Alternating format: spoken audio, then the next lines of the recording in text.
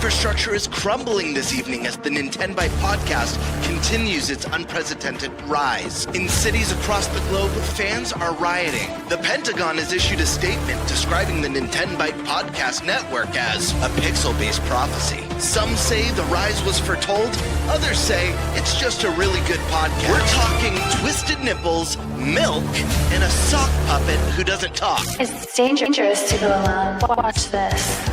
Welcome to the NintenByte Podcast, bitch. That's right, ladies and gentlemen, you're watching the greatest Nintendo podcast ever! Yeah! Is that a Joy-Con in your pants, or are you just happy to see us?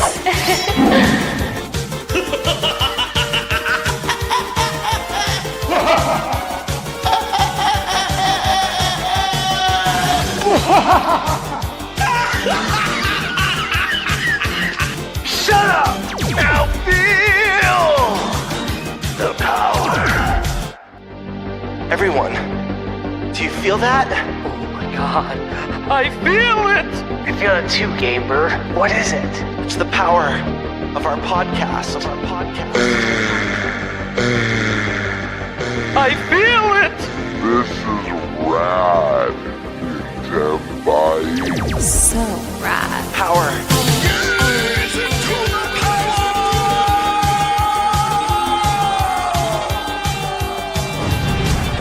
Now bask in their glory. I'm Nintendo Brian. Oh baby.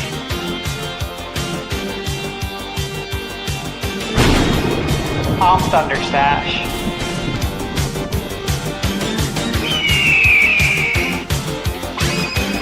I'm Gamebird Classic.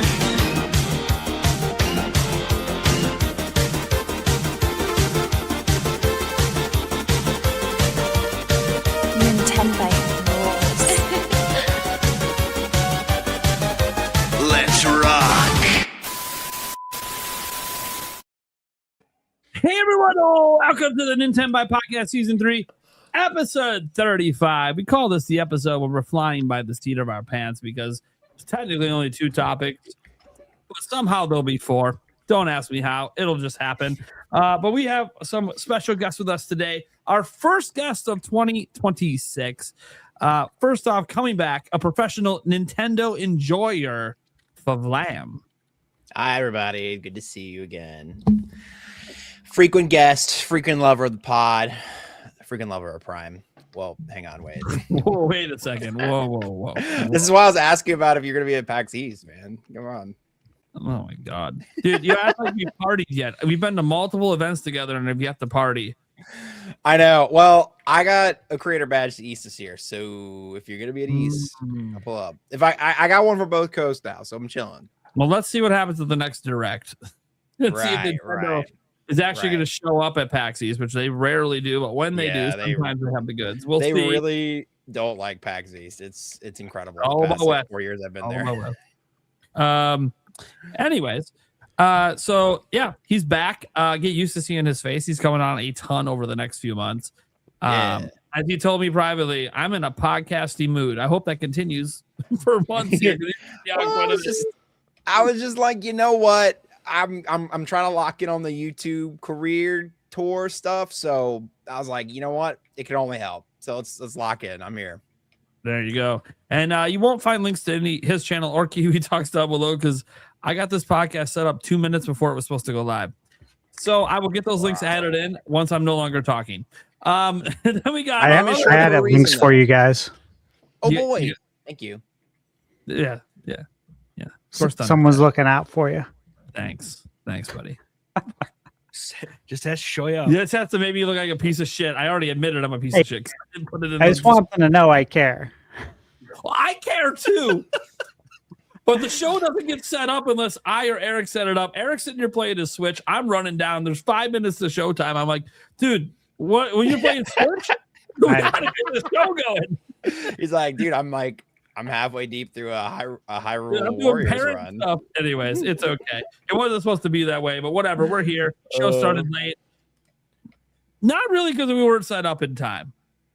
Stuff that we can't talk about. We do have Kiwi Talks here, though. Happy to have him back. This is, your third appearance? Yeah. Yeah. Third appearance. Yep. Yeah, he's So, interviewer. thanks for asking me back. Yeah, interviewer extraordinaire over there. Probably has a busy year of interviews coming up. Can't wait to see who he's interviewing. We know about one of them dropping very, very soon. Yep. Yeah, there's quite a few things in the pipeline. So there's some I think people will be excited for, some stuff that I can't really talk about yet. But yeah, I'm looking forward to it. Hopefully it will be a good year. But yeah, thanks for inviting me back. If you're wondering why I'm holding my cup, it's just hot as hell here in New Zealand. It's humid as, and I'm trying to stay hydrated. Yeah, so if I duck out for a bit, it's just to take a piss. Yeah, it's going to be a hell of a year. And if you don't know who he is from his interviews, then you probably just know him from pissing off the internet on X. Happens. People don't always like what he has to say about things, especially about Metroid. We'll be talking about Metroid later, though. I'm excited. Oh boy. Suddenly, Kiwi Talks, like over the course of 1 year, went from somebody that nobody talks about to suddenly, what? He's an insider. He's a this. He's a that. Like, he's an interviewer. That's why he knows anything at all. Yeah, it's actually crazy how much. It's changed literally in like 1 year. Like I've watched your channel and your interviews for years, but like literally no one would ever talk about you, and then out of nowhere, oh, he's being quoted everywhere. That's all it takes sometimes. That's the internet. That's the way it goes. But you know what? It helps grow his YouTube channel, helps grow his interviews, I hope. So, Yep. Is it weird getting quoted everywhere? Is that annoying? Especially when things are taken out of context, I imagine.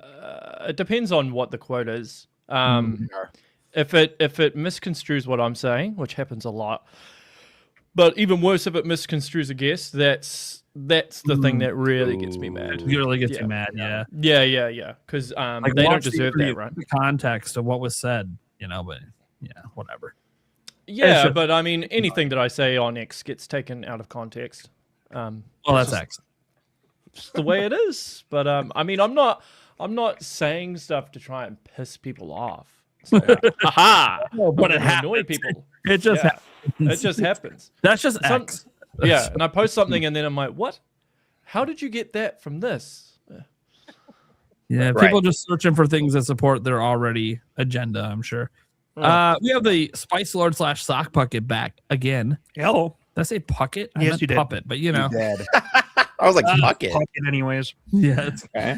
Pucket. Guys, it's going to be one of those kind of shows. Don't worry. The audience there, you unlock the edibles for the show. Little did you know, with the amount of stress I had leading into the show, this is actually just going to make me sane for this show. So it ended up working out.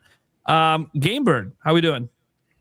Man, I'm doing well. It's been a crazy few days for me. Had an internet outage that lasted 2 days. That was fun. Apparently someone up in the desert.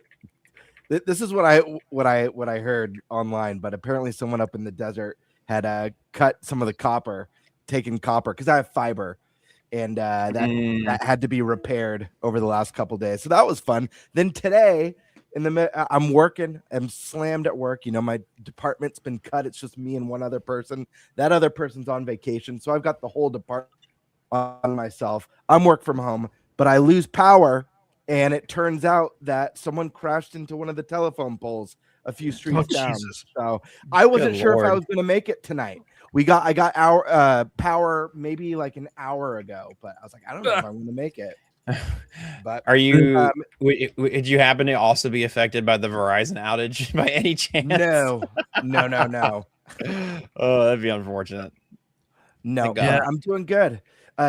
Hey, thank God for physical media, because without the internet, I like to watch movies. When I kick back, I busted into some of my movies. I rewatched an old classic that I haven't watched since I think the college days. Seven. You guys ever see the movie Seven? Yeah. Yes, it's a classic.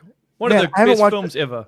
Yeah, it's probably my favorite thriller of all time. I think the ending is perfect. The ending hits just as bad. Like, I haven't watched it since I was 20, so it's been like 18 years since I've seen the movie, and man, that ending just hits so intense.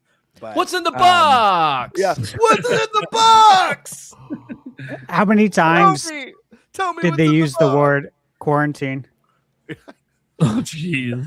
It's crazy going back and watching like some of the old movies, and when you hear that now, you're just like, what did they know?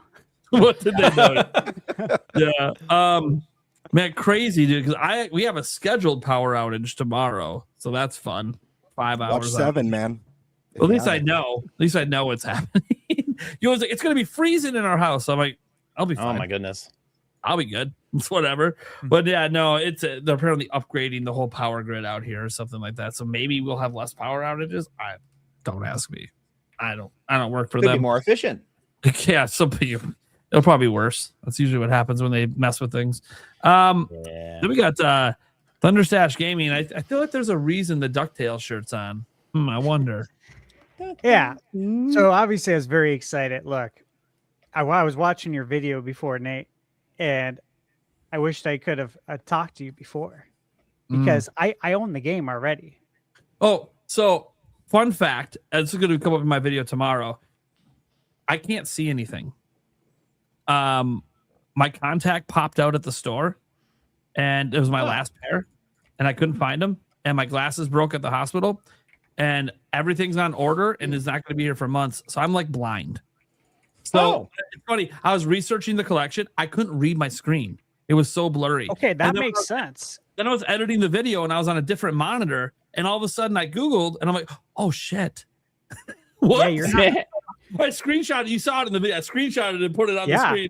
I'm like, dude, I'm so wrong about everything. Yeah, because I was like, wait a minute. He's putting the screenshot up with the games listed, but he said doesn't know what it is. Dude, makes total sense now. You can't see. Like, you legit cannot see because you would not do that normally. And I'm like, if you guys see me squinting a ton, that's me trying to read the chat. That's me trying to read the doc. I can barely read. I can barely see. I don't know how I made the video today. It took me like 7 shoots to get the video made. Good job, dude. Yeah. Because I retweeted about it, I think yesterday, because it got obviously rated. I'm like, dude, it's about time because this game came out in 2017.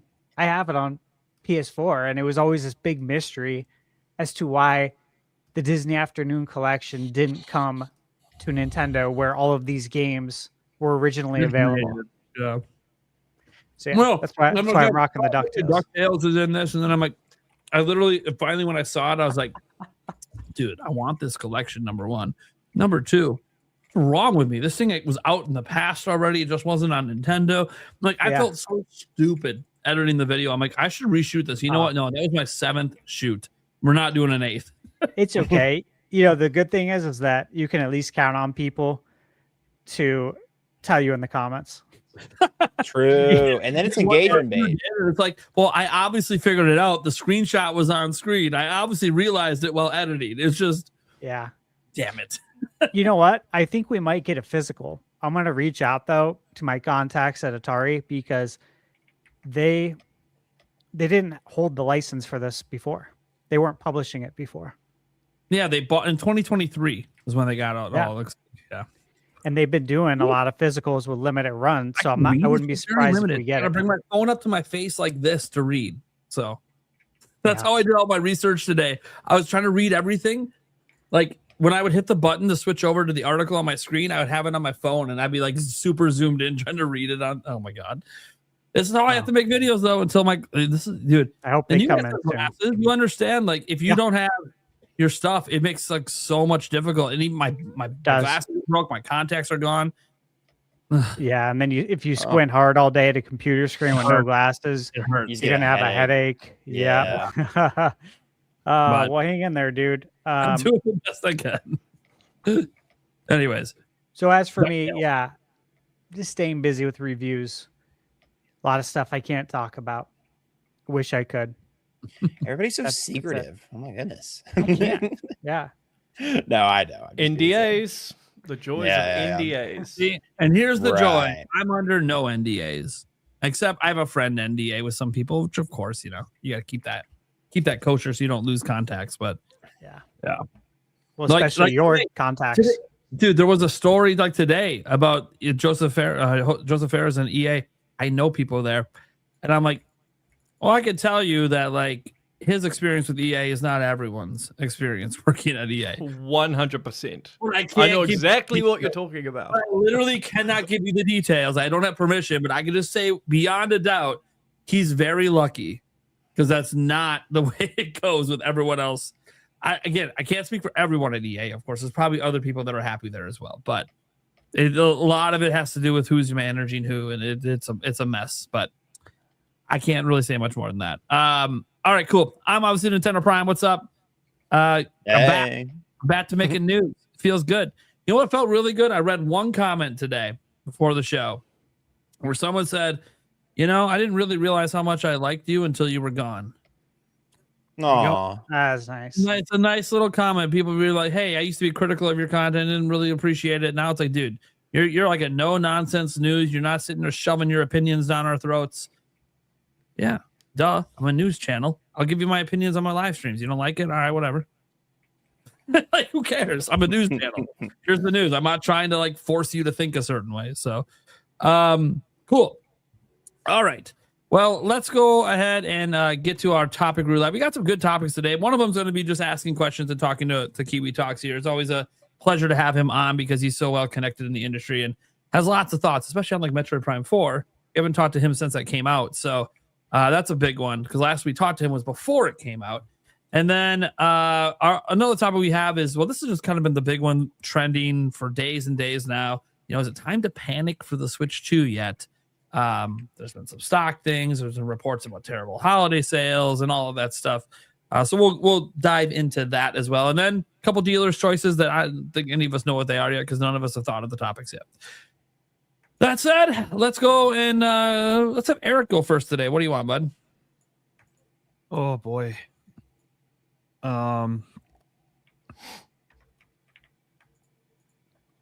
That's it, the Jeopardy music going? Yeah, no. I was like, take a breath. It's okay. I'm going to take a dealer's choice because one of the viewers in my chat actually suggested a topic idea, and I didn't even ask for one. And it's a good topic. So I'll take that. Okay, so staff take a dealer's choice. My brain isn't functioning. I'll take the questions for. So the easy one. Talk, yeah, the easy one. Sorry, everyone else asks questions. I all of a sudden right before the podcast here started, as the intro was going, all of a sudden just a massive headache. So no, it all kicks in here soon, and that's why I put on my blue light glasses too, because all of a sudden I was like, oh boy, my head's just a spinning. So hopefully it calms down here soon. And so I need some fresh air. Does that ever help you? Yeah, I walked outside to get the Tylenol. Yeah, no. Sometimes I sit out there for like 5 minutes and just breathe that cold air. I would say that cold air wake you up real. That's for sure. Some of Eric and I after the show have had conversations outside for 2 or 3 hours after the podcast because we're standing outside in the cold and can't sleep. Yep. Wow. All right, cool. Then let's go to the Birdman. Let's go in order here. All right. I was thinking about doing a dealer's choice, but I won't complain. Like I'm stuck coming up with. Well, here's the thing. I don't really have a topic, and I don't know if this is big enough for a topic. I was going to say it would be fun to do since we've had our first week of picks. It might be fun to do a fantasy game critic check-in, check out all of our picks, talk a little bit about our strategies behind our picks, and maybe like a little rundown again for people who are just seeing this for the first time. Yeah, that's up to you. I can tell you right now, I ain't talking my strat. That. That's how I win. You can't know what I'm thinking. Is that topic enough though? I don't know if there's enough meat on the bone. I think there is because I I definitely picked up a lot of games. We can discuss that. I picked up like 4 games I picked up. We're not sharing strategies. Obviously. No strategy. But we could talk about what we picked and why. Because I'm not going to make that strategy pick again. I'll tell you one reason I picked a game. All right. Good. Yeah, let's do that. I'm going to do dealer's choice, and I'm going to do a fantasy critic update. All right, so we know Stash is doing dealer's choice, so then I'll take the obviously is it time to panic for Switch 2, which I guess is fitting because it deals with news, and I deal with a lot of news stuff. So, all right, well, let's go to our first topic then, which makes a lot of sense to do it first because of our guest, and we want to respect their time. Eric, what are we talking about? Talking gaming and questions for Mr. Reese Riley. Kiwi Talks. So, no pressure. Maybe we should direct it. Let's start with Metroid. Start with Metroid. Go with Metroid stuff first. Yeah. I was getting there. I know. I wrote lot there. I was giving ideas of yeah. For to come up. But with it's one of those that it's like those ideas, but the way you wrote it's not really like it's not really suggested talking points. Yeah, it's not really meant to be read off. Right. Yeah. So let's start with Metroid Prime 4. Whoever wants to throw a question out there, let's go. I'll just look. I know you put your thoughts out already on X, but for the audience, what are your overall thoughts on Metroid Prime 4? And let's just get that out of the way. Okay. I think it's good, but it's not great. I think personally it's the weakest Metroid Prime game. However, there are elements of it that I like. So, first of all, I will say that love the art direction. I think it's the best looking Nintendo game ever. I think from a technical standpoint, amazing. I think the sound design is immaculate. I think the soundtrack is amazing. Where the game falls apart is in its level design.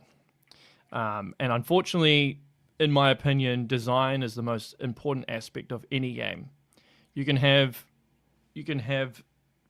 bad art or bad frame rate or the music isn't that great, but people can look past that if the design is intact, it's fun and all of that. But when the design is bad, unfortunately, it brings down the whole game, and Metroid Prime 4 unfortunately falls into that category. A lot of the design is just elevators and corridors, which isn't necessarily always bad, but you can tell that this game was in development hell. There's a bit of tonal whiplash, I feel. I think the Prime Trilogy is very, very good at being a fusion of Eastern and Western design philosophies. I think they walk that line very, very well. But with this game, there's a lot of tonal whiplash. They don't really know what they want the game to be. Sometimes it feels Metroid, sometimes it feels Zelda, sometimes it feels Halo. And the biggest, I suppose, sin is the desert, Soul Valley. It's just not fun for the most part. And you can see the ambition and you can see what they were attempting to do, but they couldn't quite execute it. And there might be various reasons for that. Technical constraints of Switch 1, they ran out of time, could be another. Or maybe the designers just didn't have any good ideas. But I mean, overall, I would probably give it a 7 out of 10. However, if they patch a few things, I would probably put it up to an 8. Yeah, personally. Well, we'll see. There could be patches coming at some point. I hope they do patches. It definitely needs to be patched. There's some things that definitely need to be patched. Like there's some stuff that I've heard people say online. They're like, oh, they should patch this and patch that. But a lot of that stuff actually isn't viable. When you introduce patches, obviously the core design, the fundamental theme of what the game is staying intact. You're just kind of smoothing things out around the edges. So one of the things I'd like to see patched is they need to reduce the scanning by like a second, maybe 2 seconds. It takes too long to scan stuff compared to the original games. The crystal hunt, too much padding. They need to reduce that by about 25%. What's something else that they need to do? Add goddamn music to Soul Valley, man. Driving around on the motorcycle, the whole amiibo shit. No. What you could do is you could keep the whole jukebox thing as part of the amiibo, but just actually once you get the motorcycle, then have the viola track that plays when you're doing the certification sequence. Make that the default track when you're driving around the desert, and then when you get off, it then goes back to the ambient stuff, right? Imagine like sailing around Wind Waker, without the music. It would be so lame. Beautiful song too. That gives the sense of adventure. I agree with you 100%. Yeah. Emotion is critical to a game, right? Like how you feel when you're playing a game, and music is critical to that. And the fact that you've just got this ambient, for like hours on end is just, it's too much. It's too much. What else? I don't think there's anything else off the top of my head. There might be. Those are the things that come to my mind right now. But I think everything else is fine. There's stuff about the game that is just designed badly, but you can't actually change it. You couldn't patch it. Yeah. Yeah. I'm curious I agree with a lot of what you said, Kiwi. We all went over our thoughts, and for me, I agree with you. Soul Valley feels very, very stagnant and uninspired and underdeveloped. I do agree. Yeah, underdeveloped. I feel like they should have cut back. I actually think the game would have benefited from being shorter, even if like cutting that crystal hunt would have obviously made the game shorter, but the game would have been better for it. And level design again felt a little bit stale compared to previous both 2D Metroid and 3D Metroid, where you have that really smart interconnectivity and all the shortcuts that you discover throughout. This one really lacked that. And then I'm curious what you thought about this, though, because there was one part, and obviously this isn't something that they're going to patch in, really, but and I know it's a very divisive thing, but for me, the lack of Samus's voice acting I found very jarring when the companion characters are like speaking directly to her with questions, even, and then they just carry on talking as if Samus answered it but didn't. And listen, I'm not asking for Samus to be a yapper, but even if she talked as much as, you know, Afro Samurai does or John Wick does in the movies, where she maybe has like 5 minutes of dialogue the whole adventure, I mean, I would have been down with that. I think it would have been a little bit less jarring, personally. I agree.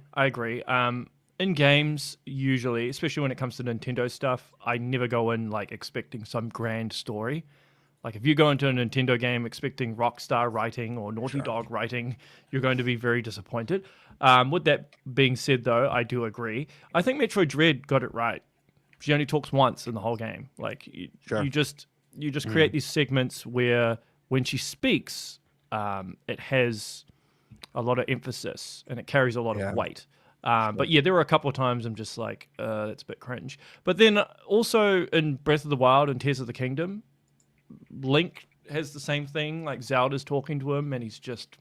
Yeah, and it bothers me. I'm like, we've done a lot of innovations with Zelda. I think it's time for Link to talk. Yeah, people will get over it. People will hate it at first, and then people will like it. I mean, I will say, I think the voice acting for the actual characters. So there's two different aspects, right? There's the voice acting and there's the dialogue. I think the voice acting is actually very, very well done. I think the dialogue is not in a lot of places. So the quality of the writing. With that being said, with something like Breath of the Wild and Tears of the Kingdom, a lot of the voice acting I thought was bad. Zelda specifically, I couldn't tune out because I'm half British. My dad is British. Oh. So I know when I'm hearing like a phony British accent, because like the voice actress is Canadian. And I'm like, why did you hire someone who can't do a British accent properly? If you want to do the whole British royalty, you know, sort of voice, then just hire a British actor. I've just never liked the voice acting for Zelda. I know some people love her. And kudos, but yeah. But I thought the actual voice acting was good. Some of the dialogue is cringe. Granted, so the story from Metroid Prime 4, the actual outline of the story, comes from Nintendo. That comes from Tanabe. The actual writing, that came from Retro. So people are like taking sides in this and being like, oh, this is Nintendo's fault, or this is Tanabe's fault, or this is Retro's fault. Look, there's errors on all sides. Sure. Anyway, but back to answer your question, yes, Samus should have spoken. Agreed. Yeah. It feels weird because she's spoken in prior games, so it's kind of like, why are we pretending she's like Link? That's not who Samus is. Well, I think they took that route because of Other M. Personally, Other M was so bad. They just like it was dry dialogue with dry voice acting. I don't. Well, I hate Other M.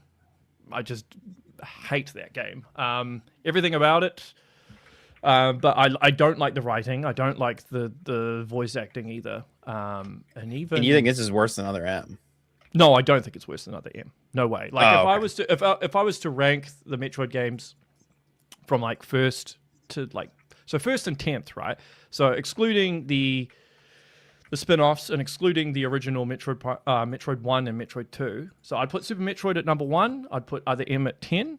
I'd put Metroid Prime 4 probably 7th. Okay. Okay. So, but I wouldn't say Metroid Prime 4 is a bad game. I mean, there were a couple of reviewers that gave it like a 3 out of 10. That's so harsh. Yeah. They've clearly never played an actual 3 in their life. Yeah, that's like Superman 64 territory. What are we doing? Yeah. And look, I think this is just a case of expectations and reality not meeting. Right. I think after 18 years, and rightfully so, fans were expecting, myself included, a revolution. And what we essentially got was just an evolution of Metroid Prime 3.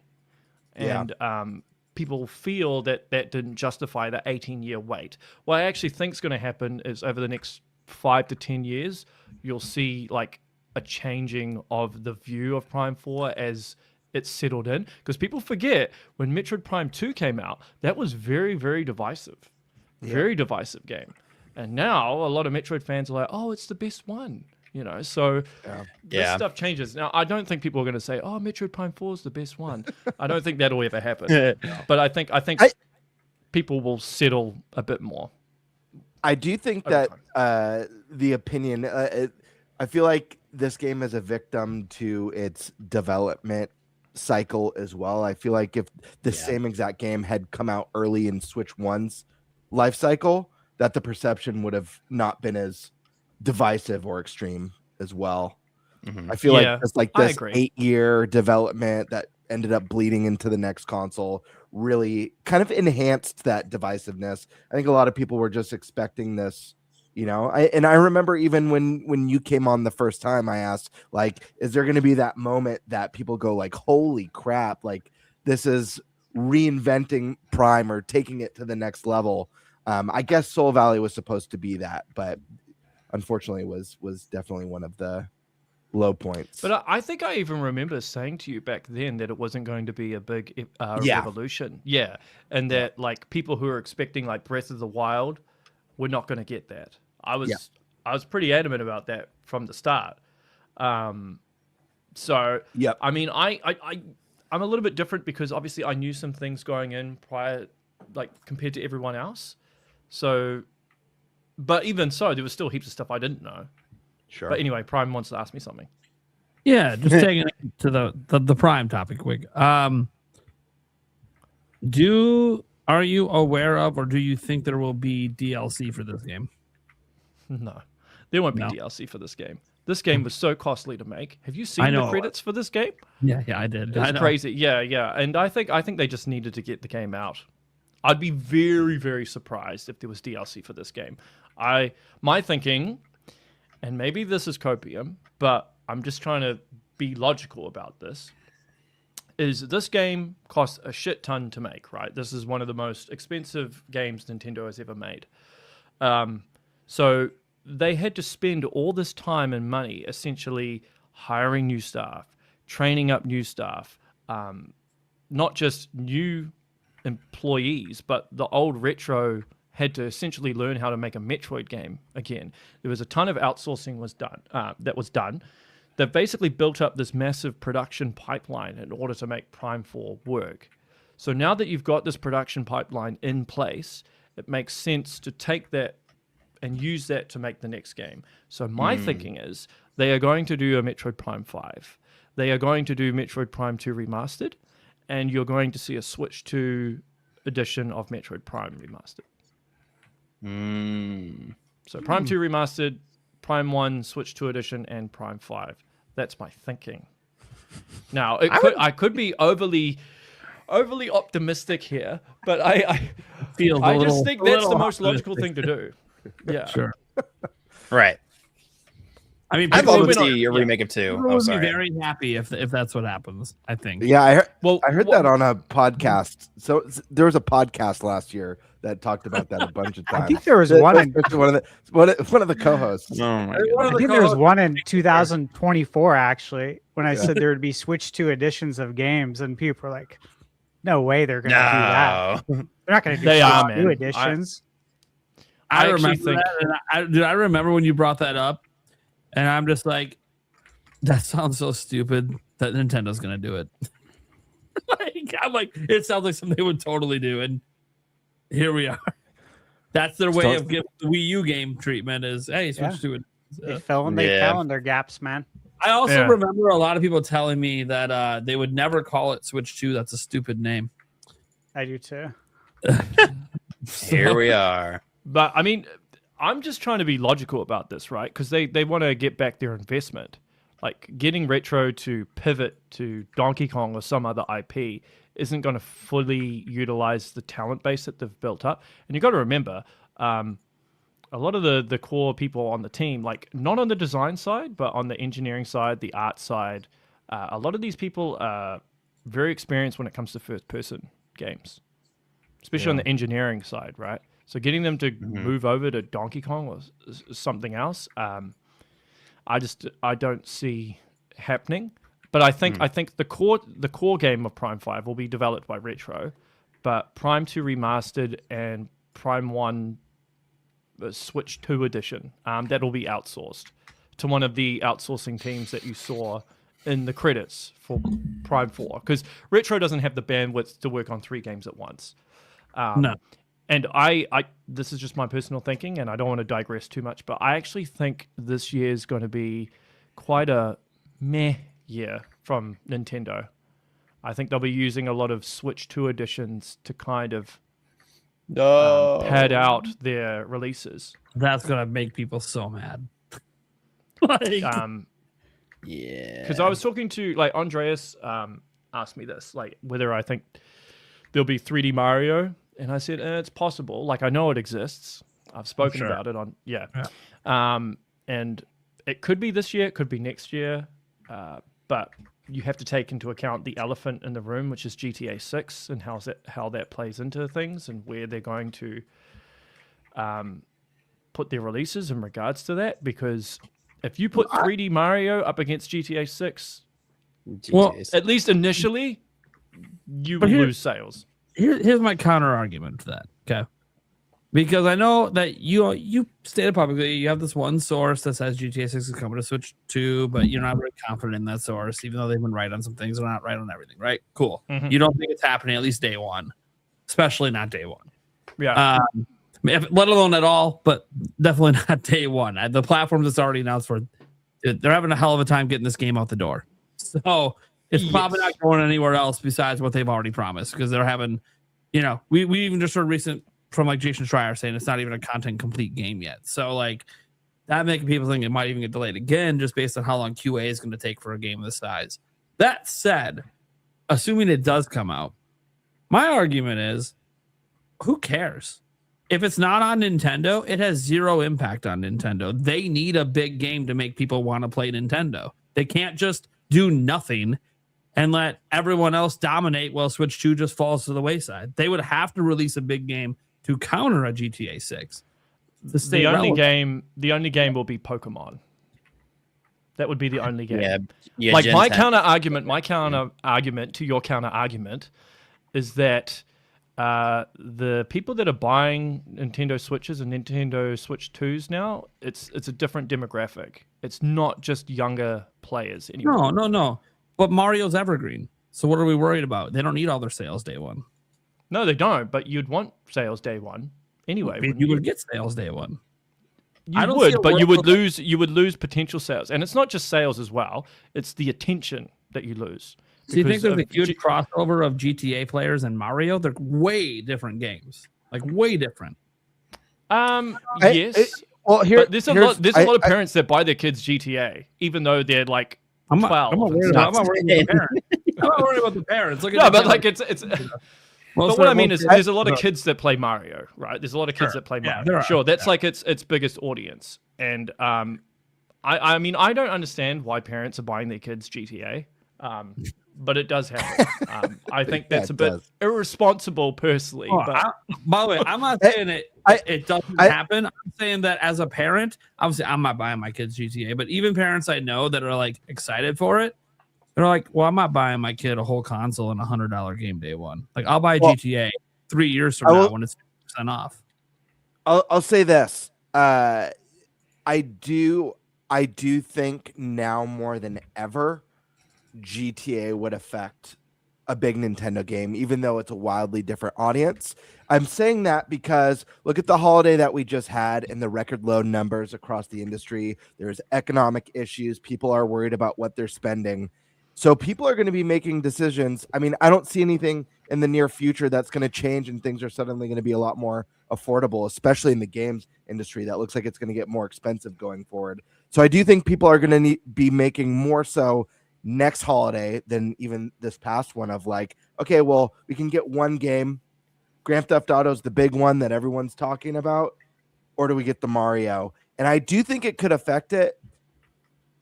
I don't know how much. I do agree with you, Prime. They need a holiday game. Like, yeah, I don't think you go in with Pokemon. I don't think they do. I think that's a mistake to go in with just Pokemon. Well, here's the thing with Pokemon. It's massive in Japan, right? Sure. GTA is not big in Japan. Pokemon is massive in Japan. But, I mean, GTA 6, whether you hate it, whether you love it, it's going to be the biggest entertainment product launch of all time. I don't disagree with that. I just don't think if it's not coming to a certain platform, that platform should be worried about it. Because they're not even trying to get the same audience as PlayStation. So I don't understand. It's not just the sales in themselves, but it's the attention and the marketing aspect of it, because GTA 6 is going to swallow up all the attention. All the streamers will be playing GTA 6. All the publications will be writing and talking about GTA 6. If Mario will just get buried, at least initially. I'm not saying that Mario would bomb and it would flop. I'm just saying those initial sales, which, you know, stockholders and all that stuff, they'll be looking at that stuff.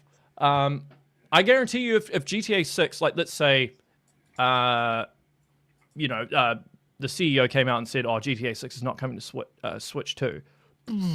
You'd have all the people selling stock. Guarantee you. Sure.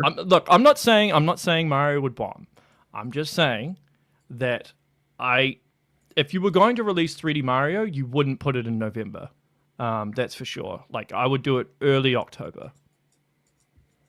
Like, you wouldn't want to launch a game right in November against GTA. I think Pokemon would be okay.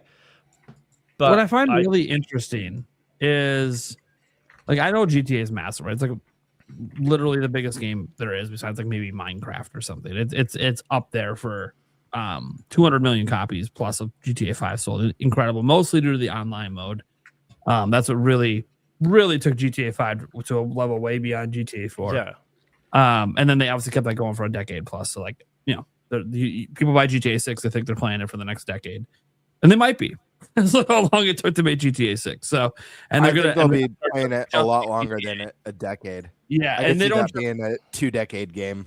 Sure. Either way, the point is they don't just make GTA either. They make other games as well. So they'll have other projects to work on, and they'll continue to make content for the online. What I find interesting is, like, you know, I've been talking to different developers and stuff, just asking them in general, like, are you guys afraid of GTA? And pretty much everyone's afraid of GTA, which is understandable, especially when you're a third-party multi-platform developer, because people are going to put all their time into that game when it comes out. Yeah. But I always sit back and I always go, yeah, but GTA might get delayed again. Like, at some point, you can't just keep making your business decisions based around GTA. And for Nintendo, a company that's never relied on GTA in any meaningful way on their platforms, even though they've had GTA games, they've never really been anything for them in terms of major sales. They might just go, who cares? We can't control them. We have big titles, and our titles are evergreen. GTA is also evergreen. Absolutely. I mean, come on. There's no doubt that GTA is an evergreen game. But why are we worried about it? We got to put out the best lineup we can do, because if we act afraid, we're just costing ourselves sales of our system again for no reason. But I'm not saying they don't release a Mario. Q4 You're game. saying, like, I'm just saying that they're not going to release it in November. They would release it in October, like a summer or something. Yeah. Yeah. Or, like, I think if you release a game a month before or a month after GTA 6, especially a month after, I think you're putting yourself in very, very dangerous territory. It depends on what their game is, though. Like if it is 3D Mario, like Andrea seems to think it might be Luigi's Mansion. If it's Luigi's Mansion, they would do that in October anyway, because that makes sense because of Halloween. Right. But like if you release Luigi's Mansion 4 up against GTA 6, bruh. Yeah. But here's the thing. Luigi Sweet. I'm gonna be honest. I still don't think that impacts Luigi's Mansion. I think that we're too stuck on this like GTA dominates everything. No, GTA dominates through the online. It's the online multiplayer. A lot of people that buy Nintendo games are single player gamers. They don't care about that online aspect. Yeah, so but the thing is with the GTA games, so the reason why GTA is so popular is because it penetrates almost every single demographic, right? So you've got the online people, then you've got the quality story mode that's really, really popular with single player people, right? Yeah. Yep, and it's an open world, so there's all those different aspects as well. Like kids love playing GTA and running around and shooting people, even though that they shouldn't be playing the game, in my opinion. But that's not. But it doesn't touch on people who like platforming games. It doesn't touch on people who don't like open worlds. It doesn't touch on people who prefer a single player only experience, not dominated by multiplayer. Because let's just be honest, and I'll say this for the millionth time. GTA 5 is only as big as it is because of the multiplayer. And you can see this with the history of GTA sales. 5 is like everything combined equals 5. Yes. Like 5 is huge because of multiplayer. So like I just think that, and I'm just saying this also as like a Nintendo fan. Less people aren't gonna watch the direct and be hyped because GTA is coming out.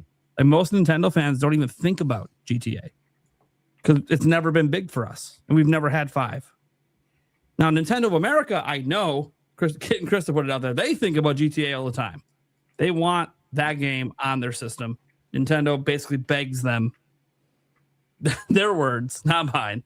Yeah, they're like, we need this thing. Nintendo of America basically begs them to put GTA on Nintendo, but they haven't really done it in a meaningful way besides the trilogy that was offshooted and wasn't great.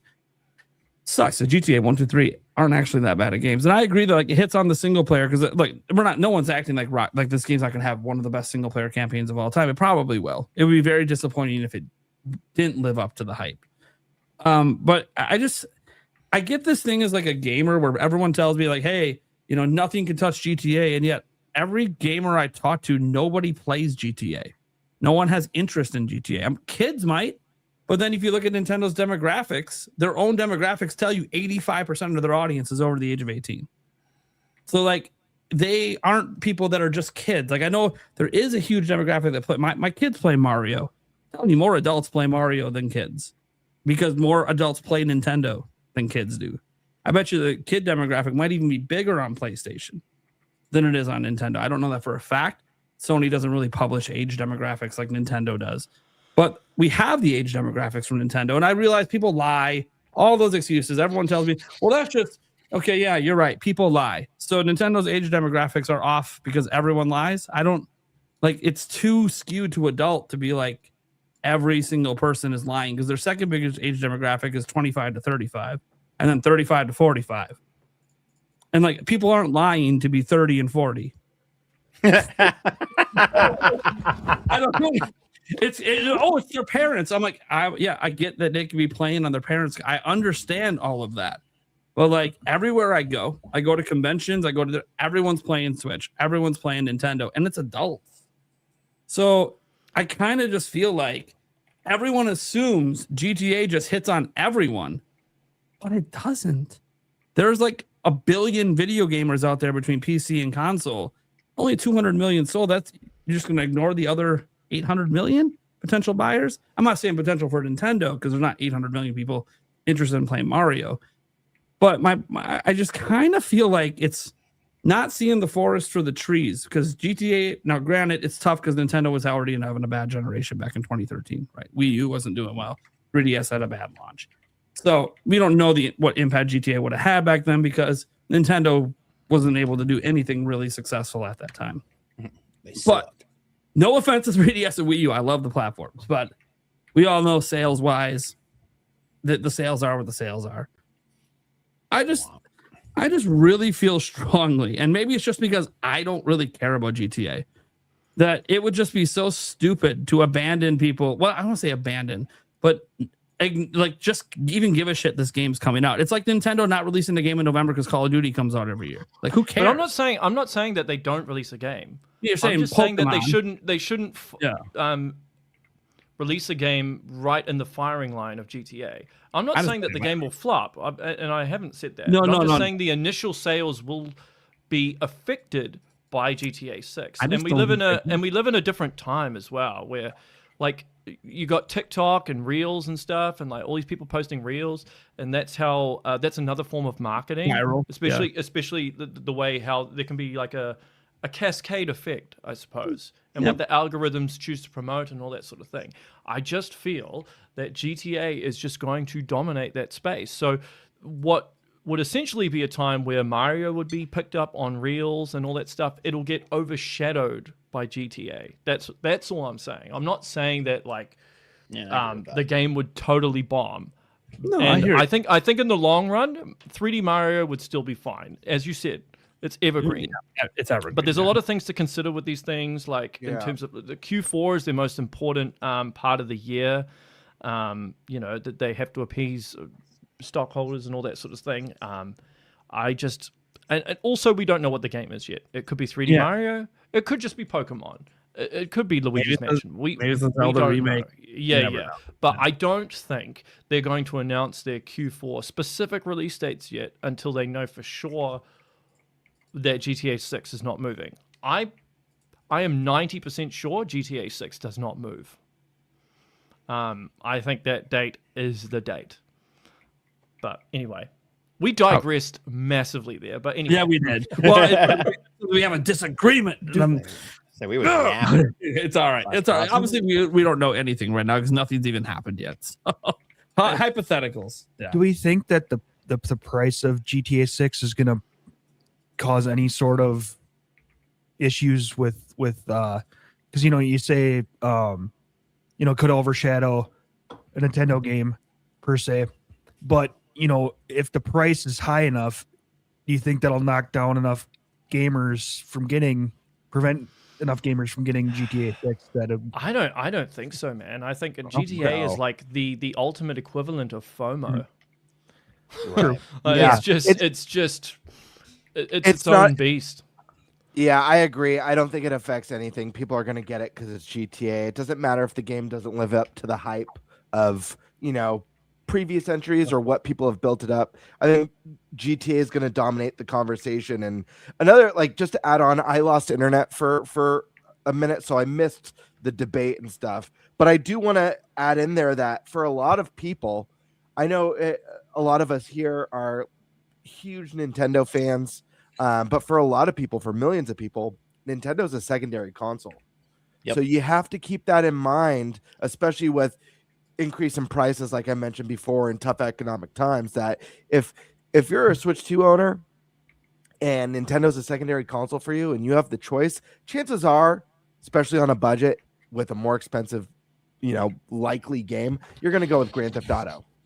And that's not to say anything about Mario, but I do think Pokemon does seem like that game, like you said, Reese, that it's like the following is just so insane and the game will do so well in Japan that it wouldn't even matter.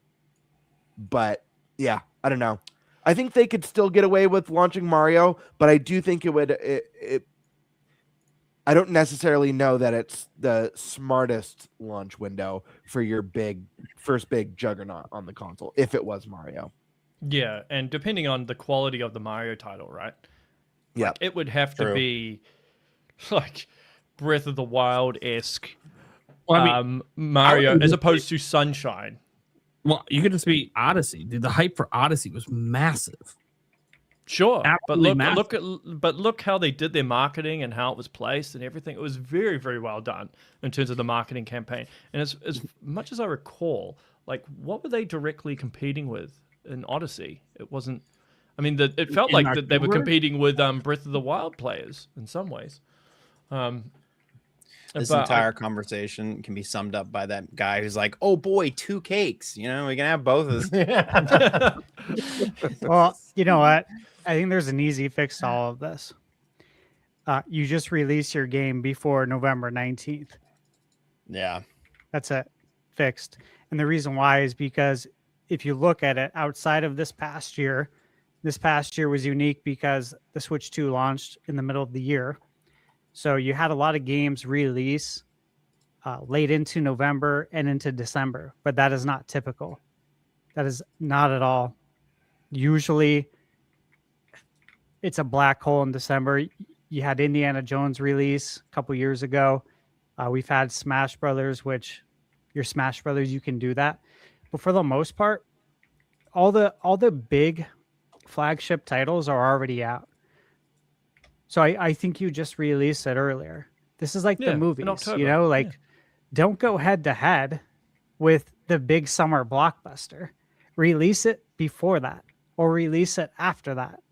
But again, if you go after, then you're going into that December territory, which can be dangerous. So just get your games out the first week in November. Earlier. Yeah, easy, done, fixed. Yeah, I agree. And granted, I mean, I just want that. to say, like, just given what I do, I have to try and be as objective as possible with these things. Yeah. And that's why I say this stuff. Like, look, GTA is not my favorite franchise, right? Metroid is.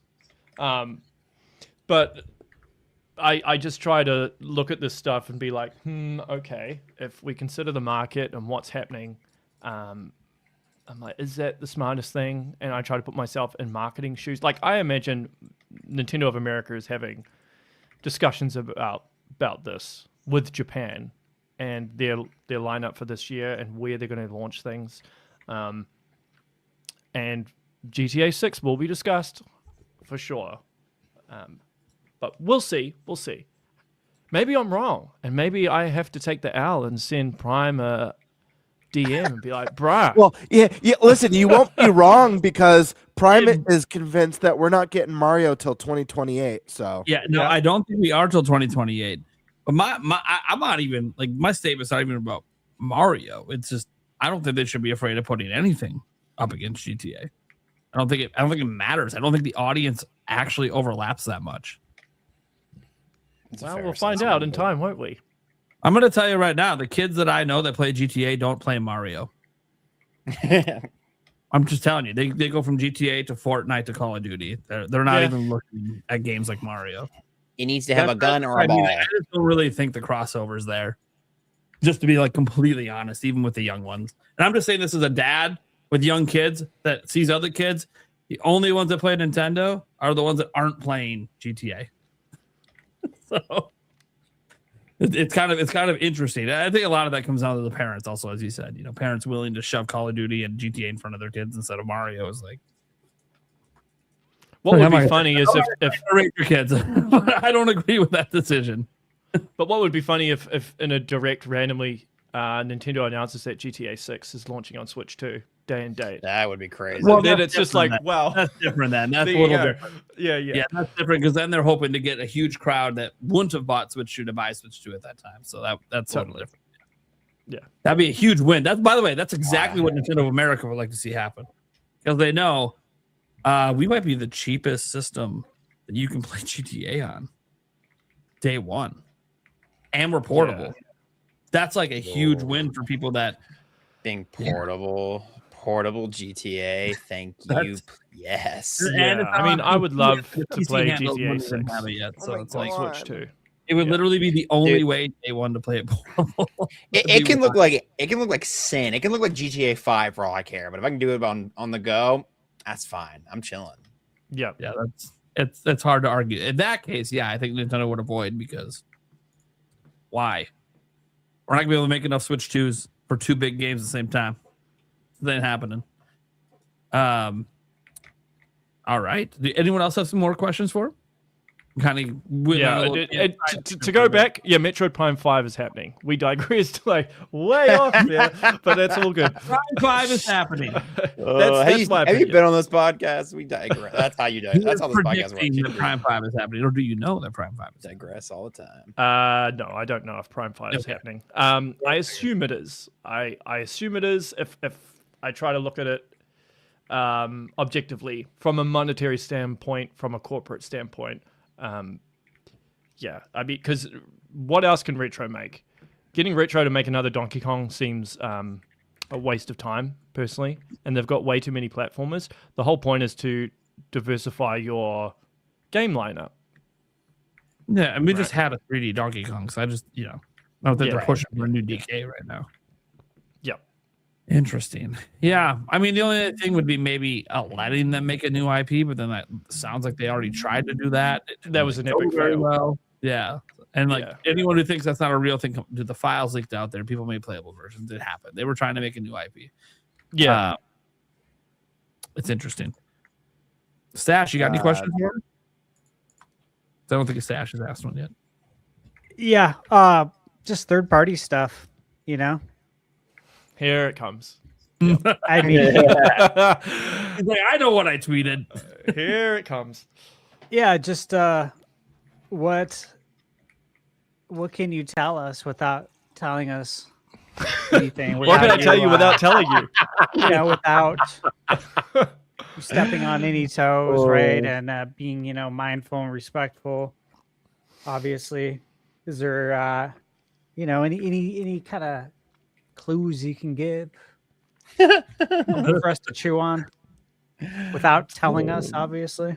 Well, I've already said that the floodgates will open pretty much with 2026. Yeah. And from what I understand, that still seems to be the case. I think a lot of the issues that they were having with Unreal Engine 5, specifically Microsoft, as far as I'm aware, they've been resolved. So that says to me that a lot of the Microsoft games that haven't made it over yet will end up on the system at some point. Yeah. I kind of already... Yeah. Just to interrupt for a moment, it sounds like in the Unreal Engine case, I just covered this the other day, the update 5.7 they dropped seems to specifically be for Switch 2 because it improved GPU performance by 40%. Only on Switch. So, that kind of feels like Epic and Nintendo were working together to get this update out there. So that could be exactly what solved everything. So yeah. So, I mean, there's a lot of stuff on the horizon. There's some stuff you can kind of guess. I mean, I've already revealed that the Resident Evil remake series 1 to 3 is coming. Just after 9, as far as I'm aware. What can I tell you without telling you anything? I mean, there's still the WTF game. That I'm sure... I'm so curious. Is it from a big AAA developer or indie? What type of indie game would be a WTF? See, you know what? I thought it could have Super Meat Boy 3D. That we kind of have an indication is coming now, but you mentioned this obviously before. I was curious when the data mine leaks of Monster Hunter Wild started dropping. I was like, I wonder if that was the game that Kiwi was talking about. Because for me, it's like that game doesn't run well on the powerful modern consoles. That would be a WTF moment to have that one revealed. Is there monsters in this WTF game? Possibly. I love it. So I love it how you're trying to you said give me the crack here. I got the indie game that would be a WTF, especially to Nintendo fans after everything. Pal World. Ooh, I thought he was going to say Expedition. Yeah, that is a WTF game. That would be WTF, but would Nintendo be like? I feel like they'd be petty and say, "Nah, dog." No, that's why it's WTF, because Nintendo sued them, and yet it's coming to Switch 2. Nintendo gave them the dev kits and said, "Bring it over." You know what? We need to think bigger here. Listen, the only thing that should be WTF to all of us, GTA. I've already said that GTA 6 is not the WTF. I know, because you don't even think it's coming to Switch 2, but it's yeah. But wait, I'm going to India in June, so I'm getting my dinner then.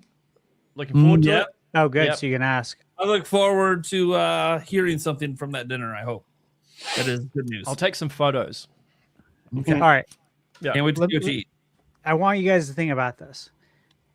The only thing that would be WTF for all of us is games from one company. Sony. Yes. Sony. Yes.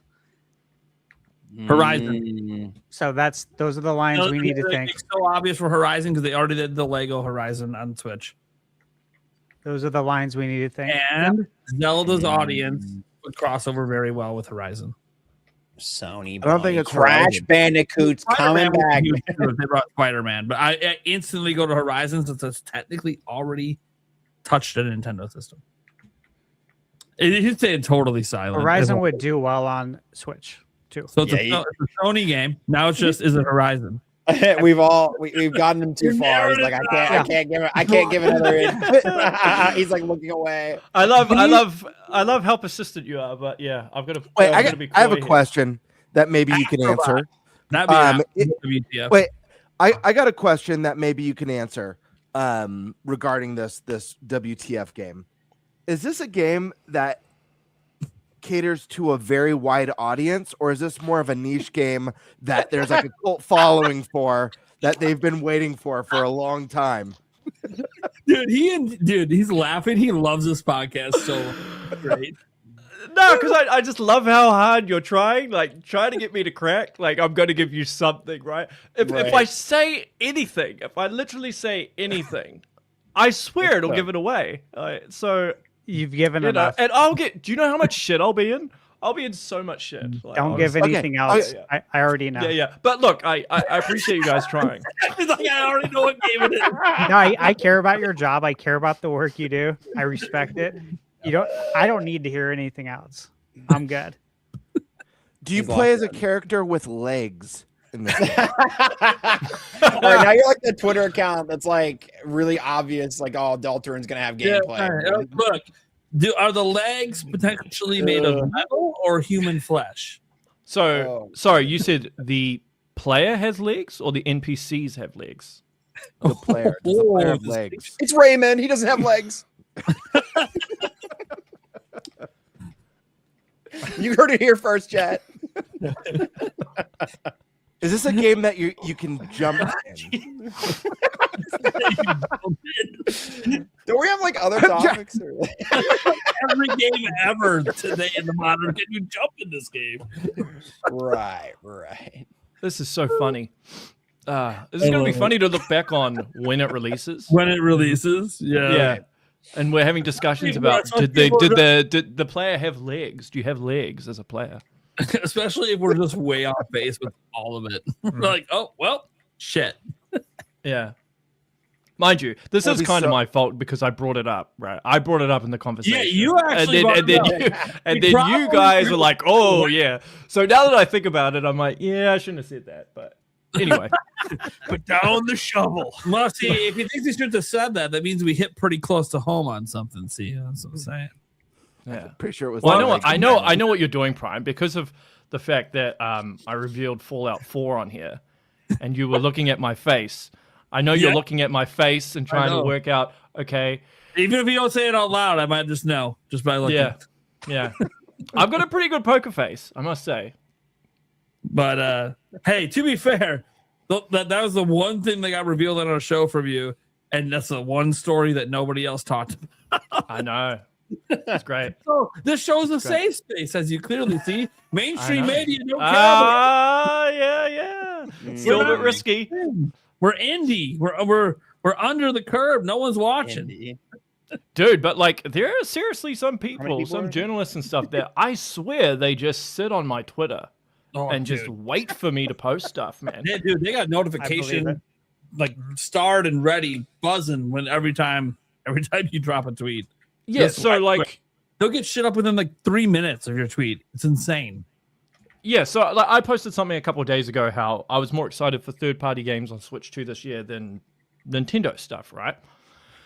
And people misconstrued that because I said I'm a super diehard for 3D Zelda, Metroid, and Smash Brothers, and they took that as he only likes Smash Brothers, Metroid, and Zelda, and I'm like, no, that's not what I said. Yeah, it's not what I said. I just said that I'm super diehard for those. But anyway, somebody asked in the comments, they're like, 2D Metroid, is that coming this year? And I said, I don't think so. I think it'll be 2027. And then I said that the next 2D Metroid will be very, very important as it's the end of an era.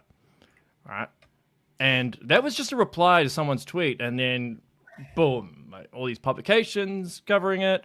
Oh my goodness! I was just like, "What the heck, man?" Like, It was seriously, like and a it didn't even take that innocent long. response. It was like the most innocent response. It's Yeah, it's so wild, dude. Oh, yeah, you heard it here first, folks. yeah. I just said, "Oh, it's the end of an era," but apparently that's big news. That's funny, man. Get Yeah, it is Dexter funny. article about you. That's how you know you made it. Well, yeah, I guess. Is it a good problem to have or a bad problem to have? Yeah, I think right, it you depends tell on the me. context. Yeah, Right. Yeah. You'll find you get out taken in out a of few years, I context. suppose.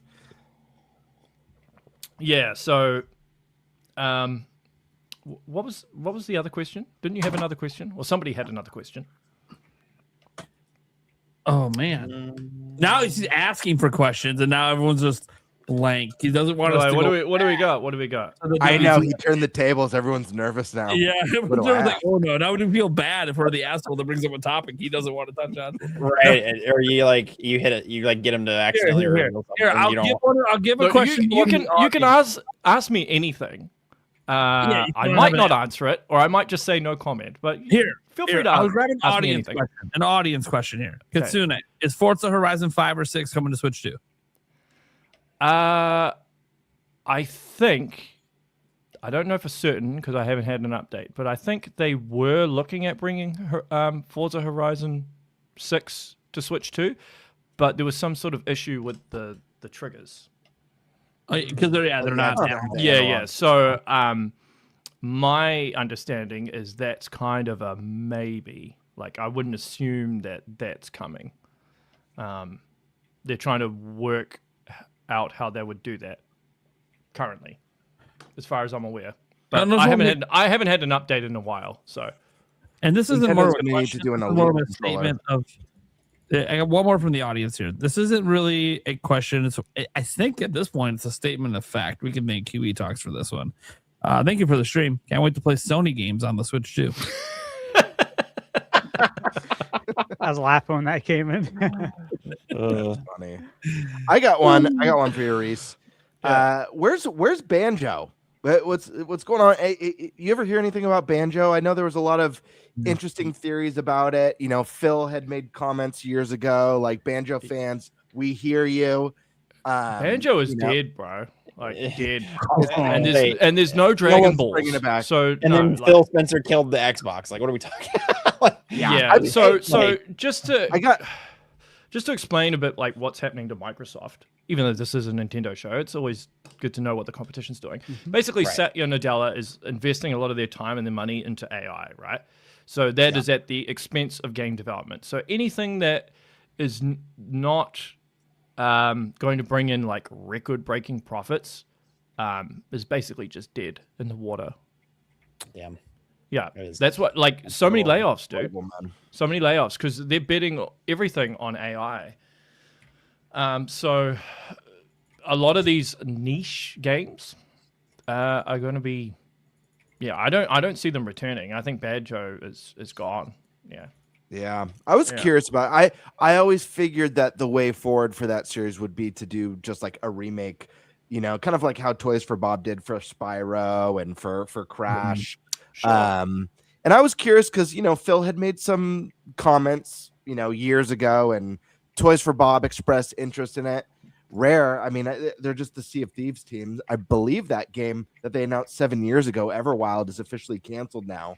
Yep. I think it's now officially canceled. That game was announced like 7-8 years ago. I don't know.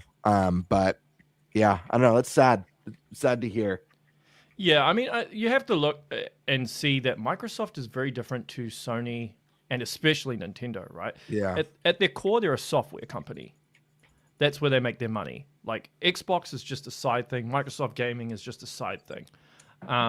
So they're never going to make the sort of investment that, say, maybe Nintendo would. Like, granted, like look at Metroid. If any other publisher had that IP, it would be dead. Yeah, Nobody would be making Metroid games because they don't make a lot of money, and you could invest that money and time elsewhere, maybe in another Mario game that makes a record-breaking profit. So, especially as Microsoft moves more and more into the third-party arena, taking gambles on games like that is not worth it for them.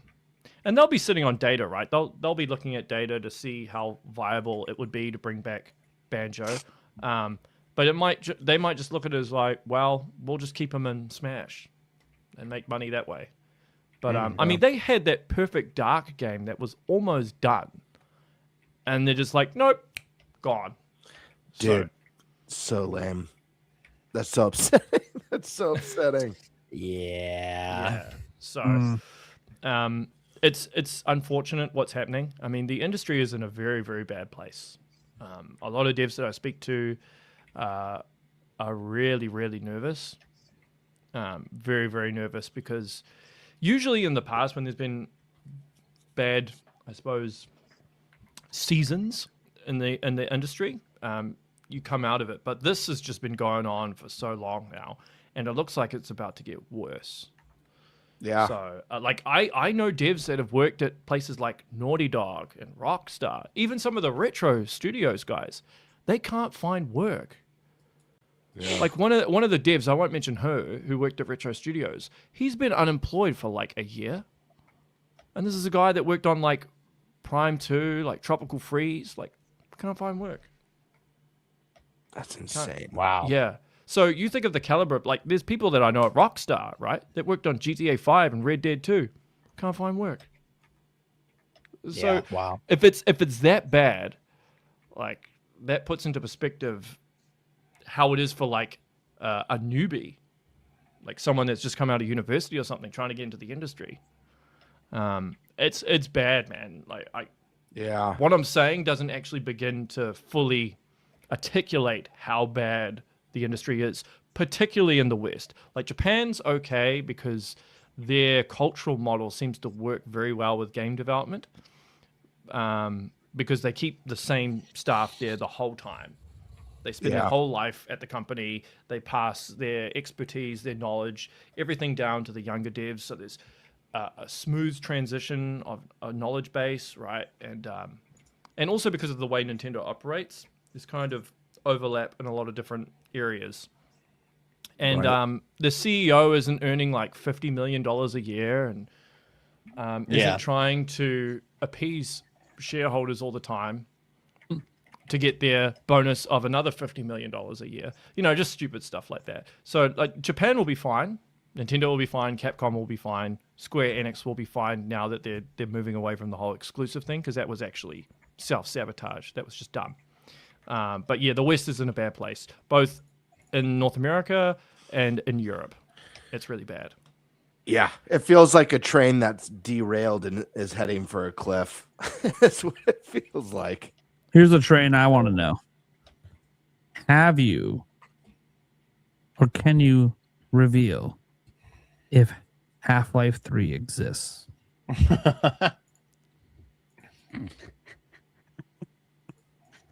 Yes. However, I will say Half-Life 3's development has been very, very weird over the last decade. Because of how Valve works, right? They don't have a hierarchy in terms of the development cycle. So what essentially happens is a game developer wants to make a game. So let's say a game developer wanted to make Portal 3, right? I want to make Portal 3. He manages to convince a number of other devs at Valve to work on Portal 3. They work on it together. They're like, yeah. And then they hit a brick wall. And then a couple of the devs are like, nah, I can't be bothered anymore. I'm going to do my own thing. And I'm going to work on my project over here. So they basically have the freedom to do whatever the hell they want. So what's happened with Half-Life 3 is one person gets a bunch of people to work on Half-Life 3. Yeah. They're all working on it. And then it hits some sort of brick wall and they're like, nah, we can't be bothered. And then they move on to something else. It gets cancelled. I don't even want to say cancelled. It just stops. And then they want to do Half-Life 3 again. And then they start from scratch again. So I've been hearing this for years now, to the point where I'm just like, does it exist? Maybe. But is this like the 5th or 6th time that I've heard this? So, I mean, personally, I think this rumor of the Steam Machine being launched with Half-Life 3, I think that's entirely viable. But until I see a trailer, I just can't put faith in anything just because I know how the structure works at Valve. Yeah, it's funny you talk about the structure. The whole time I kept thinking of two things. One, their developers seem to have ADHD. Just like me. One. Nothing wrong with that, by the way. I got ADHD. Everyone in my family has ADHD. It is what it is. They can be managed, but also the fact that they can just freely willy just reboot projects and not give a shit. Dude, everyone there must have fuck you money. Oh, they do. So serious fuck you money. Oh, yeah. So who cares about pissing away a bunch of development resources? So I haven't announced this yet, and I don't even know if it will happen. So obviously you're aware that last year at the NZ GDC I did the Nintendo presentation on Nintendo's design philosophy, right? Yep. So the guy who actually built Steam, he lives here in New Zealand. I know him. Hung out with him a few times, had coffee with him. So I'm trying to organize a panel to do with him at the next NZ GDC. And he's agreed to do it. I just have to get the NZ GDC on board. Right. But he doesn't really do interviews or any of this stuff. Like, he's been out of the limelight for a long time. So this is actually a really, really big deal because he's told me some stuff. Because I said, oh, we should do an interview. And he's like, I don't want to do an interview because I'll say some stuff that I shouldn't. And I'm like, and this is like a few years ago. Been out of the limelight for a while, yeah. Yeah. So, but now I'm like, hey, okay, this is a panel at the NZ GDC. It's to do with game developers. You'll be helping the industry here. We can present it in a way where, like, we plan all the questions beforehand. So, like, you know what you're going to be asked and all that. So that will be something that I might be possibly doing later on in the year. But anyway, but yeah, with Valve, that's essentially, they all have fuck you money. Yeah. Yeah. Yeah. Because I mean, there's only like, I'm like, man, this sounds like a rich kid, the trust fund. Just who gives a fuck? Well, people don't get laid off there. Like Valve has like the infinite money glitch, right? They don't even have to do anything and they make money. So yeah, they're all pretty wealthy, but you don't want to pay them too much to the point where they would retire. So that's the trick. Actually, I don't even know how many people still work at Valve. I think it's like 100. How many people work at Valve? They're just maintaining that shit. 350 employees. Wow. Okay. That's quite a bit. That's gone up quite a bit from the old days. I mean, well, you said they have to, keep the employee pay good, but not too good. And so as they keep having more and more fuck you money coming in, they got to find a way to write off for taxes. You got to expand the team. Yeah. I mean, I'll be honest. I've always been more of a Portal guy than a Half-Life guy. And I'd rather see Portal 3 than Half-Life 3. Left 4 Dead. I would too. Love a Left 4 Dead 3. But they don't like 3. They don't like the number 3. They don't. I need a full, and I know they kind of had this with Portal 2. They did have some sort of service like this, but I need like a full like Mario Maker style Portal 3. Like, it doesn't even have to be like a full Portal game. It just could just be like full on. You get to make your own levels. Here's all the assets and resources. Here's all the fan community made stuff. Doesn't that already exist? I thought they that's what I'm saying. That. So something like an updated version of that with maybe like new stuff is what I was saying. Right. Yeah. That's what I was saying. It already exists. I know this, they've done it before, but like, I think it'd be if they brought it back in a new way and maybe they added like even more multiplayer, like maybe like 4-player co-op or something like that. I don't know. So a lot of cool ideas you could bring to the table on that one. I mean, my biggest concern with Valve, which doesn't actually get talked about a lot, is when Gabe officially rides off into the sunset. Yes. And who takes over? Because if Valve becomes a public company, oh my god, if they go public and they start doing dodgy shit, the appeal of Steam will be lost, and they'll monetize the crap out of that. If you get the wrong CEO in there, but people don't really talk about it that often. Yeah, I was watching a TikTok about that. It was like a 1-minute video, video essay TikTok. Yet they're not innocent of their business practices. Don't get me wrong, but in terms of the industry and what's going on, it's impressive how much they could abuse and they don't, and how sustainable they've decided to go with long-term stability and sustainability with their company model rather than just milking the crap out of gamers like they could. So, yeah, it's but I agree with you. It is scary. Just what happens when Mr. Gavin is gone. I don't know. Somebody kind of greedy might come in, but it could also be okay. They could be, grooming somebody that it would be, they have the same philosophies and whatnot. So fingers crossed. You know what would actually be really funny is if they leaned into the joke of the not liking the number 3 and they just skipped right to number 4. That would actually be pretty funny because it's a way of trolling the community in a way. Right. But yet everybody would love it. And that's where the 4-player co-op comes into play. That's we brought it all together. We tied it all together. I just saw a comment here about how someone's never played a Metroid game before and they love Metroid Prime 4. And I didn't mention that. I actually think Metroid Prime 4 is a good game for noobs that want to get into a Metroid game. I think it's very much designed with new players in mind. And I would suggest to anyone who has never played a Metroid Prime game before, play Prime 4 before Prime 1. I've never been able to get my nieces and nephews into the Metroid series because they find the game design too intimidating. I haven't given them Prime 4 yet, but I'm hoping because it's a lot more streamlined that'll help. But yeah. Anyway, that just prompted me to say that. I really wanted. I hate to jump on Prime 4 again, but it just reminded me of. Well, we digressed from it majorly onto GTA 6, so it's good to circle back.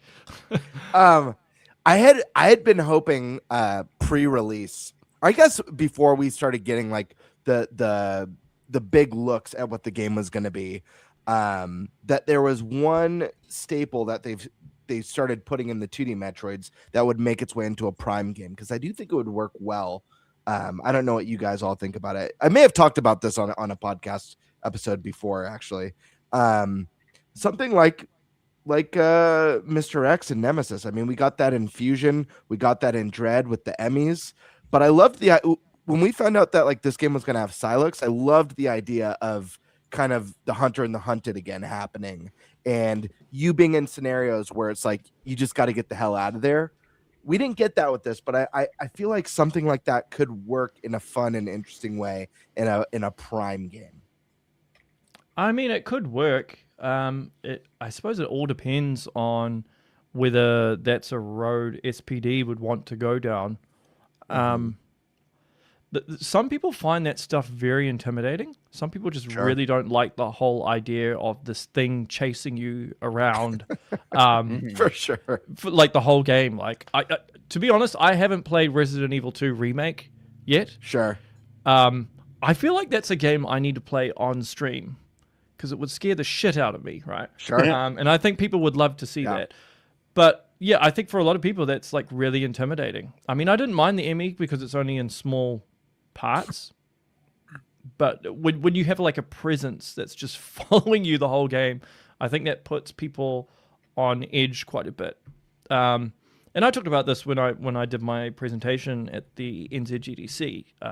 The whole something being hard and something being stressful, right? Nintendo don't like their games to be stressful, so they try to encourage their developers not to do that. Now, granted, the example that I used was Prime 2, because that's kind of a stressful game because of, I suppose, the cognitive overload you have a lot of the time. And I used the Boost Ball Guardian as a good example because you're in this atmosphere that's constantly killing you. You have to try and find health. You have to try and find missiles. And you have to find ammo for your beams while trying to avoid getting hit as well. And so like it's a lot for the player to maintain. So if you've got an exploration type game where you're trying to look around, you're trying to find stuff, you're trying to work out what you're going to do, solve this puzzle, but in the back of your mind you got this thing that's like going to kill you, especially if it's a one-hit KO or like a one-hit kill like the Emmys. Yeah. That would just be like, oh my god, you know.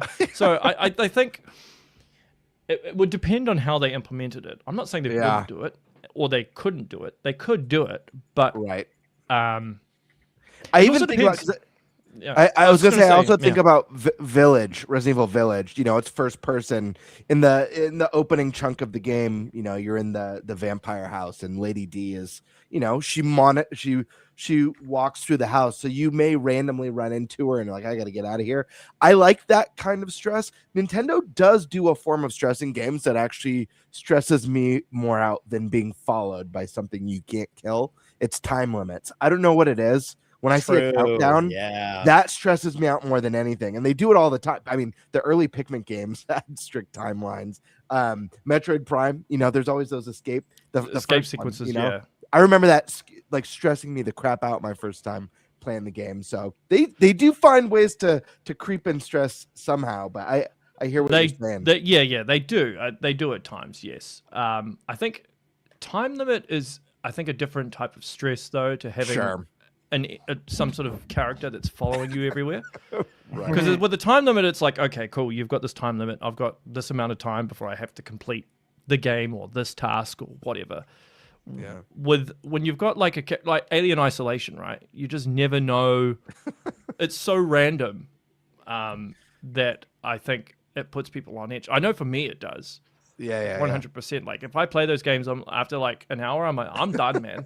I'm mentally fatigued. I got no energy. Like I just want to. I'm like so like burned out from like all the adrenaline of that. But yeah, it could happen though. If I think Retro could probably find a cool way to pull it off, but I don't think I personally would want that for like the whole game. Sure. Yeah, I mean, you could do it. You could even have a sequence. In a game, like maybe in a particular biome in Prime 5, you go through a section where something's hunting you for maybe, I don't know, 20 minutes, 30 minutes or something. That would be a good switch up of like gameplay in terms of the pacing, right? Yeah. But I mean, there's various ways they could do it, for sure. Cool. Yeah. Okay. Well, with that, we probably get to our next topic.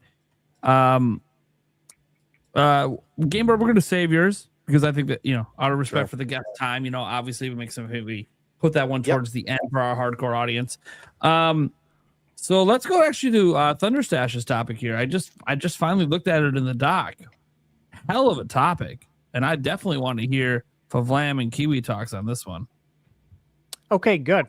Well, you guys can kick us off then. So this is about our gaming plans for 2026.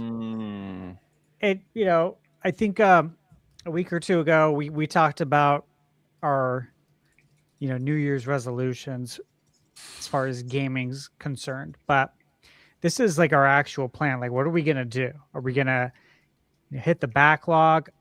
We're going to try to play one game at a time until we beat that game without moving on to something else. We're going to maybe dive into a new IP that we've never played, like Prime. You were talking about diving into Dragon Quest this year. Yep. And, you know, what better time than 40th anniversary? It's going to be a lot of fun stuff going on. You know, maybe limiting the total games you play, right? Quality over quantity, aka the Nintendo difference. You guys remember that? During the GameCube marketing era. So stuff like that, right? What are you guys' plans? And Kiwi or Favlam, one of you guys, whoever's prepared for this. I'll start because I do have a thing I've been wanting to do. I really got to kick competitive games. I love them, but god damn, they are such a time sink, and it's usually detracting from other things. The big one for me is Valorant. I love it. It's fun, but it's so every match is like 30 to 40 minutes. I love Marvel Rivals. It's fun, but it's just like, again, it's just those things that it's like, it is such a time sink to get to a like good at those games and like be at a point of like, okay, I'm happy with how much I've progressed in them. And I think I want to take more time to sit and like kind of digest either my backlog or games maybe I've gotten into and I haven't finished, or I've streamed them and I maybe haven't finished them on stream, like kind of just like doing individual streams where I'm like, all right, let's just go ahead and all right, I got halfway or I got 2/3 of the way through Prime 4. Okay, let's finish that out. Okay, I got this far into this game. Let's try and finish that one out. Yeah, I don't really have a lot of like games I'm like super excited for going into 2026 though. I know it's not quite on topic, but like I know GTA 5 is supposed to become, or GTA 6, excuse me. I don't know. I like GTA. I'm not like the biggest GTA head. I'll play it. I'll probably get it, but I'm not like sitting here like I can't wait. Oh my god. Hopefully maybe a 3D Mario, but yeah. Otherwise, it's just kind of like rolling with what comes out and trying to grab what's on my Switch too, and seeing how many more games I can kind of just play a little bit before I go to bed and pop it on my Switch too. It's a good game plan, man. Yeah. I don't know if anybody else has that problem with competitive games and being just kind of addicted to them. Yeah, that's why I don't really do it anymore. Right. I just can't afford to time-wise. Yeah. You know, like I want to play NBA 2K like I used to. Right. Actually, before I reviewed games, when I was still a director at Lone Depot, I'd be on 2K like all weekend playing online. And is very fun. But now that I actually review games, this is what I do. I can't do that, which is weird, right? Right. You'd think I'd be able to play it more now, but that's definitely not the case. So that's why I stay away. I stay away from that. I stay away from Animal Crossing. I downloaded the update for Michaela. I reminded her that at 10 p.m. Arizona time, our time, right, you can download that Switch 2 update that you already paid for. So I'm gonna, experience that vicariously through Michaela, Right. but I can't do it myself because, again, I don't have time. Time is such a precious commodity, right? Yeah. And like every time you invest your time into something, it's always at the expense of something else. So it actually Always. comes with a lot of sacrifice, right? So if you get into some hardcore competitive game, that you're going to be sacrificing something else to make that happen. Like a lot of people don't realize these gaming journalists and these people that have to do reviews. They're like, oh, that's the best job. I'm like, nah, man, that's stressful because they've got a like lot a of certain time. deadline where they have to review a game by. So they might be rushing the game. They might not be taking their time. They're just like, I got to beat this thing. Right. And it's just something important Very. to consider. I mean, the way I kind of view it, like, okay, I have this amount of time. What are the games that I can fit in that aren't going to kind of disrupt things too much? And I will say, like, the type of games that I'm into these days are way different from like 10 years ago. Right. Because one of the problems I have, especially with story-oriented games, is I can play it, right? I can get like 7 hours in, and then I don't get back to it for like 2.5 weeks. And by the time I get back to it, I'm like, wait, what's the story again? Who's this Right. character? What are they doing? I'm I have finding I'm to having start that from the problem. beginning. Yeah, When yeah. that happens to me, I won't even continue. Yeah. And it's very, very frustrating. Which is part of the reason, and Thunderstash, you'll be happy about this, because I've mentioned before I've never played a Final Fantasy game, right? Yeah. So because I'm looking to do Japanese interviews, and a lot of game devs are reaching out to me. There's like some potential sponsors that want to sponsor the interviews. They're like, oh, we really want you to do an interview with like some Final Fantasy developers. And I'm like, okay, I'm going to have to play these games then. Like, there's no escape. Yes. I just have to Right. do it now. Right. So, I mean, I downloaded the demo of Final Fantasy VII Remake. And I was Yeah. like, this is pretty good. Okay, Yeah. I might have to play it. But I'm already worried because I'm like, okay, I do not have the time to play every single Final Fantasy game. So, Stash, you can give me an opinion of which are the best games to play to kind of get the idea of everything, because I will have to go down the rabbit hole somewhat. Because if these interviews do happen, and I'm not sure if they will, but I have to be prepared, right? I do not want to go into an interview blindsided and have no idea. I mean, I'd be as prepared as possible, but it's different when you're like watching a gameplay It video, is. like a walkthrough or playthrough, as opposed to playing it yourself. Two completely different things. I would suggest for the 2D games, Final Fantasy 2 and 3 on SNES, which some people will say it's 4 and 6. Yeah, it's got the weird which naming conventions. It is. They're both the same thing, but 2 and 3, 7, no doubt that is my favorite one. Many people's favorite.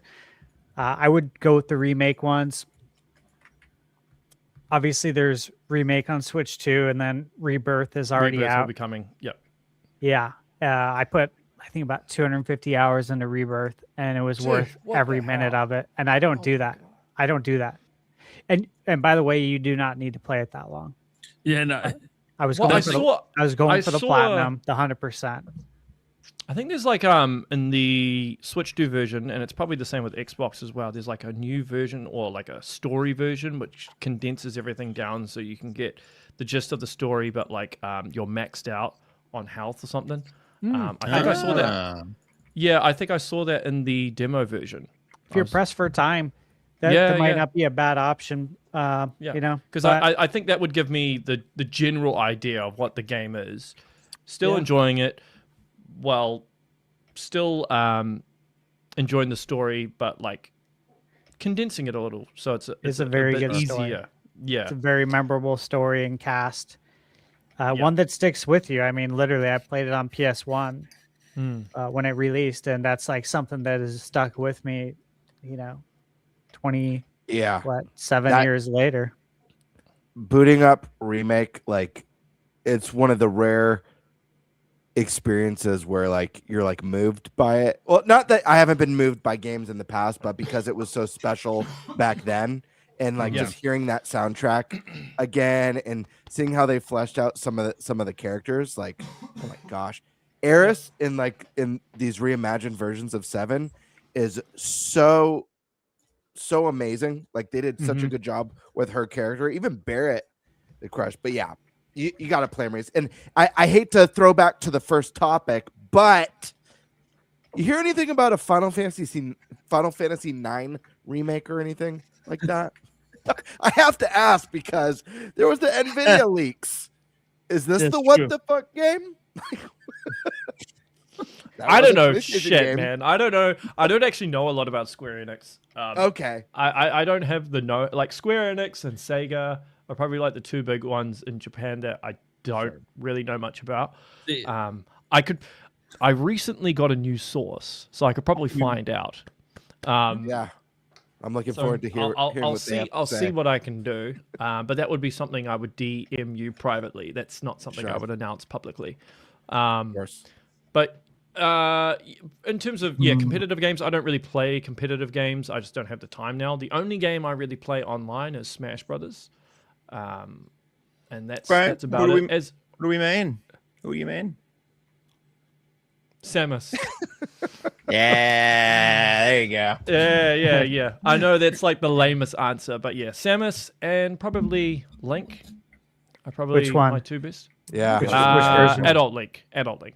Yeah, good question. Those are the two mains that I have. In terms of, I mean, as I said on Twitter, right, most of the games I'm excited for on Switch 2 are third party. Nothing on the Nintendo front really does anything for me yet. That could change. But yeah, I mean, Resident Evil 9, because I do like Resident Evil. I just haven't played RE2 yet. That's the one I haven't played because I'll be sweating so much as I play it. But yeah, Resident Evil 9, GTA 6, obviously. I'm actually really excited for Crimson Desert. Yeah. You know, we played it, right? No. Yeah, we all played it. We had a meeting with when was Pearl this? Abyss. We played it at PAX. total, I think, between everything. PAX West. We had a And private meeting with them. Holy crap! Really? We got to play it for an hour. Yep. It was in the middle of the game. I have a video up on my channel with all of our gameplay. Okay, I'll check it out. And then I narrate a good portion because actually there's a lot to learn. It's a lot to learn in this game, but once we've all said it. This is no, it's not bad. We've all said it. Like this is a game that you need to play from beginning to end. Like Don't have these long lapses where you don't play or don't start another game. Just learn it, love it, play it to the end. That's the way to go, because the controls they're not bad. They're just different. Like the combat in the game is like doing like Street Fighter fighting inputs. Oh, interesting. It's very interesting. Yeah, it's really cool. I've never experienced a game of this style that controls this way.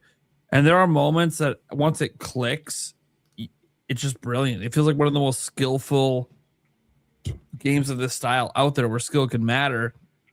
But I also talked about this at the time too. It's in one of the videos. I don't know if it was mine or Stash's, but basically that the one problem I have with it is it's like they had this really amazing combat in-depth system and they just kind of blanket applied it to everything we played. So like just picking up a flagpole to stick it into a hole would be like the most complicated thing ever and not at all fun. So I remember telling them, hey, for instances like that where it's not additive, you can just make it a single button. It's okay. There were inputs that were a little bit over, like for example, like to talk to an NPC, it would be like right or like left trigger, left bumper, triangle to talk to an NPC. So it has too many button inputs. It has a lot of button inputs. Yeah, not an intuitive control scheme. Yeah, I feel I agree. I agree with Prime. I think the combat, we started like middle of the game, so there were so many combos. It clicked after a while, and the team was amazing to help out. They were pretty intuitive, and when we were kind of confused, but they're like, oh, it bleeds all these different combos slowly. Like you don't get them all at once, which would have been a huge help. I think the only area that needed refinement was what Prime said. I think some of the basic stuff out of combat, like talking to an NPC or getting on a horse, they could simplify. It doesn't need 3 or 4 buttons for those. Okay. Well, I look forward to playing it on Switch too. Yeah, but it's a pretty game, and the boss fight was a lot of fun that we all got to play. Yeah, that was. Yeah. Okay, that's cool. And the other one I'm excited for is Halo remake. Yeah. Yeah, that's probably. But I know there's other third parties that I can't really talk about. I'm not gonna let this go. Did you just confirm Crimson Desert for Switch 2? Maybe. He like looked straight in the camera when he did it. No, he really did. He was clip farming. Oh my goodness. I'm just like, hold up. Wait a second. Technically, GameStop was the OG league for it. Wow. But I'm just saying. He said it. He's not going to say it again. It's a Prime exclusive, chat. It's a Prime exclusive. Listen, I love the idea of Crimson Desert coming to Switch 2 because of NintenByte Podcast.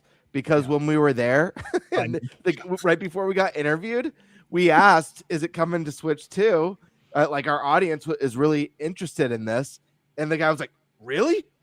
Like surprised, like, "Oh, really? Switch 2 players are going to be interested in this?" Yeah, so I love to think that. Like, when did you speak to them, by the way? How long ago was this? PAX West. PAX West. Like August, September. Was it last August 30th? Like Labor Day weekend. September 1st. U.S. Labor Day weekend. It was that Sunday, yeah. Okay, so I'm trying to work out when you spoke to them as to when I heard about this, as to the timeline and everything. Yeah. Okay. Makes sense. Cool. This is awesome. Day and date? Oh, you said this year. I was going to assume it's day and date. All right. Dude, this is wild.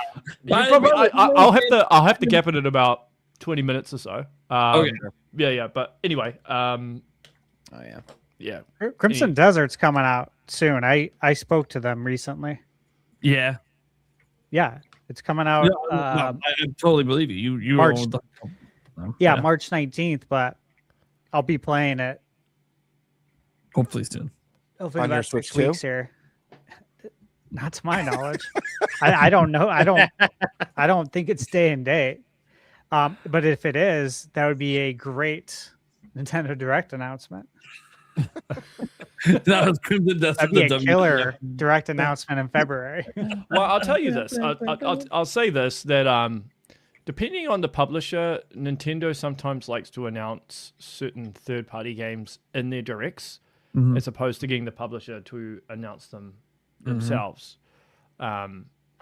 So there are times, I think it was it Chronos that just got announced in a direct? It didn't get announced beforehand, right? So that's a good example. So you'll see that with the next direct, I'm pretty certain. I don't know this for sure, right? I don't go around trying to find info in directs. I know some people are like, oh, these are the dates that the directs is happening, and this is going to be in the direct and stuff. Just connecting dots, I would assume that certain third-party games will be announced in this coming one. Excited? Like a So it's a partner showcase direct. Got it. Okay, you heard it here first. Maybe. Dude, I am gonna be so hyped when it actually gets revealed for Switch 2 officially. Like I played this. Here's the thing. I played it at PAX East, and I thought it was gorgeous. And I did the most difficult boss fight, of course, right away, because that's what I always do at these events. When they tell me one's the most difficult one, that's what I'm going to go do. And it was kind of frustrating. The controls were extremely frustrating because it would tell me to do the thing on screen, and I'd feel like I hit the button when it told me to do it, and it didn't do anything. And the reps there were trying to help, but they could just really tell I was having a hard time grasping things. And I was like, man, this game looks so good. It does look really I don't good. like how it plays. And then I get to PAX West and we get this hour session, and I was like, wait, this is the same game? Hold up. I could actually figure this out. I just need a moment. Oh, hey, this is actually kind of badass. If the game is fundamentally sound, like if most of the design and everything's intact, changing the control scheme is probably one of the easier things to do towards the end. Especially if you're taking something that's a complicated control scheme and you're taking something and basically assigning it to a button as opposed to like 3 different inputs. That would be a lot easier. And I've actually heard this a lot where devs refine their control schemes at the end. Interestingly enough, Nintendo does the opposite. They refine their control scheme first. Right. Yep. And then move on to everything else. That's one of the things that they focus on first. Like Mario 64. Yeah. Yeah. Yep. Interestingly enough, though, Nintendo has some pretty strange control schemes sometimes. Yeah, they do. They do. Yeah. Like Breath of the Wild wasn't like jump, like the default. If I remember, default, it's X is jump. Yeah. And then B is sprint on the default, which is wild, but yeah. No so pun intended. I did a review of Donkey Kong Bonanza with 2 developers that worked on Donkey Kong Country Returns and Tropical Freeze. And one of the designers pointed out that he didn't think that the control scheme was very good. It wasn't very intuitive, and he had a lot of problems with it.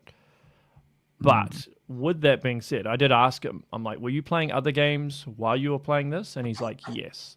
And I said, well, that might be why. Because if you're playing multiple games at the same time, then you get used to a control scheme, and then you're going off. And then depending on what the game is, it can kind of mess up your whole idea in your head of what the control scheme is like if you're going back and forth. So usually when I play a game, I try to play just one game, stick to it, and then move on to the next one. Sometimes that's not always the case. But with like Metroid Prime 4, I basically, I was going on holiday, so I had like a week basically to bang it out. But that's another reason why I like the Metroid games is they're short. I think there's too many games these days where this is ironic though, where they pad out the game, and Metroid Prime 4 does this obviously. But yeah, like some of these big open world games, like 100, 250 hours, and I'm just like, dude, what the hell, man? Like it's like, how much of this stuff do you actually need? Preaching to the choir, dude. I'm with you. I think I missed the GameCube era of like games could be beat in an afternoon. Like if you like sat and it was like a 5-6 hour Dude, session. Like obviously literally it'd be nice to have more game, but like I don't know. Sorry, keep going. No, for Vlam, I love what you're saying right now. I love that you referenced the GameCube, Eric. I literally talked about this on the podcast a while back that we need more short games. Like I miss the time of like the 10 to 25 hour game. And I don't think there's less value there. I'm happy to pay full price for a game that has no padding, has a phenomenal story or phenomenal tight gameplay. There's so many amazing games that fall in that 10 to 30 hour range. Like not everything needs to be 100 hours, 200 hours. And that doesn't mean better either. There's a lot of games that are worse for that. So yeah, I agree. But there's some sort of thing where price and time are kind of like this big thing. If you're paying $70 for a game, then it needs to be this amount of hours. And I guess I understand why some people think that, but yeah, I'm personally not for it. So some people, I always heard the $1 per hour thing, and I'm like, I don't know. That's not always. I don't think that's always true and should be true, especially because like I think you could have a very high quality product that is short at a $60 price point. Like I don't know. Like I think Dread's a great example of that. I know Dread was still not a short game. It was shorter than and compared to a lot of Nintendo games at the time. So it's like, you know, I think if you're gonna sit there and argue that the amount of time is what that it takes for you to complete the game is what dictates what the value should be, then those people should be praising the Crystal Hunt in Soul Valley. They should be praising the Triforce Quest. My favorite Zelda game is Wind Waker. I'll tell you firsthand, the Triforce Quest is the worst part of that game, and they could have cut that out, done something else that's a lot shorter, and the game would have been better for it. So you have to be able to sit here and say that if they didn't do that Triforce Quest, it wouldn't have been worth the money. Yeah, you have to be rooting for that stuff. You got to be rooting for Triforce Quest out of Wind Waker, and I think it'd be like one of my top 3 Zelda games. I'm not even gonna lie. Yeah, I mean, I've never replayed Wind Waker primarily because of that Triforce Quest because I hate it so much. Yeah. I just refuse to play it again. But it would have been worth the money otherwise, guys. It would have been worth it. Yeah. If they got rid of it. I mean, I guess maybe these game studios sit on a lot of data, and they look at the data and then they try to correlate that, I suppose, into some sort of pricing model. I know Strauss Zelnick, the CEO of Take-Two, he said that games should be charged per hour. So like $1. Yeah, that philosophy, which is $1 an hour. Not a fan. Yeah, but I mean, if you had a 200-hour game, then it would be a $200 game. I think it's nuanced because it's like, I don't know. That's also saying like let's apply that to any other medium, right? It's like if I'm gonna get a TV show, I should have a bajillion seasons of The Office if I'm gonna do whatever. But then you could also watch one season of Pluribus and it's like just as good, if not better. You know what I'm saying? Like it's like you could still make a quality thing in less time, or even like a movie, right? It's like, okay, a movie. There are a million movies that are better than TV shows and TV shows just take up the amount of time. So at that point, you're just making content, not making art, in my opinion. But that's I'm going to say something controversial here. Say it.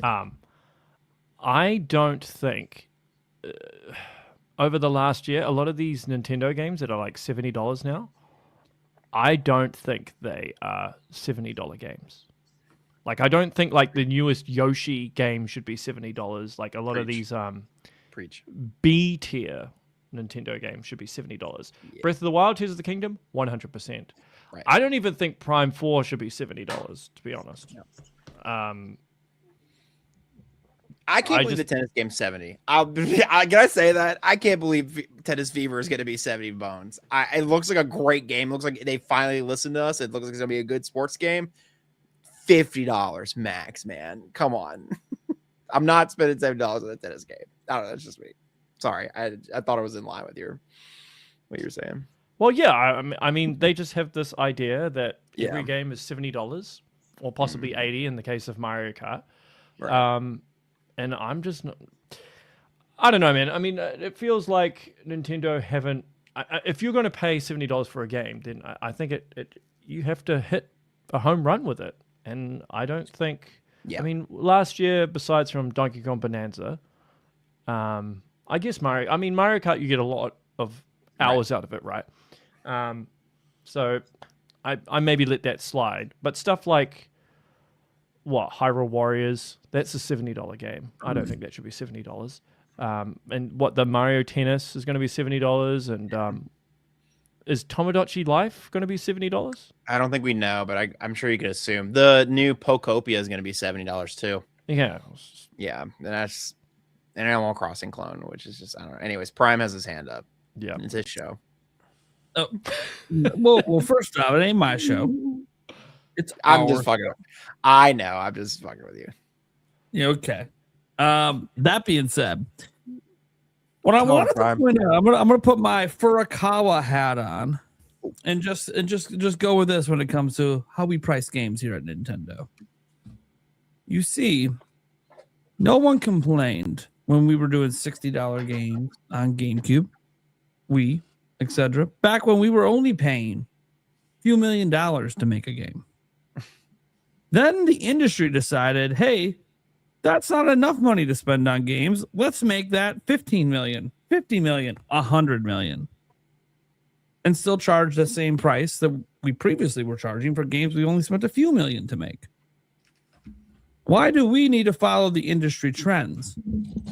We're actually doing the same thing. We're spending more on games today and charging less. Not necessarily, though, because you now have to pay for online.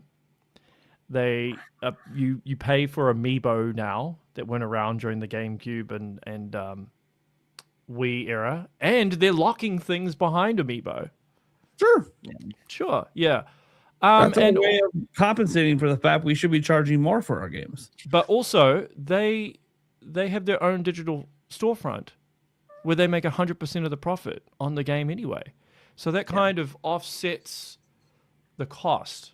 I understand what you're saying, but I still don't think that completely justifies it.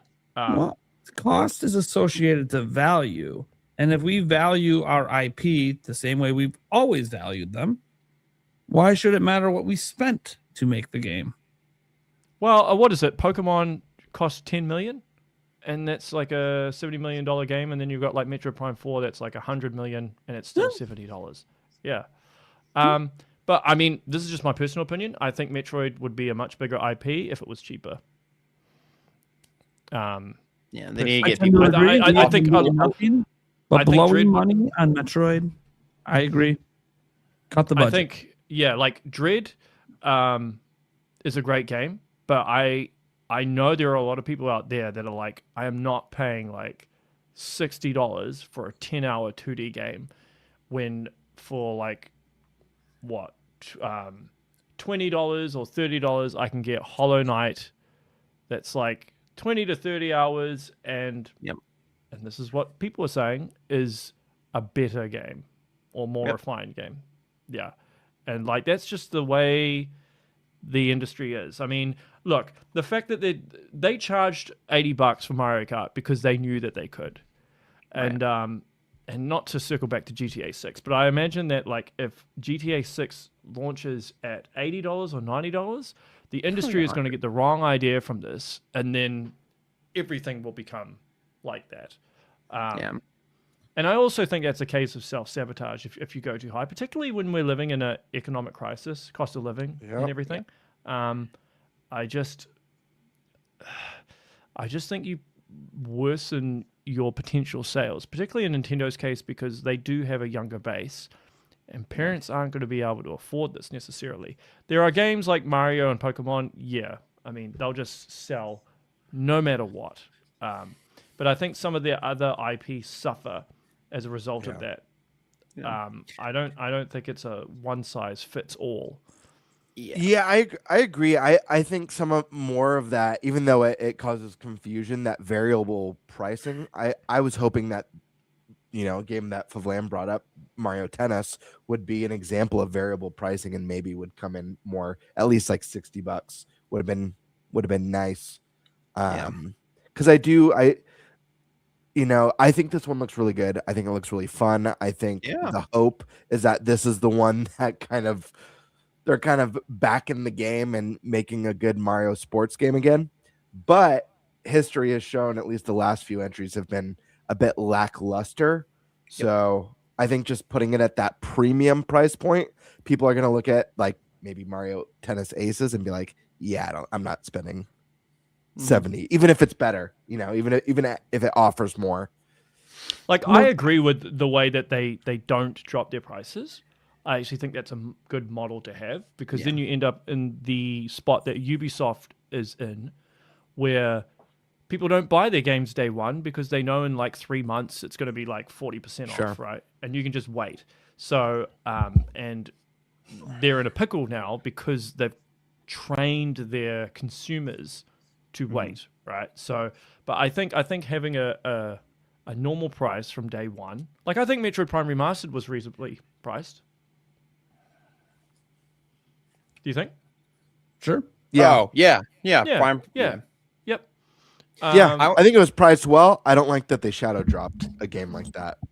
I think that's madness. Yeah, that was weird. Yeah, I agree. But Nintendo and Metroid, when it comes to marketing, has always been bad. Prime 4 just continued that trend. Yeah, true. I want to build on the point you made about, like, I think when you have such a premium ticket price on so many of these things, the console itself, the games, whatever, you start to see the smaller games or the IPs that aren't like system movers per se. You start to see people cut those from their library.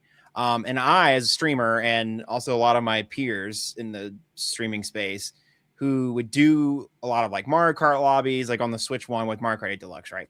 A lot of people, you would fill that lobby up, it'd be great, whatever. So we get Mario Kart World day one, we played it. It's like a lot of creators have it, but not a lot of a lot of our just regular chatters have it, right? And we noticed over the months, like some people got it, but there's still a big chunk of folks. It's not a common thing to have Switch 2 and to have, like, it hasn't been selling it like gangbusters right now. And it was even more apparent with Kirby Air Riders. A lot of people are passing on Air Riders because even if they did have a Switch 2, they're saying, well, I have Mario Kart already. I already spent $80 on that one. And then I've just noticed this, that like the more and more of these games, I think people are getting kind of fatigued at these big ticket prices. And it's like people are sacrificing. They're saying, well, I got the big titles already. I'm not spending the extra dough on the tennis game and the other side ones that would be very fun, but they're not the big Donkey Kong. They're not the big Mario Kart, So yeah, something I've noticed in my space. I mean, what was it? Donkey Kong Country Returns HD, and that was like full price. Yeah, insanity. It's like, come on, man, that's a game from 2010. Right. Yeah. Galaxy 1 and 2, I could at least understand a bit because they're like some of the best games of all time ever. Yeah. But even then, I'm like, at least put them up for like at least six. Just do 60. I don't know, but stuff like that. Anyways, but on that note, I'm gonna. Oh, go ahead. You want to continue? I was just gonna say, like, Reggie was the one that convinced Iwata and Japan to include Wii Sports as a pack and right, because they wanted to charge that separately. I think if Reggie was still at NOA, some of this stuff would have been discussed heavily and the pricing would have been different. What is it? Welcome Tour? That 100% should have been a pack and demo. Like, these companies need to relearn the concept of a loss lead. They need to learn. They need to know the concept of the Costco $1.50 hot dog. You know what I'm saying? Yeah.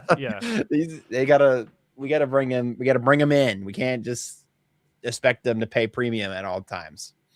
Totally, but it is a supply and demand sort of thing as well, right? Because of course. The fact that they only do this because they know they can get away with it, right? Yeah, I mean, if you are willing to pay $70 for every single Nintendo game, that's fine, but you're just going to ensure that keeps happening, and then eventually it'll go to 80 and 90. I mean, I know Microsoft, what is it? They tried to charge, was it $70 or $80 for Outer Wilds? I think it was. and then it bombed, and then they dropped the price. So yeah, the Outer Worlds too. Nintendo did it with the 3DS. They couldn't sell the 3DS, and they dropped the price on that. So it's And happened before. Yeah. And with the Wii U, right? They were offering like a free game with Mario Kart. Yeah. Nintendo did give me 20 free games. Yeah. And it's still on my 3DS for buying it full price. Yeah. So it was actually worth it. So, I mean, at the end of the day, all these companies are the same. All they care about is money. If there's no point writing complaints on Twitter or like bombing their live streams or something during Treehouse, saying drop the price. They don't care. They just look at numbers.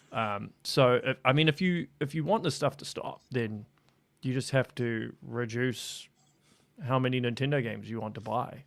Really, that's the only way to do it. Because that's all they care about. But you yourself will not make a difference. Exactly. I agree. Yeah. Yeah. And that's just that's a personal decision.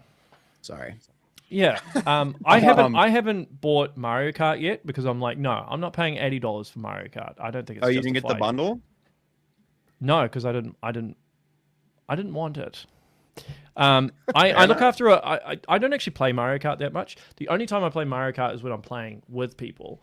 My wife and I actually look after a lot of international students, predominantly from Japan. So we'll have like students from Osaka or Kyoto or something, and they come and live with us for like a month.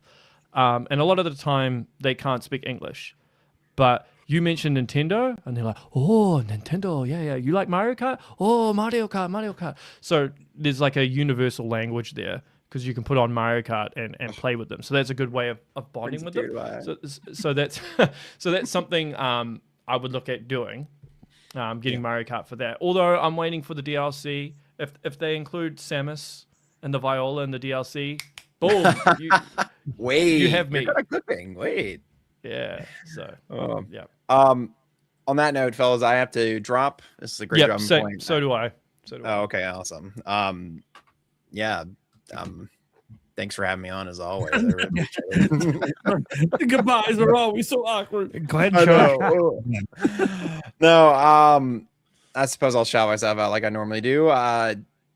Favlam on YouTube. If you like to see a guy in front of a green screen talking about what he thinks about Nintendo or Deltarune, I'm your guy. And then I'm trying to stream more in 2026. That's like one of my goals. So yeah, but it's Favlam on everything: Instagram, Twitter, Twitch, YouTube. But YouTube is appreciated the most. And Kiwi, it was wonderful meeting you.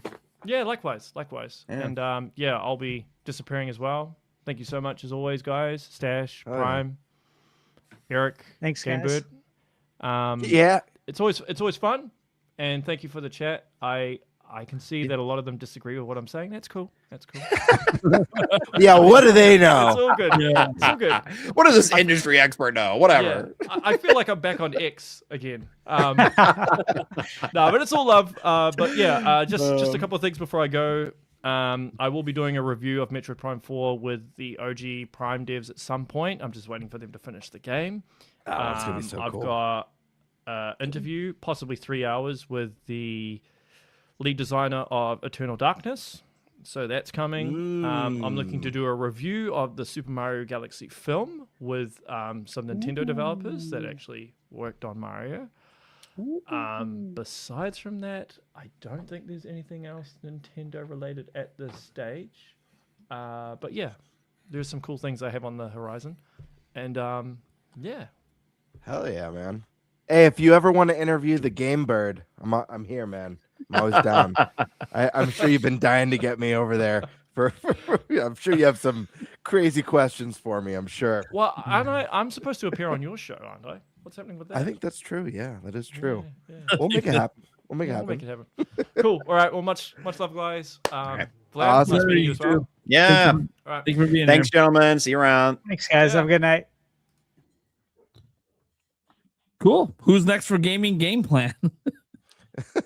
I know it devolved, but I think that was good just because the time tangent was great because he desperately wanted to throw Crimson Desert out there. You could, he's like, look, I did Fallout last time. I got one more. Let's see what happens. Yeah, he's so fun to have on. He's a good time, Kiwi. So you guys know my headliner tomorrow. You're right. The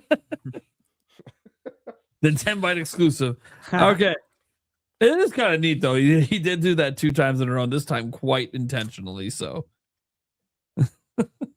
all right. But for real, gaming game plan. Who's going next? I could go.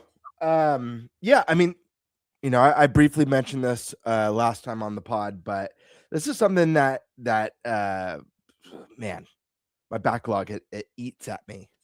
I'm always thinking about it. So I do want to have a better game plan this year. And I think really what that is, it's nothing too complicated, but it's just committing myself to certain series that I've wanted to play or that I've started but haven't finished, and being a little bit more conscious about what I play and what I don't play, because I definitely, guys, I love video games. At my core, I'm a Nintendo fan first, but I love all video games. And so I hate the FOMO. I hate missing out on the big games, and the games are getting bigger and bigger and bigger, and the time between releases is getting smaller and smaller. I mean, we're in the first couple weeks of January, and we're going to be looking at our draft picks.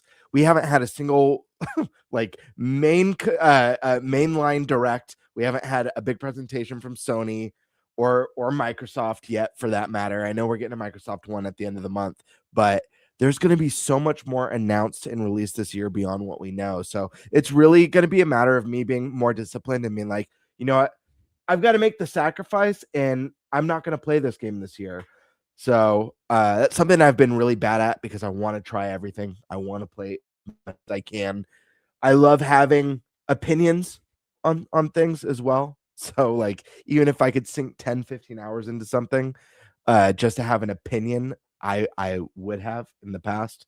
But I want to start with, I didn't get to finish the remake of Trails in the Sky. So that's like the first one that I think I'm going to jump into, probably start a new game, just to go in again with a fresh palette, play all the way through. It's a series that I love. We're getting a remake of the second game near the end of the year, so I want to be ready for that. And then, I don't know. I never got to play the second Star Wars game, the Jedi Survivor.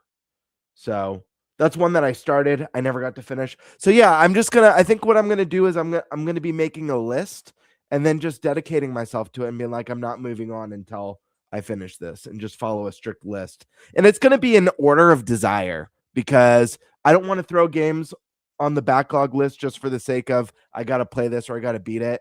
I think I'm going to do it in an order of desire. 1 being the most desirable, 10 being the least desirable. Actually, I'm going to make a smaller list than that. I'm going to do like like the snowball effect. I guess, but I don't know. Do a small list, get through it, then be like, hell yeah, I conquered something. Now it's double it. But I don't know. What about you guys? I love RPGs. That's the hard part for me. Like, the games that I love so much are so friggin' long. They're so big. When I think of my backlog, it's just a fat list of RPGs. I still haven't gotten to play through Undertale, or Flavlan mentioned Deltarune. These are games that I think I'd love. I've never played them before. So there's just so much to play. So many indie RPGs that I missed out on.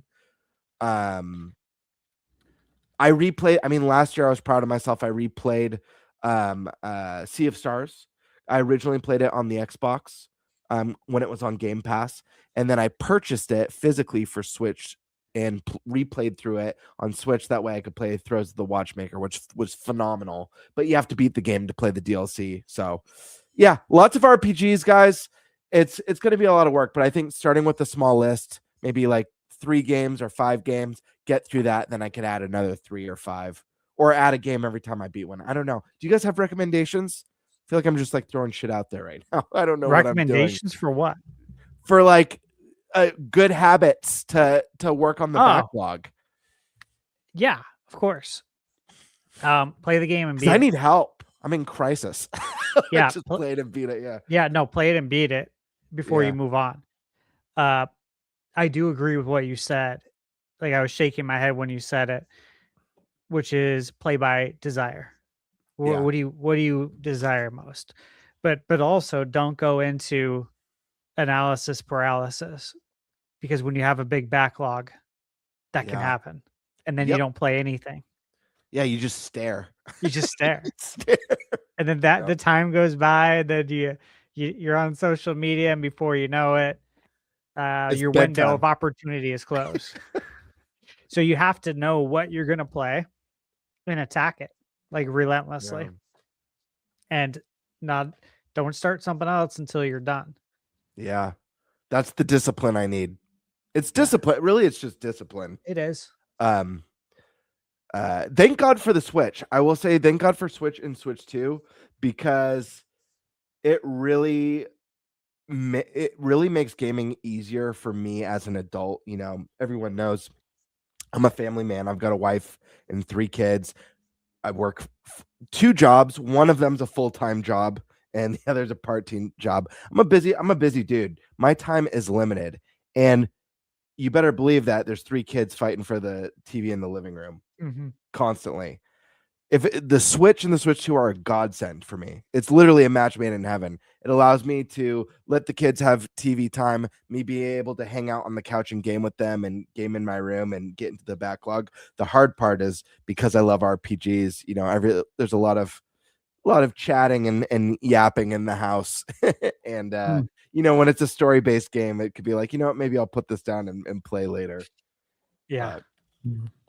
That makes sense. That'd be tough. What about you, Nate? Me? Well, yeah, you. Obviously. God damn it. Look, I was glancing at this earlier, and I was like, man, this is actually pretty good stuff in here. This entire topic. You know, so I was kind of go a little piece by piece. You know, one of the things that Stashboard in here says, you know, the backlog reality check. Because I mean, let's just be real. People keep adding games to their backlog. Some people are just never going to get to it, and sometimes just face the music. You're just not going to get to that backlog. Or do you have any plan for the backlog? And I'll be honest, I don't go to the backlog often. I'm usually a play it, beat it, done kind of person. But there's always games that you miss. There's always games you wish you had time to play at the time that you haven't. Like Final Fantasy VII was a big one for me that I wish I would have played and never did. Just never found the time to get back to it ever, until obviously Remake came along. So I would say, you know, right now, obviously, big one for me is that I already own Dragon Quest 3 and 1 and 2 2DHG, and haven't played them yet because I've never played a Dragon Quest yet because I just haven't gotten to it yet, even though it's been a while since Dragon Quest 3 2DHG came out, because that's the one I'm going to start with. So I definitely have a plan for that. I'm going to be starting that one this month. I don't know about when I'm going to get to 1 and 2. We'll see as the year progresses right now, because Final Fantasy VII Remake Integrate coming up here, and obviously, you know, we have Mario Tennis Fever, which I am buying at $70. I don't really care. Talking about $10, I bought Aces at $60. I'm not that concerned about 10 buckaroos. That said, it gets to this point of like, I think my goal is not to expand my backlog anymore. So don't buy anything that I don't think I'm actually going to play anytime soon. Because then I'll probably just never get to it. Because I'm always someone that, even in someone covers news, I'm always excited for like the next thing. And as Gamebird talked about in a prior topic, there's always that little bit of FOMO sometimes if you're not with the audience at launch. Because one of my favorite aspects of gaming has been community. And when you play a lot of single player games, especially, like you're only getting that, like that launch weekend, that launch week. And then it kind of goes away because it's single player, you know, you play it and people move on. You want to be a part of the conversation the weekend that it's happening. Yeah. So that's my goal, is not to really add anything new to the backlog where I've pre-bought. I can always be like, oh, maybe if I ever get back to it one day. Let's just be real. I probably won't. Maybe when it comes back around as a remaster, because that's the era we live in, where everything gets remastered one day. Maybe I'll get to it then.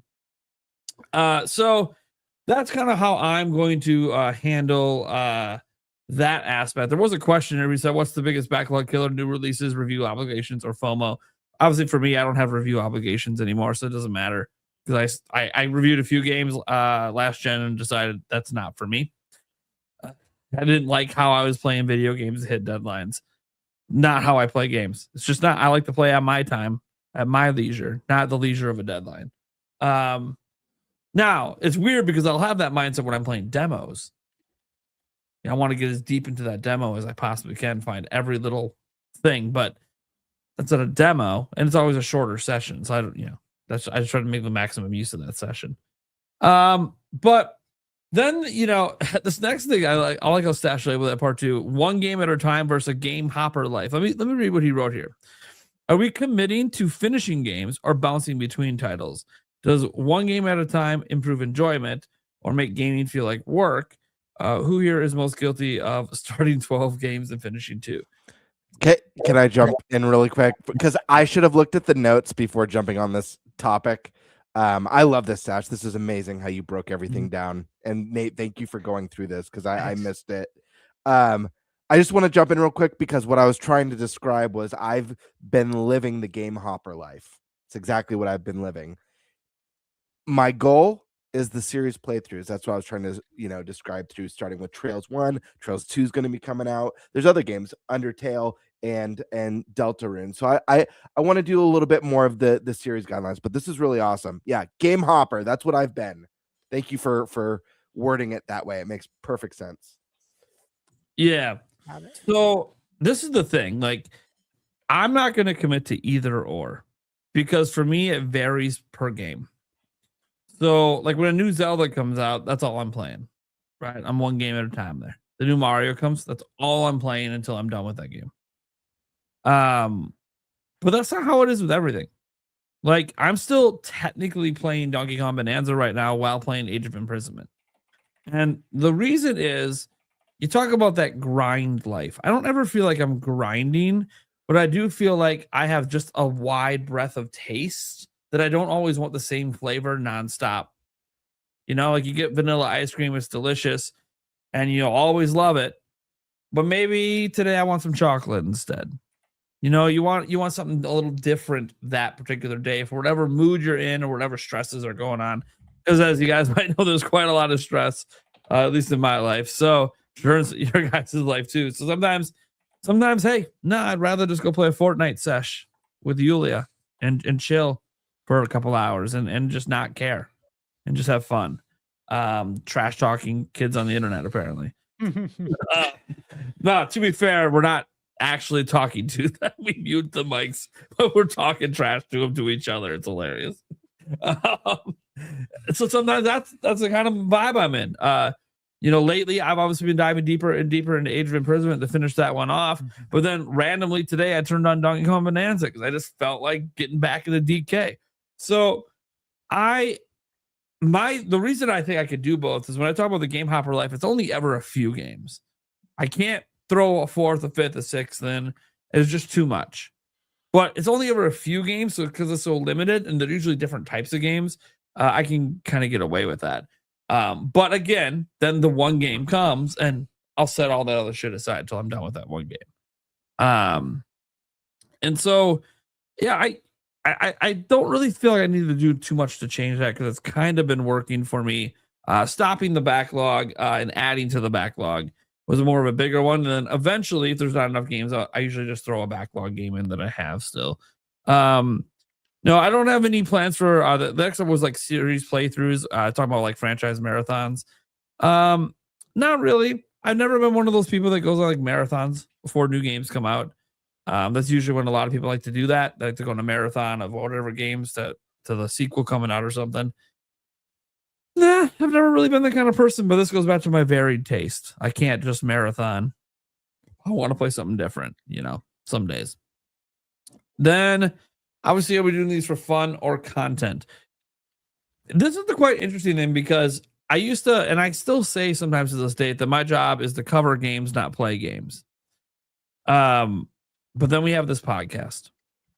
Now on this podcast, we always do a review discussion a week after a game comes out from Nintendo, which also means I need to be able to actually say something about that game a week later.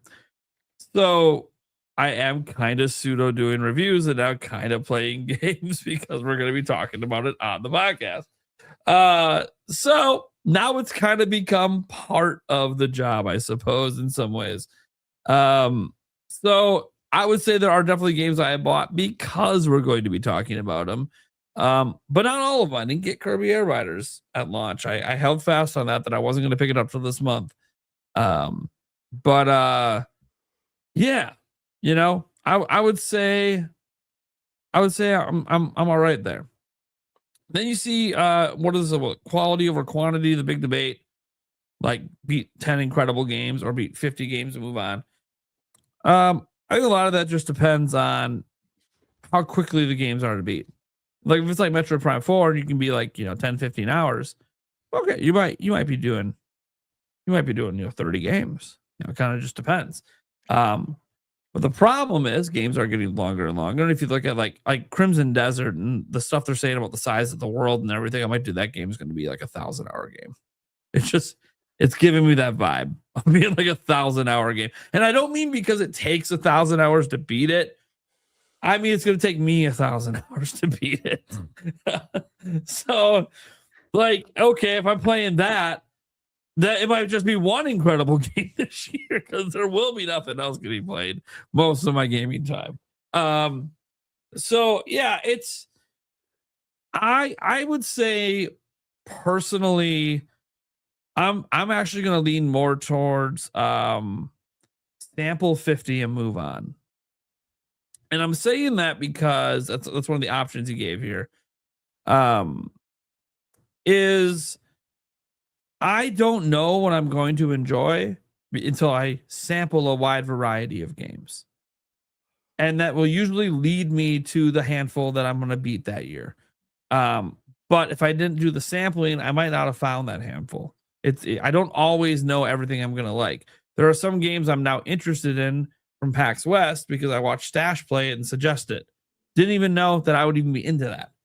So sometimes, I think it's good for me personally, just because I have such a wide variety of tastes that I want to sample the games more so than like not realize they existed and just beat 10 games I already know I'm going to like.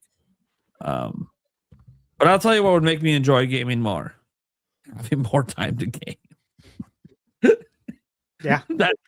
That's the biggest thing for me. It's the only thing we can't buy more of. Mm-hmm. Yeah. And then a couple more points on here. You had 0.5 time and lifestyle strategy. Where does gaming fit best in real life? Handheld at night, docked on weekends, short sessions long. So for me, I've been noticing lately that the most consistent time is short sessions, handheld at night in bed after I'm done with all my work stuff. Sometimes I can get an hour, a couple hours in, and that's all I'm going to get. I got to be realistic. I got to be up in the morning, got to deal with the kids, got to go back to work, all that stuff. So that's like the most consistent time that I can get it in. But there are times, of course, where I'll plan a little bit ahead. My kids are older, where I'm like, hey, this upcoming Sunday, I'm deciding I'm not making a video. So, Yulia's busy. You're going to do something? Cool. We're going to get a 6-hour session in. It's happening today. We're going for something good, something hardcore. That's where I get my JRPG time in, if I'm completely honest. I can never pick up and play a JRPG for an hour and be satisfied. It's not how it works with JRPGs in me. So that does still happen, but that's not most common. That's something I sometimes got to plan a little bit ahead to pull off. Multiple, especially when it's a 100-hour game and I'm trying to get like it actually beaten.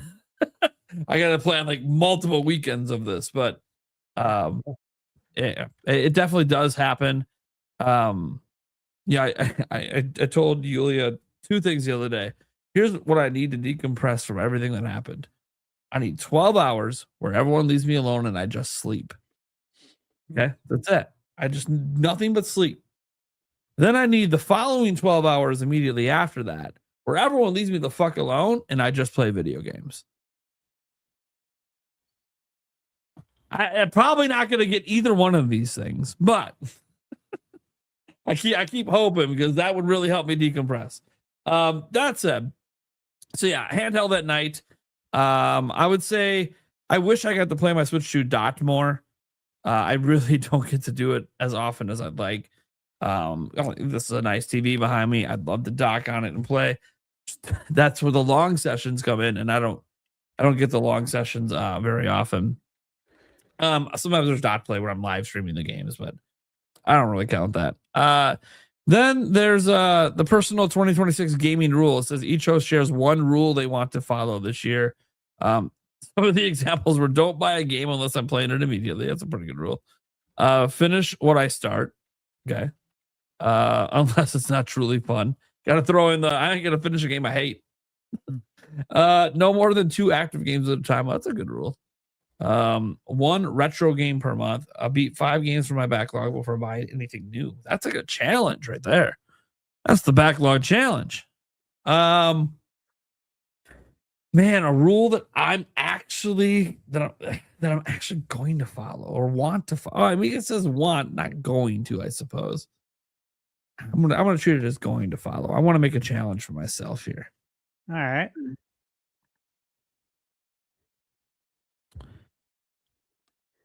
I want to beat 1 game a month. That's a great goal. Like actually beat it. Doesn't be 100%. I know me. 1 game a month. I would like to actually beat the game. Mm-hmm. I like that one. Mm-hmm. All right. I'm good. I went through everything. Finally, someone read the doc. Yeah, very nice. Eric, you want to go? Yeah, no, basically, yeah, I'm just hoping to finish up a couple games that I'm currently in the middle of. I think I got 4 that I'm in the middle of, unfortunately. So I think that my next step is just kind of getting through those 4. I'm really close to completing Age of Imprisonment. Then I think next one I'm gonna go back through DK and then back to Echoes of Wisdom and then possibly Pokemon. So I'm just kind of getting through kind of the games I'm kind of part way to halfway through already, and the Pokemon's really questionable, but if I have time, it'll be kind of the game I'm getting back to eventually. Yeah, I don't have anything on the horizon that like I'm absolutely needing to purchase. So it's going to give me a little bit more time to kind of clear my backlog a little bit of the games that I'm, at least partway through. So that'll be nice. They all the ones that I'm kind of partway through right now kind of all came out at the same time. It was like I started one, and then the next one came out, and I was like, ooh, okay, I want to play that game. Then it's like, okay, that one came out, and I want to play that one now, even though I was like halfway through all of them. So, it'll be nice to kind of give myself a little bit of time here, because like I said, there's not much that I'm absolutely having to purchase at this point. Yeah, that's kind of where I'm at. I think I'm kind of just road mapping that, and we'll see what actually gets announced over the next few months or so. Yeah. Hopefully, I'm able to stick to my roadmap. But yeah, I mean, yeah, that's kind of what I'm hoping for, is just kind of be able to get my at least 3 of those games fully completed, and then I can kind of look around to see what else I want to play. So, all right, that's good. It's a good game plan. I like it. Bird, do you want to run back through that and yeah, and then sure. I'll go. Cool. Yeah, sure. Let's see. Let me start from the check. Yes, I've accepted that as far as the reality check, I've accepted that a backlog's never going to end. It's always going to grow. It's a never-ending list. I'll always love video games unless unless like in this dystopian future, video games turn into just like permanent games of service slop. I'm always going to be a gamer. So I imagine my my optimism that the list is never ending. Let's see. One game at a time versus Hopper Life. I already talked about this. I've been living the game Hopper Life, but I'm really ready to get into the one game at a time, more disciplined approach, more committed to finishing games before jumping on to something new. Unless, of course, with the exception, I'm on a Nintendo podcast. Like Nate kind of mentioned, if a Zelda drops and I'm in the middle of something else, obviously I'm gonna jump on that Zelda. I'm gonna be discussing that Zelda or that 3D Mario on the podcast. I'm not gonna be like, I'm only halfway through Trails of the Sky Chapter 2, guys. Sorry. So there will be exceptions, but it's going to be a lot more of a disciplined approach in 2026 than it was last year. Series playthroughs is going to be a theme for me.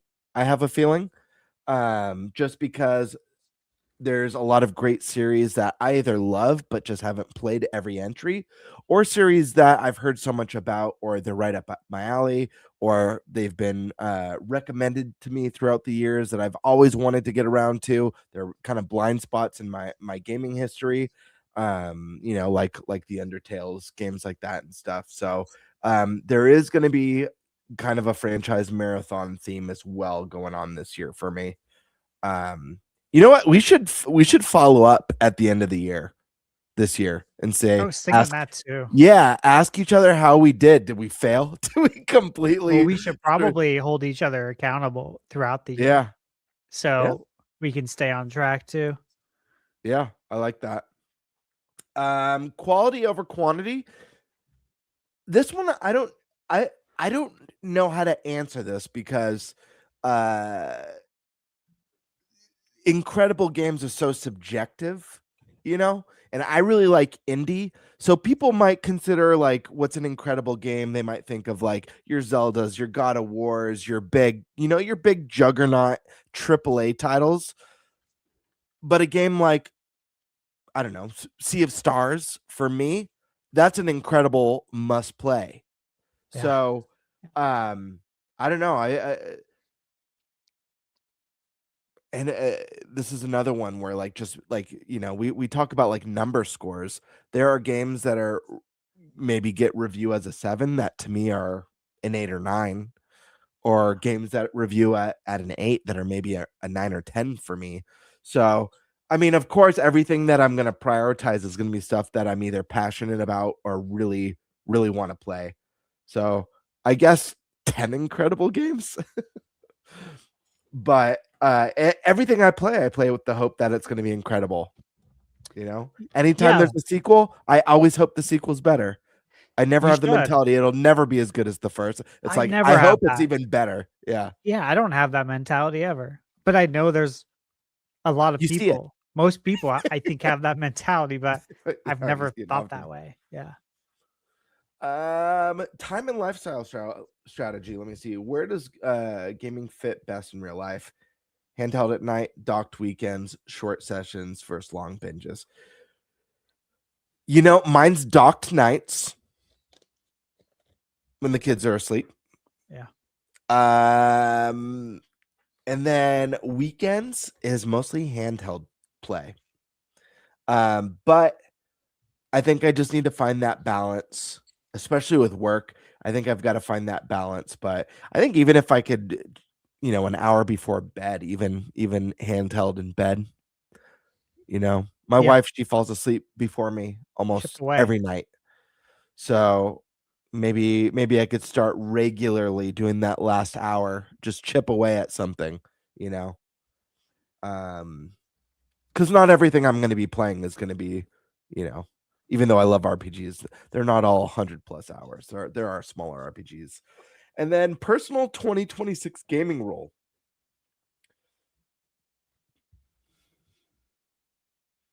Let me see. Don't play a game and listen, play it immediately.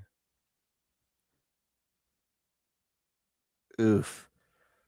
Yeah, this is very telling about how bad I've done at being disciplined or like prioritizing my backlog. Is all of these sound very restrictive and painful to me. That's how you know you did a bad job in the previous year. Oh man, I feel like finish what I start unless it's truly not fun. That's a good goal for anyone. Because, like, regardless if you're going to play a second game or a third game simultaneous, you should finish what you play unless you don't enjoy it. If you like the game, why not finish it? So that's a great rule. Finish what you start. I Yeah. also really like no more than 2 active games at a time. Yeah. Those are the 2 that I think I can adhere to the most. Maybe 1 retro game per month, but I guess that depends on what 2 games I'm focused. You know, if Final Fantasy 7 Part 3 comes out, it's gonna be a lot. It's gonna be a lot of hours. I mean, you just talked about how you put 250 into Rebirth, so I don't think it comes out this year. yeah, probably not. You know when I think it comes out? Hmm.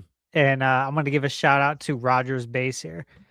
I was listening to his predictions on Monday. I was at the gym, had the headphones in. It was like over an hour long. Like, oh, this is perfect. Right? Yeah. Like, I'll just listen to the whole thing. And he has such a great prediction that when he said that, I'm like, that's the date. That's the date. 7/7/2027. Done. Done deal. Done deal. Final Fantasy 7 Part 3 7/7/27. I'm like, Yeah, 3 7s in there. yeah, I I'm like like that's got to be it. But please like keep that. going. I just had to share that. Yeah, I'm yeah. pretty sure Roger is dead on with that. So I think what I'm gonna set for my goal is finish what I start, no more than 2 active games at a time, and when possible, 1 retro game a month. But that's gonna be like the variable goal because that could change month to month depending on what I'm working on. And I will say, you know, Prime mentioned like buying a game and not playing it when you buy it. I think he mentioned that. I'll be honest. I actually, when he said that, I felt ashamed because you'd be surprised how many games are on my gaming multi-console. Like there's a PlayStation games and Nintendo games that are in my shelves that still have like the cellophane on them. Like more than I'm proud of. I mean, this is excluding like a collector's item that you bought just to have as a collector's item. You know, this is like those don't this is count. just like a right. This is like just like a game that I bought. You know, that's just like I've got a bunch of them. I hate that. Yeah. Because I don't buy anything that I don't want to play. Yeah, That's you know true. what? You shouldn't. You shouldn't. Right? Like there's been times where I've been asked, do I give bad reviews? And it's like, well, look, I'm not trying to play shitty games, dude. I'm not trying to waste my money. Like if you're craving pizza, do you try and find the worst pizza place? Yes. You know what I mean? Like, I think it says a lot about my eye for what is a good game. Yeah. Like it shows I'm batting like 1,000% because these reviews are obviously they're honest. I don't get paid for this. You know what I mean? So it's interesting that you bring that up because I feel like so many people play games and then they don't like them. They complain about them. It's like, don't you know what you like? Yeah. You know what I mean? Like, where's your judgment at? It's we're privileged because it's not like it was in the 90s where you had to base your purchase off the game cover and the description A few on the back. screenshots on the back.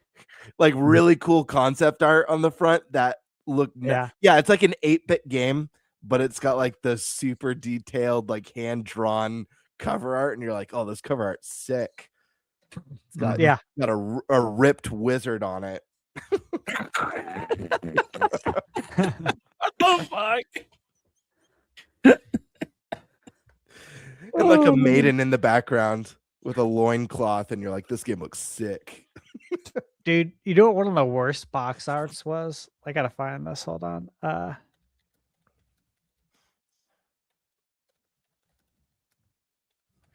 Here, continue going. I'll find it. Oh, here it is. I found it. Oh, yeah. That was pretty much it for me. All right, I gotta just show this real quick. Worst box art ever. One sec. And you guys are probably gonna remember this box art. I'm gonna say that. You'll probably remember it. Probably seeing it on a shelf and thinking like, yeah, I'm never gonna rent this game. Yes, I remember that. Right? Like what? I do remember this. It's so bad. Yeah, was that your thought? Was like, why would I ever rent this game? Phalanx. Like, what is that? What does the name mean? Why is there an old dude? Dude, I love too like the hyperspeed shootout in space, but there's just like an old redneck with a banjo on the cover. It's so great. I would almost. He looks like old man Marley. Right? He looks like back in '58, he murdered his whole family and half the people on his block. He looks like an animatronic that belongs at the beginning of the Pirates of the Caribbean ride. Oh my god. Yeah. It's we should ask Kiwi Talks to interview Kemco and ask him what was your mindset going into this box art? Like walk us through it. Inspiration. Yeah, walk us through this, man, because like to this day, that's one that I can't figure it out. Like I'll give a pass to Mega Man 1's box art. Like I understand what you're going for there. And it's just just doesn't look right, but I get it. It's fine. This, that Phalanx, I'll never understand that. Anyways. Did you hit all the points? You got a few more? No, I think that was all of them. I want to share one box art. This is what came to mind when I was talking about. Like... Okay. Hold on. Box arts, man. They never get old for me. I shouldn't have said wizard, but but I'm very nostalgic for the days of going into like a Blockbuster or a Game Crazy and just like, or even like the EB Games and GameStops back in the day, and just like that was your way of seeing what's out, what's new, what's out there, and just like looking at all the box arts. Like, man. Before we had computers in our hands, right? Because, classic. Yeah, Golden like Axe. you'd see something like that, and obviously, like the graphics. Well, I guess maybe a little bit more so in this case, but you'd see box art like that, and you'd be like, "This game looks freaking sick." But it really was just the covers badass. But yeah, dude, I missed ripped. I missed the old game art. It was I don't know. Some of I see covers nowadays. Some of them are not very good. I'm like, No, and it makes it easy to spot the ones that are great, like the Dragon Quest 1, 2, and 3 HD 2D remakes. Oh yeah, those are beautiful. They went out of their way to hire this special illustrator. I remember reading an article on it from Square, and I'm like, yeah, dude, like that's awesome. That's what I want. We need more of that. All right, so let me go through this then. I'm the last one here on this. Okay, so. Gaming game plan for 2026. Backlogs, burnout, playing smarter. I don't have any burnout. I'm not going to. When I worked in the restaurant industry, I was always told I was going to get burnt out, and that once you manage and you start going to other locations and you start dealing with all this BS, you're going to get burnout. I never did. It was always great. And then mortgage, same thing. Mortgage was even worse. You thought they were talking about Burnout Paradise. Yeah, right. I'm like, sign me up. I love that game. But mortgage was the same thing. They said, you know, people who don't last long in the industry, you're lucky to last 2 years and you burn out. Now, here we are. We're talking about video games, bro. Why would I stop? Like, I get to play video games. I get to do this. This isn't something I have to do. I get to do it. So burnout's never going to be a thing. Backlog's always going to be a thing. And I'm not going to pretend it's not going to be a thing. I've joked about it before. I know it's a morbid joke, but a lot of that will be there when I die. And hopefully whoever I will it to, right now it'll probably be my godson. Hopefully he'll finish the job for me. Because there's gonna be a lot of unfinished files, right? That's just the reality of it. Obviously, I still do have plans for like backlog stuff. You know, I have an Excel sheet with the games that I received review codes for. I want to make good on those, obviously, because that's the right thing to do. Like, these are games I wanted to play. And so I want to get those games done. And I think I'll be able to. But at the same time, I think I have 5 or 6 games right now that I just got codes for in the last, I think, since Monday. So I'm just like, shit. I had a plan. What? Stash, I'm so sorry to pause you. Do you have an LED dock for your Switch? I just noticed that. Yeah. What the heck? What is that? Yeah, it's LED dock. It's I love that. It's by this company. Did you make a video on it? Is there a video link? No. Oh. There you go. That's cool. It can display all sorts of different colors. There's my hand. You know, whatever you want. It can do like apparently 300 or 400 colors. You know, they advertise crazy stuff. Who knows? I like that. It's pretty cool. Yeah. I saw it online. I was like, this is cool. I like this. All right, where was I? Okay. So yeah, backlogs, yeah. That's my game plan. But again, I just got a bunch of codes and embargoes. Like, these are for games that aren't out yet. So obviously embargoes are playing a role now. So those have to take priority because of that. Which, again, that's normal. And these are games that obviously I want it anyways. Gaming habits, quality over quantity. I think I do a good job with this. Got to put the stash in the will too. I had to share that. Yeah. It's such a great comment. I'll stash it in there for sure. Jeez.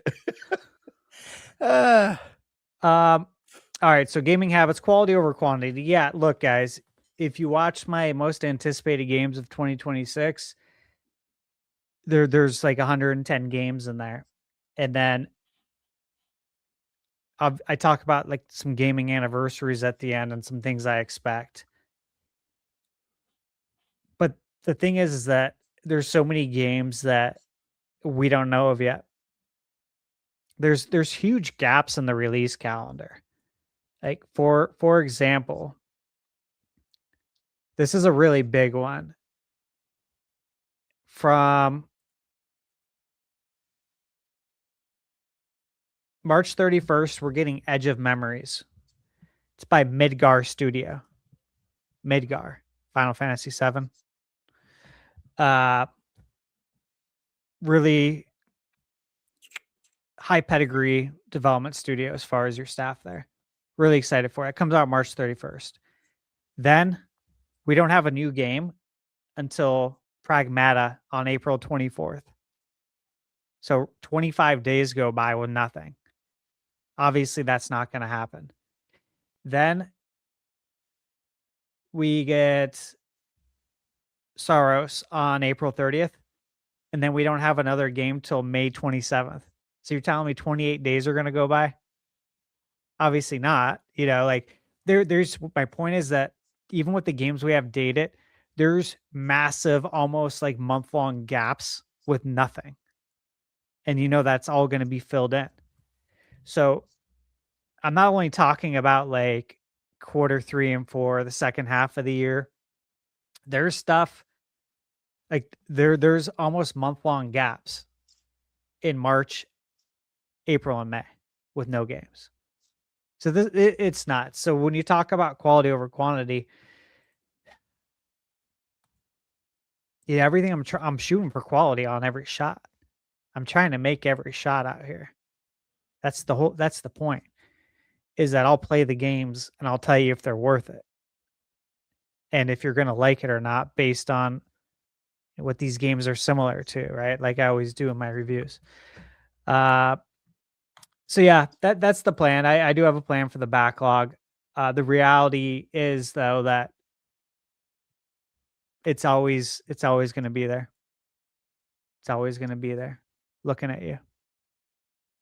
Just have to deal with it. Just have to get over it mentally. Let's see. What's the biggest backlog killer? New releases, review obligations, or FOMO? New releases and review obligations for me.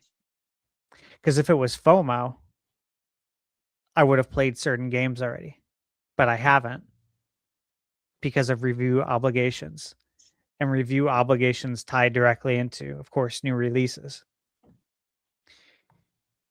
One game at a time versus game hopper life. Yeah, I mean, I beat the games, but I have to hop around. And obviously, I can't be playing these multiplayer games that have no end. I can't be playing Animal Crossing. I can't be doing this stuff. I won't get nearly as much done. But Michaela, like I said, she'll be playing Animal Crossing. So I'll check in on her and see how she likes, and I'll keep trying to talk her into reviewing it.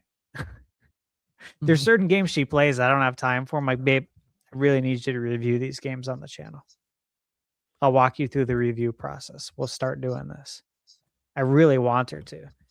Animal Crossing, Stardew Valley. You know, she's got the update. She was playing the game, obviously, before that. There's just a handful of games that she's played, and this would like be perfect for her. So I'm still working on that. It's going to happen. All right. Does one game at a time improve enjoyment or make gaming feel like work? I mean, that's how I always play anyways. Gaming will never feel like work. You cannot allow that to happen.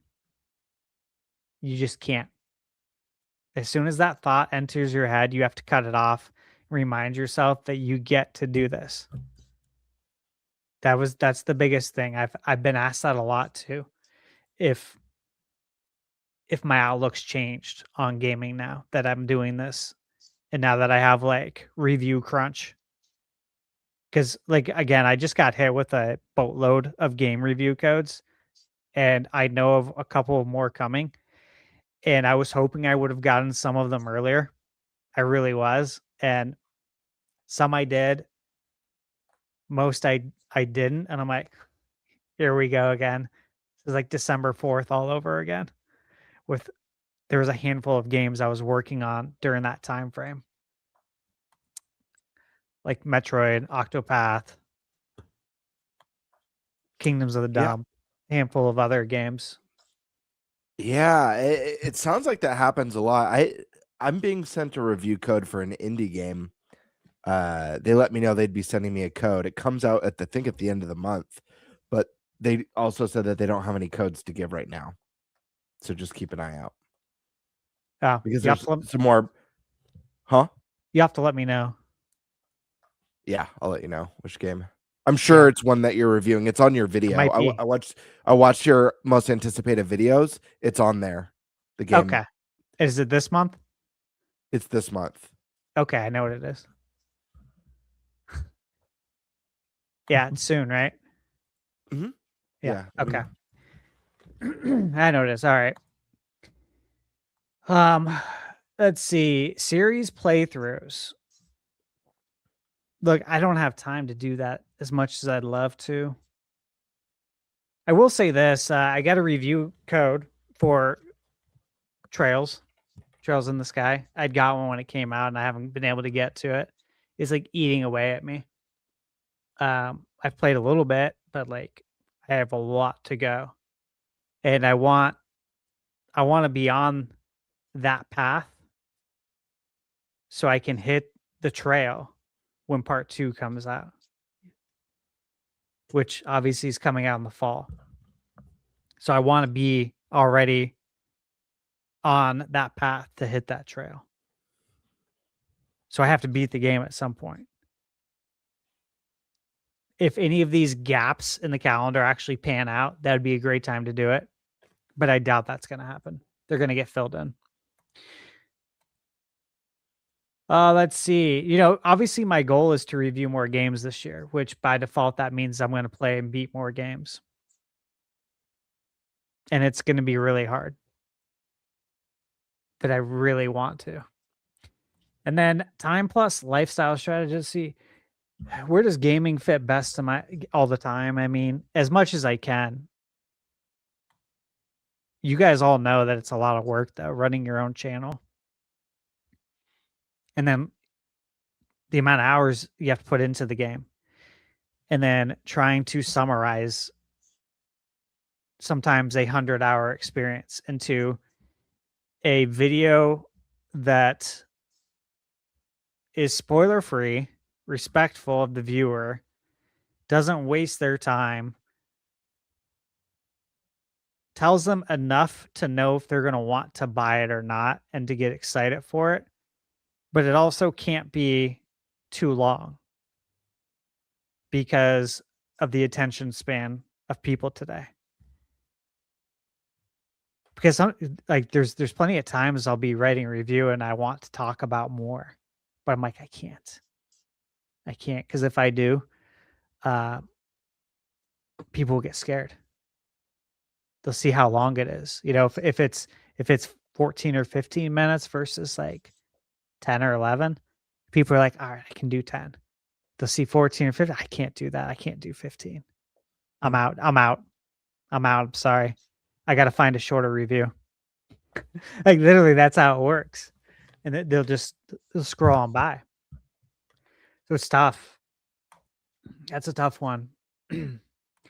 I want to play more handheld because doing so will help me chip away more at reviews.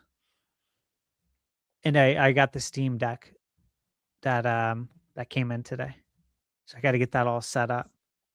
But part of getting that was obviously a business choice. Which one did you get? Did you get the basic one? Did you get the OLED? I'm curious. OLED for sure. OLED 1 terabyte. And I got a 1 terabyte SD card. As well to put in that baby.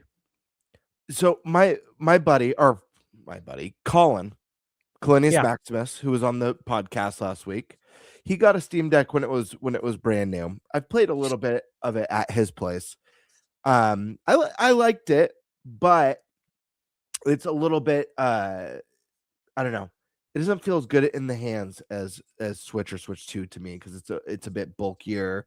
And like the pad was weird, but I've been thinking about getting one, even though I've been apprehensive in the past based off of, I was hoping Steam Machine was going to be the one for me, especially for like reviews and stuff, because I know you know this, but at least as far as like review codes go on my end, I've only had a small handful sent my way. It's usually like Steam's the guarantee, and Yep. it's usually when I ask for a Nintendo code, it's we'll try, or we don't have any Nintendo codes, but we've got Facts. Steam. Yep. So I was hoping the Steam machine would be the device for me, but if it's anywhere near what it's going to be priced at, I'm thinking just for like time purposes and money purposes, maybe the Steam Deck is a better option. Let me know what you think of it, Stash, when you got some time on it. I'm really curious. I will, and I've researched stuff. Like I'll be installing Decky, which is a plugin, and I'll be installing the frame gen, which allows you to improve frame rate on games dramatically. I was talking about it in chat earlier, but I've probably seen at least 100 games on YouTube, like demonstrations of a game going from 30 to 35 frames per second to over 60 using the frame gen. And it's a free, or the Decky app is $6.99, I think. But that's it for lifetime. And the plugin is a frame gen plugin, and it looks simple to use. And to me, it looks like the trade-off is totally worth it. You know, like the resolution may dip a little bit, but on that screen, it's like you don't even see it. You really don't even see it. And in turn, you're getting 60 FPS. I've seen 70, 80 frames. I'm like, this is good. This is good to see. I like this. I like having the control over that. So that is why I got it, though, because of the review codes as well. And also you can get them considerably earlier on Steam. Sometimes weeks, month before the game even comes out. I have some that are like that right now. So I'm super excited. And I did get the refurbished model, which I was excited to get because one, when they come in stock, they sell out in like 2 or 3 minutes. And I just so happened to see when Wario64 posted on Twitter. And I'm like, it had been like 6 minutes on my timeline. I'm like, it's probably sold out. I'll click it anyways and see. And I'm like, oh my God, there's an OLED 1 terabyte. Like that's the one that sells out immediately. And so I jumped on it. I'm like, screw it. And I got it. So it's something I've been thinking about for a while. Are you getting the dock or the cable that whatever? I forget how Steam Deck allows you to dock to a TV. So I still have the BenQ GR10 that I reviewed, which is for Steam Deck. I used it for other means. But yeah, it's built for Steam Deck to do 4K 120, or it can do 1080p 360. I'm like, guys, that's great that you overspec this, but come on. That's not, no one's doing that. I'm not going to talk about this in the video. Frames per second. So stupid. Yeah, no, I know. Yeah, so I have that, but JSOX is sending me, they already sent it. I already got a tracking. They sent me a whole package of goodies. So I'm like, cool. One of them's a dock, but yeah, I'm going to be able to use the base Steam Deck for probably like, I don't know, till the weekend. And I presume everything's going to arrive before this time next week. So I'll be able to test it out base and then test it out with accessories and, you know, bases, not bases, but grips, cases, see how it improves. But yeah. The OLED Steam Deck was obviously, since it's refurbished, it was less. And if you read on Valve's website, they're very clear in their wording that it's just as good as a brand new one. Oftentimes, it's better, the refurbished one, because of what they do to make it certified. I'm like, okay. And it's considerably cheaper. I'm totally in. So if you're gonna get one ever, that's what you want to do. Is I would probably say that. Just get a refurbished one for sure. It's like a couple $100 cheaper. All right. So outside of that, guys, let's see. How do we avoid gaming becoming a stress activity instead of fun?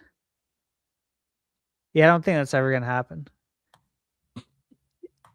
You just don't let it happen. That's how you avoid it. And then personal 2026 gaming rule. Let's see.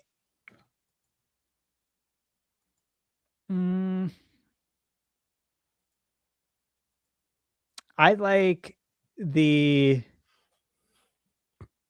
one retro game per month. I like that. And I like don't buy a game unless I'm playing it immediately. I've been a lot better with that, actually. I can't do that because some games I like to get collectors or like the special editions. And if I don't get it right away, I might not be able to get it ever. I think at least that's at fair. retail. Yeah. I think excluding that would be the goal, right? Sure. Because if I'm not going to buy a game and just throw it in my backlog. I haven't been doing that for a while now. So a lot better there. But yeah, that's it. That's the topic. Okay. Gamer, we're going to talk about fantasy. Wait, we have one more topic. We have a topic first. I think one more topic. So before we get to the headline topic, the one we haven't touched on. If we need to save fantasy for next week, I'm cool with that too, based on time, whatever you guys are feeling. Well, let's get this topic going and we'll see what happens. Yep. So, guys, is it time to panic for Switch 2 yet? Now? Right this second? Well, there's been tons of headlines. I'm sure many of us have seen them. That Switch 2 is losing momentum. Switch 2 is starting to fail. Or any combination or alternative of these hot takes online. Most of this stems from essentially three things. Nintendo stock dropping 33% over the last 5 months. Nintendo Switch 2 holiday sales being lower than many expected. And supposedly, a high up at Nintendo told the game business's Christopher Dring that Switch 2's performance has been bad due to the price of the system, economic factors, and the lack of a big game that appeals to Western gamers this past holiday. You combine this with the known sales data for November in the United States and then some European countries, and Switch 2 seemingly didn't have a great holiday, which often is the number one sales period for the year. Then, if you glance at the upcoming data, first party wise, there really isn't a big system selling game announced right now, even for Switch 2, but a bunch of solid games like Mario Tennis or a new Fire Emblem. This has led many to believe Switch 2, no matter what its actual sales numbers are, is downtrending with no light at the end of the tunnel. So the question is it time to panic? And when can or will they basically make that narrative go away? Or will the narrative remain? It's truly time to panic. Remember, Nintendo Switch 2 is in chaos. It is pure evil.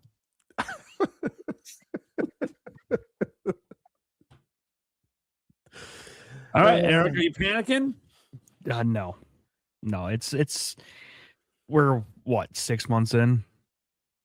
7 now. 7 now. Yep. So I mean, it's still plenty early. I'm not panicking. If you start seeing a trend of, over the next 3-4 months where it kind of, keeps dropping in sales, then yeah, maybe it's time. But until it actually becomes a full-on multi-month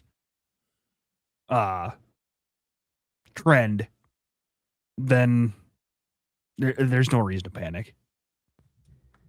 There's games coming out. I think we'll be okay. Even if it's not Nintendo games, there's third-party games that'll sell systems. So I'm not panicking. No. Birdman. It's interesting because I have to be fair to something I said in the past. Well, personally, I'm not panicking. However, early on when Switch 2 was released, and we're getting like some of the early sales speculation, and there was a lot of negative videos coming out. We had a discussion about this, like, should we be panicked about Switch 2 sales? You can find them everywhere in store. And I made a comment that it's way too early and that Nintendo had major stock. I said, however, if the Switch 2 bombs in sales over the holiday, then that's a reasonable time to have a conversation. That's when you could actually discuss it. No point of discussing it prior to that. Now, they did not have a very good holiday. That being said, the industry didn't as a whole. It was a very tough holiday for the industry. I think part of this makes a lot of sense that Switch 2 did not have a big holiday game. This was something that I speculated on the whole year on the podcast. I made videos of it on my channel. What's Nintendo's big holiday game? The holiday game is generally the biggest. So whatever they've got planned has to be bigger than Mario Kart and bigger than Donkey Kong. There wasn't a big holiday title, unfortunately.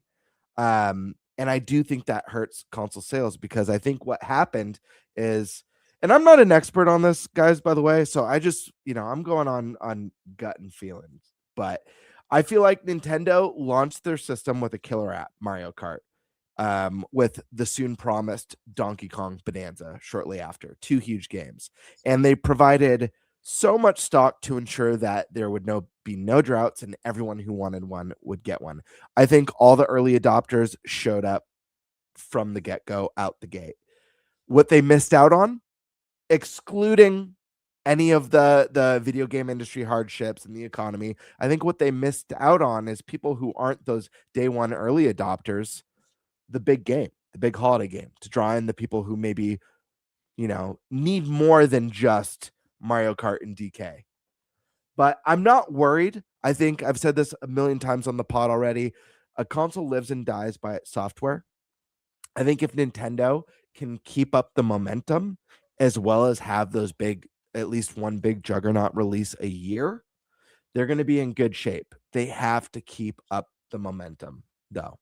That's what set Switch apart from the competition. That's why Switch dominated. Yes, part of it was the new concept, the innovation of the hybrid console. The other part was that the Switch just had nonstop software. You had your guaranteed AAA games, but you had a nonstop flow of indie and AA titles. There was never a drought on the system, very rarely. So if they can keep up that momentum with Switch 3, I think they're going to be just fine. Time will obviously tell.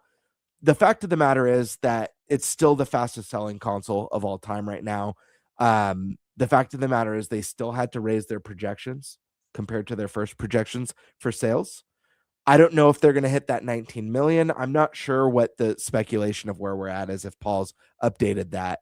But I think I had predicted when Switch 2 was about to launch, we had done some first year predictions, and I think I had guessed around 16 million. I think that's a huge win if they hit that. If they go over that, then that's going to be unbelievable. We're going to have to wait and see, but I think it's basically going to be software. I don't know. I think it will be scary if we end up in a scenario, depending on, there's a lot of speculation with chip costs going up, what Switch 2 might cost soon this year if they have to raise the price. I think if they raise it to 500, I think that they can get away with that, especially if they offer more bundles or more permanent bundles that are steadily in stock. If this goes up more than that, if this goes up to 550 or 600, I think that's where we're going to start to be in hot water. And it might be advantageous for the company to take maybe more of a loss on the hardware, even though that's not something that they generally do. But right now, I don't have any reason to panic other than I'm panicked for the industry as a whole because, it's obviously hurting. AI is not making things better. The economic times aren't making things better. These companies, chips. Am I freezing? Can you guys hear me?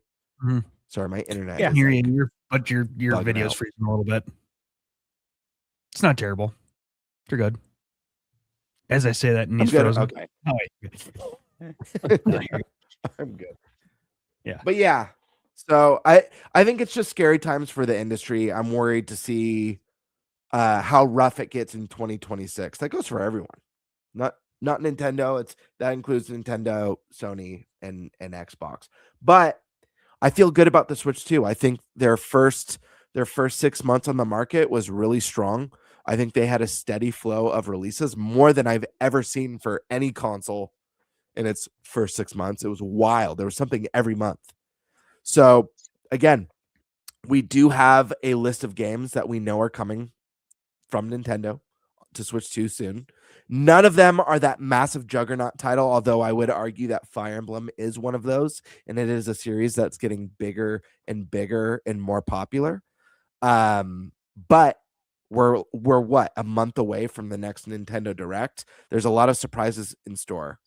I hope Reese is wrong. Reese said earlier tonight that he feels like it's probably going to be a very meh year for Nintendo. I hope that's not the case because I feel like we're going to have a big holiday game like we were lacking last year. I think if Gen 10 comes out, if we get some sort of a Zelda remake this year and whatever, we're already getting Fire Emblem. I think this could be a really good year. Nintendo just needs to keep up the momentum, and I hope they've planned for that. So, yeah. Cool. All right. Stash. Well, you guys probably shouldn't be surprised with my answer. He's 100% panicking. Zero. This industry is fucked. Zero concern. We're fucked. My career is over. And I don't have any concern. I really don't. The numbers are the numbers. My feelings towards them don't matter. My attitude doesn't matter. Nothing matters. Nothing I think, say, or do will change the numbers. The numbers are the numbers. Yep. There's nothing more to it. But since we are on a podcast, I will say that the numbers they're better. Like than the Switch 1. It is the fastest selling console, right? It still is, right? Yep. As far as we're aware. So I don't know why everyone's acting like Panic and Skywalker. Come on. You know what I mean? Though, like for real. Look, the stocks go up and down. That's what they do. They've always been like that. I think if you look at Nintendo's stock history, I believe the same can be said for other sects of gaming, but I was to say Sony, it's hard to break out Sony because their stock's tied to so many other products, of course, that Sony makes. But the beginning of a console life cycle, stocks usually take a dip. And that's because it's not laid out on a platter, everything you're getting. Even though like Nintendo has the historical precedents to go off of, like, hey, look what we did with Switch. You're only as good as the last thing you did. That's how it generally works in the stock market. People aren't putting their money in based on faith and faith alone. But as a fan, I can go based off of that. As a fan of the industry, as a fan of Nintendo, PlayStation, Xbox, all of it. Square Enix, fan of them. Ubisoft, not a fan of everything they do. I am a fan of their games though, and and their IP. Not all the time, but I'm a fan of them. I think they're going to work out fine. So I'm not concerned about this stock dropping 33% over the last 5 months. People just want to see games. The shareholders want to see games. And been following Nintendo long enough to know they're gonna show games. This is what they do. And I'm sure we're gonna find out in February with the Direct. And then some. And honestly, I think the people who sold their shares are gonna be pissed that they sold. Because if they don't think the Mario movie is going to drive that stock upwards, maybe they're smoking crack. I don't know. But between that and Zelda next year, things are only going to go up from here. I don't think they're looking at the big picture. I don't think they're factoring in the theme park stuff. Obviously, the economy, we're not even going to get into that. I follow things closely there, though. I could probably have a channel on that stuff. But I don't want to talk about it.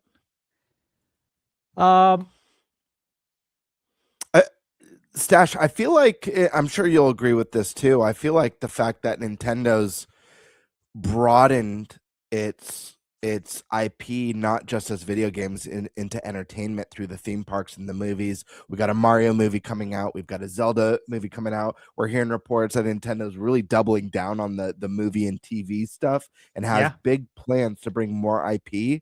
And I think that stuff is only going to help Switch 2, to be honest with you. Dude, it totally is. It's going to help so much. We already saw it with the Mario movie. Every Mario IP gained from that. It's going to happen again. It's going to happen with Zelda. So you best believe Nintendo's going to have plenty of Zelda titles to choose from by the time that movie comes out. Because you got to capitalize on that. You absolutely have to. So, yeah, look, guys, if you watch I'll give a plug, but if you watch my most anticipated games of 2026, like I said, there's 110 games on there. And that's not like 110 games that are coming out. These are 110 games that I'm legit excited for, and you probably would be too. So, and many of them are coming to Switch too. Actually, probably a good bulk of them are. And we also just don't know what else Nintendo's coming out with this year. You know, we have our predictions, right? That we did, last week? And yeah, I'm confident on the predictions. And one of them was Baldur's Gate 3. And just because of the recent news that came out, that doesn't mean it's not coming, because money unites people, companies especially. They're going to figure out a way to get it on Switch too, because there's money involved and people will get richer. So they'll figure that out. They'll put their petty differences aside, whatever it is. I'm sure it's petty.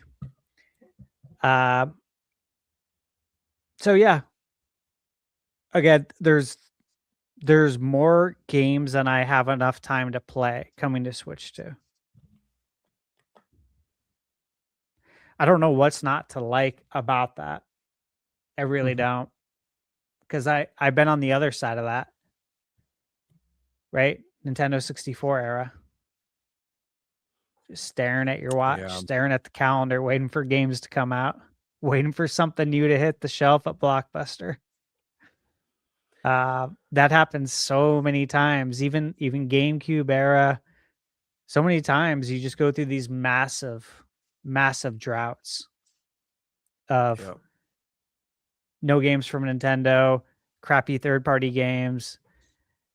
We've seen this happen plenty of times, right, throughout the years. And the only way you could kind of avoid a drought is if you were all in on the console and the handheld from Nintendo. That's the only way you could kind of like make sure you're always getting fed, is if you had both and you played both. Like you actually played both, because then you could, you didn't have the droughts weren't as bad when it was like that. And that's because Nintendo had to, of course, release games on 2 different devices. We don't have to do that anymore. So we're eating really good. My plate's very full. So yeah, I don't have any concerns, guys. I think the movie's going to help it a lot. This is its first full year on the market. I think we're going to find out a lot of really cool stuff at the directs. I think Nintendo is definitely holding off on some announcements to make this year. And I think things are looking very much up for next year too, with the Zelda movie. And once that's out, we're going to be finding out about the next movie.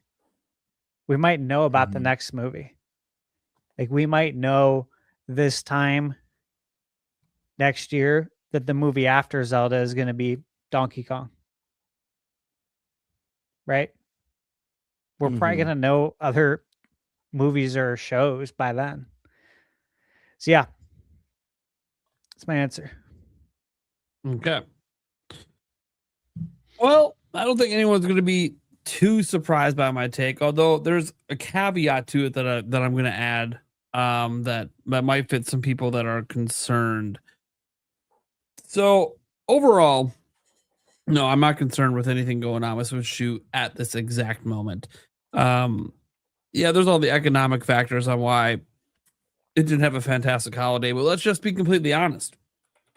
That supposed Nintendo rep said it, and I felt it heading into the holidays. There was no big exclusive game for Switch 2. There wasn't a single system selling exclusive game for Switch 2 this past holiday that was new. You had to go back to Donkey Kong Bonanza from July to find a system selling exclusive game. So it isn't a situation where the Switch 2 was hard to get. This isn't a situation, I mean, outside of Japan, Japan, obviously there's been some shortages, but here in the United States, of course, in Europe, there hasn't been a shortage of getting it. So it wasn't a situation like with Switch where, outside of the fact that it had a much more consistent and better library that first year in 2017, it also was basically impossible to walk into a store and buy one until holiday 2017. That wasn't the case with Switch 2, which meant sales were more front-loaded and more spread out because it was easier to obtain it. And the reason I bring this up isn't because there's not a legit problem with not having a system seller during the holidays or that the system is expensive compared to what was going on with Switch in 2017. I think we also have to remember with sales spread out more, when people talk about like the stock market, right? Using the stock market as a big point right now. I was kind of saying this back then that I thought it was really weird the stock was spiking so damn much because they were basing it off analyst projections and future projecting Nintendo and not basing it off of Nintendo themselves. They told us before the system ever came out, their goal was like 15 million sales this fiscal year. That's it. That's what you base your investments on, is what Nintendo says. Not off what these armchair analysts, and I know they do it for a living, but they're wrong about Nintendo all the time because Nintendo is one of the hardest companies to project because Nintendo doesn't operate like the rest of the industry does. Want an example? Look at what they're doing with Switch 2 and how easy it's been to get. They could have created FOMO by limiting supply, and they didn't do that. They've been accused of doing this in the past. They didn't do that this time. No one actually thought Nintendo was going to overstock the retailers. No one thought they were going to do that because no one has ever dared to do that. Mm-hmm. Yep. And they are doing it because they said, you know what? Screw it. And you know what's really cool about them doing that? This fear people have about the RAM prices. Nintendo's ahead on making Switch 2s. They're not in a panic mode. Furukawa just came out in an interview this week and stated, hey, they were asked directly about the RAM prices affecting Switch 2. Does not affect our margins on Switch 2 at this time. Well, what about the future? Hey, I ain't talking about hypotheticals.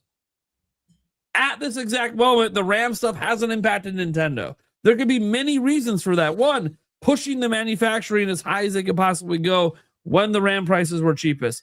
Two, already having a locked-in term contract on those RAM prices for a set period of time where Nintendo isn't worried about it because they can't exceed the price on the contract.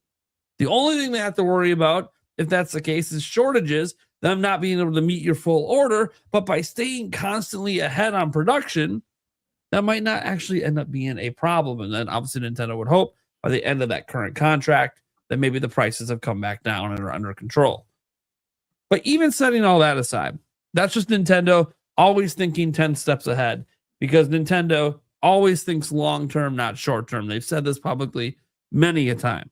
Why do you think they were stockpiling resources? They knew things were going to go up in price.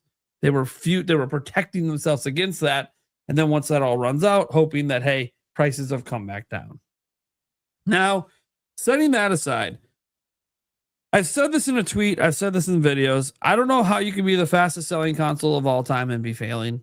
Those two words don't belong in the same sentence. It doesn't make any logical sense. You can have some concerns, and I'll get to that later. There's a caveat to that for this particular year. But up until this point, 7 months in, according to like Paul Gale and others, it has sold more than 15 million units. What's crazy about that, because that's just through the end of 2025, is that has outsold the entire first full 12-month fiscal year of Switch. And we're supposed to sit back here and pretend that that's not impressive. And I get, it was supply constrained. I don't care that Switch was supply constrained for part of that run. If it wasn't, the same thing could have happened that is happening now, and it still would have sold the same amount of units.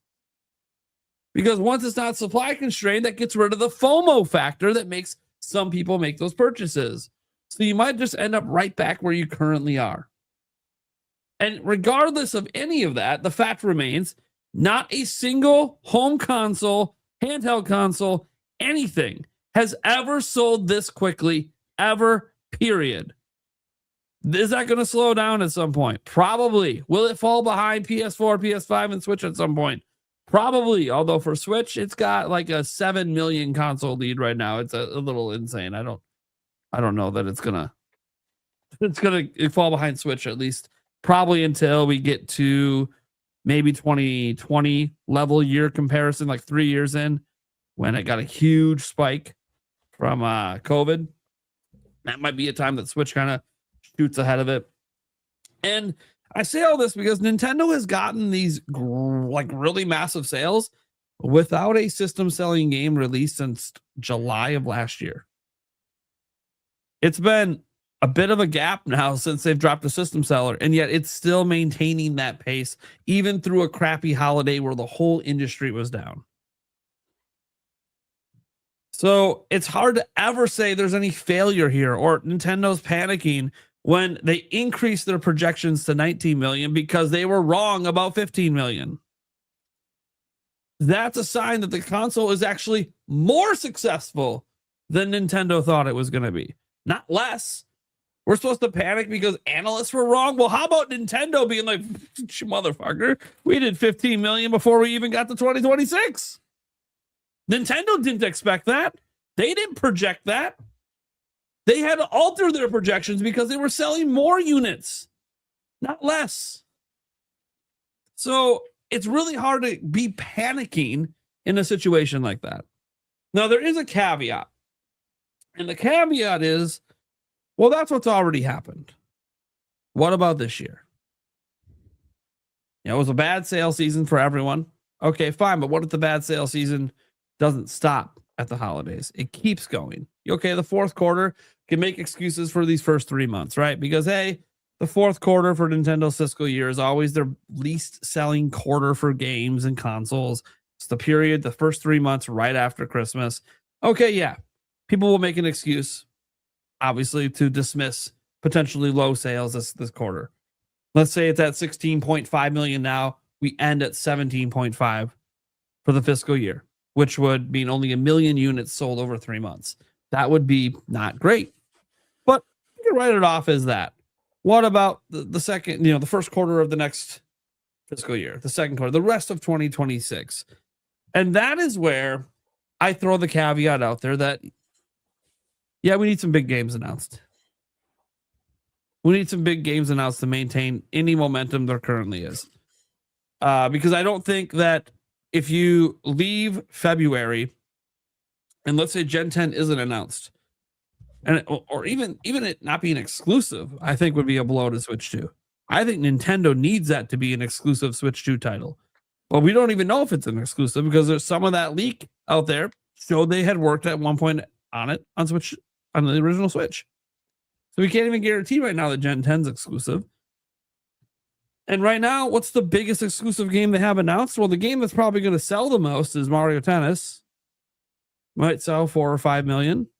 And that's lifetime. So that's not like selling necessarily this year. And then Fire Emblem. Now, Fire Emblem, I think, has potential, especially if it's going 3-house style, to be a fairly decent seller. But that's what you're banking on? 2 of your B-tier franchises? One's a spinoff? No, obviously they have to have more. And we know it's Zelda's 40th, and we suspect there might be a remake, but okay, it's a remake. It's not a new game. Where's the new games? I think there's 1 or 2 coming. 1 or 2 Nintendo hasn't told us about. And I'm not just talking about Dustbloods. I think Dustbloods could be a sleeper for them. But I say a sleeper because it's a non-traditional game compared to what Nintendo usually offers. So I don't really know how it's going to perform, regardless of how good or bad the game is. I'm suspecting it's going to be fantastic based on who's making it, but we'll see. So I do have the caveat that I'm not panicking now, nor would I be panicking. How can you? Literally, it's outselling Nintendo's own projections. There's no world where that's bad for Nintendo. But for the rest of 2026, I do think momentum could continue to downtrend if they don't get some big, exciting, this is why you want a Switch 2 game revealed. It doesn't even need to come out. And I think that's going to happen actually multiple times this year. While I'm not on board with a 3D Mario coming out this year, could it be shown? Maybe. But I think it's more likely they tease the next Zelda. It's the 40th anniversary.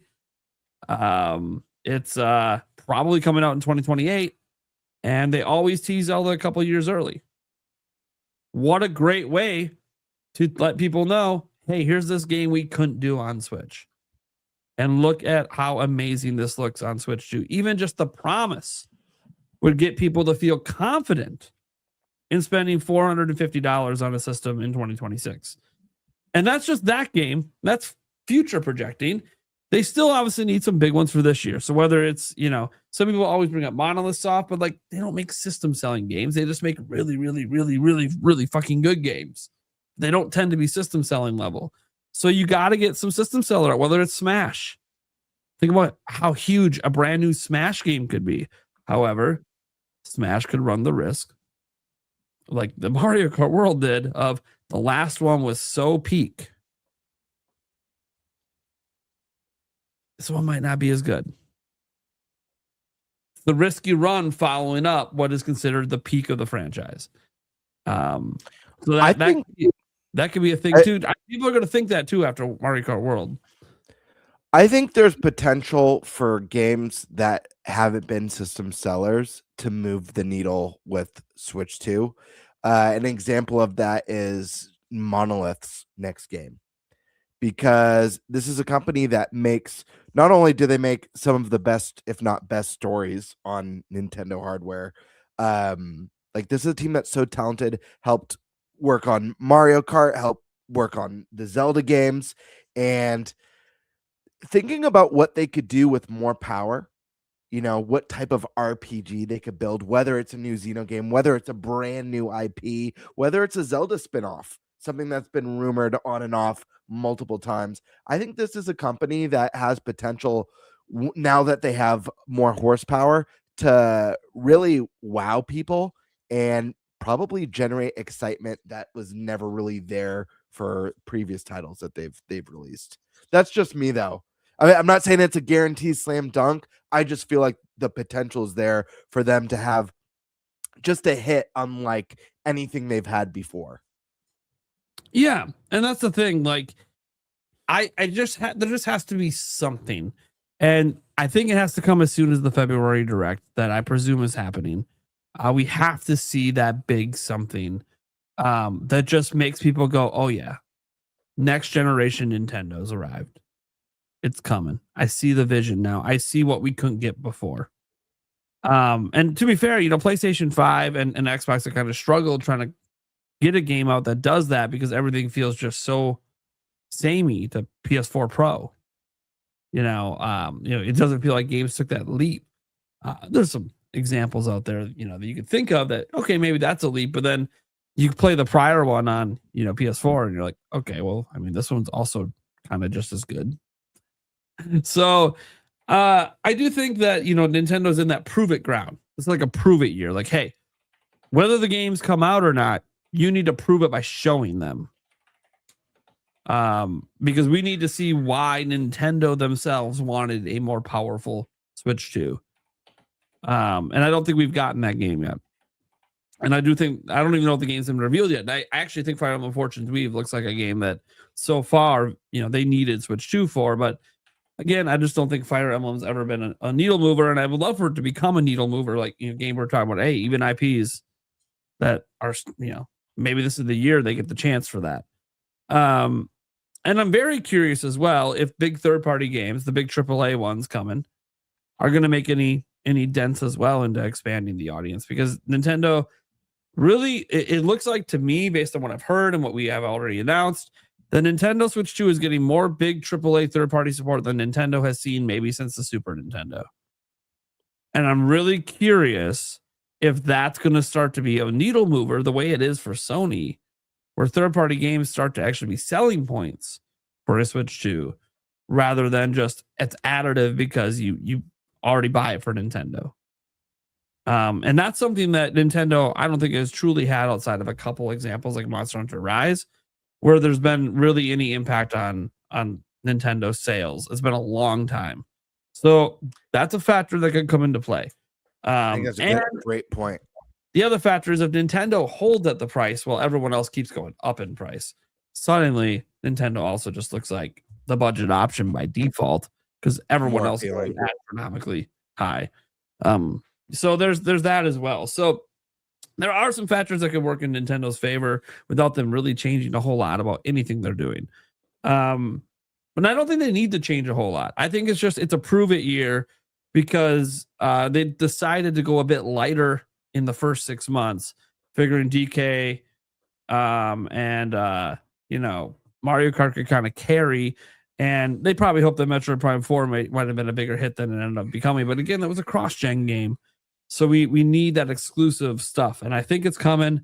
I think we're going to see it very soon, and that's going to make people just feel much more confident in what Nintendo's doing, including investors.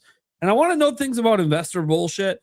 Guys, you got to stop thinking you watch a 6 month trend, a 1 month trend, a 2 week trend, and think it means anything in the stock market. It takes much longer for companies like Nintendo to see overall trends with how healthy or not healthy the company is. Like the 6 months trend, they're down 33%. Year over year, they're up 11%. Okay, so what number matters most? You're better off looking at the 5 to 10 year trends. Yeah, you know what I mean. If you look at the 5 to 10 year, all trend, about it's all longevity. Yeah, like the 5 to 10 year trends on Nintendo, like they are so much higher now, even than they were during the majority of the Switch era. It's like, okay, so Nintendo's in trouble because they're only as good as the peak of Switch.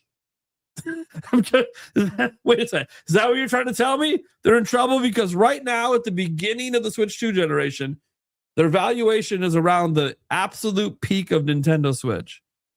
That's bad? Wait a second. This is the best Nintendo's ever been was the peak of Switch. That's bad now? No, they just they bought into the over projections of analysts instead of listening to Nintendo. They spiked the money. And you know what? After the September Direct, people who are those short earners, they only invest for a little period and pull out, they made bank. They bought in probably, last year, last holiday before Switch 2 was revealed at like, $14 a share. They cashed the fuck out at $25 a share. Said, fuck it, we're out. Let them make their money. None of that changes that it never should have been $25 a share. Because Nintendo told you they weren't going to sell 25 million this year. Nintendo told you we're not moving 400 million software this year. We told you. Why don't you listen? So yeah, Nintendo's ain't panicking at all. They're literally doing actually better than they actually thought they were going to be doing. And this was before we talked about the DRAM prices. This was before the shitty holiday came through. Seems like Nintendo kind of already had this all factored in before it ever arrived. And we'll see. We'll have the financial meeting, obviously, in a few weeks here, where we'll get the real numbers, which, of course, we'll go over on the show and discuss, the state of Nintendo and anything else that comes up in there. We'll get some sales data, obviously, for some of Nintendo's published games last holiday, see how Metroid Prime 4 did, see what we think that might mean for the future of the franchise, because people are concerned the sales might be quite low for that. So we'll see, along with, obviously, Air Riders, which is a one-off. We're never getting another one. Sakurai has made that very clear. And then, obviously, we'll see what happened with Age of Imprisonment as well, at least from Nintendo's side. There's one country is Japan. I think Koei Tecmo publishes it there, so we won't get the data from Koei Tecmo.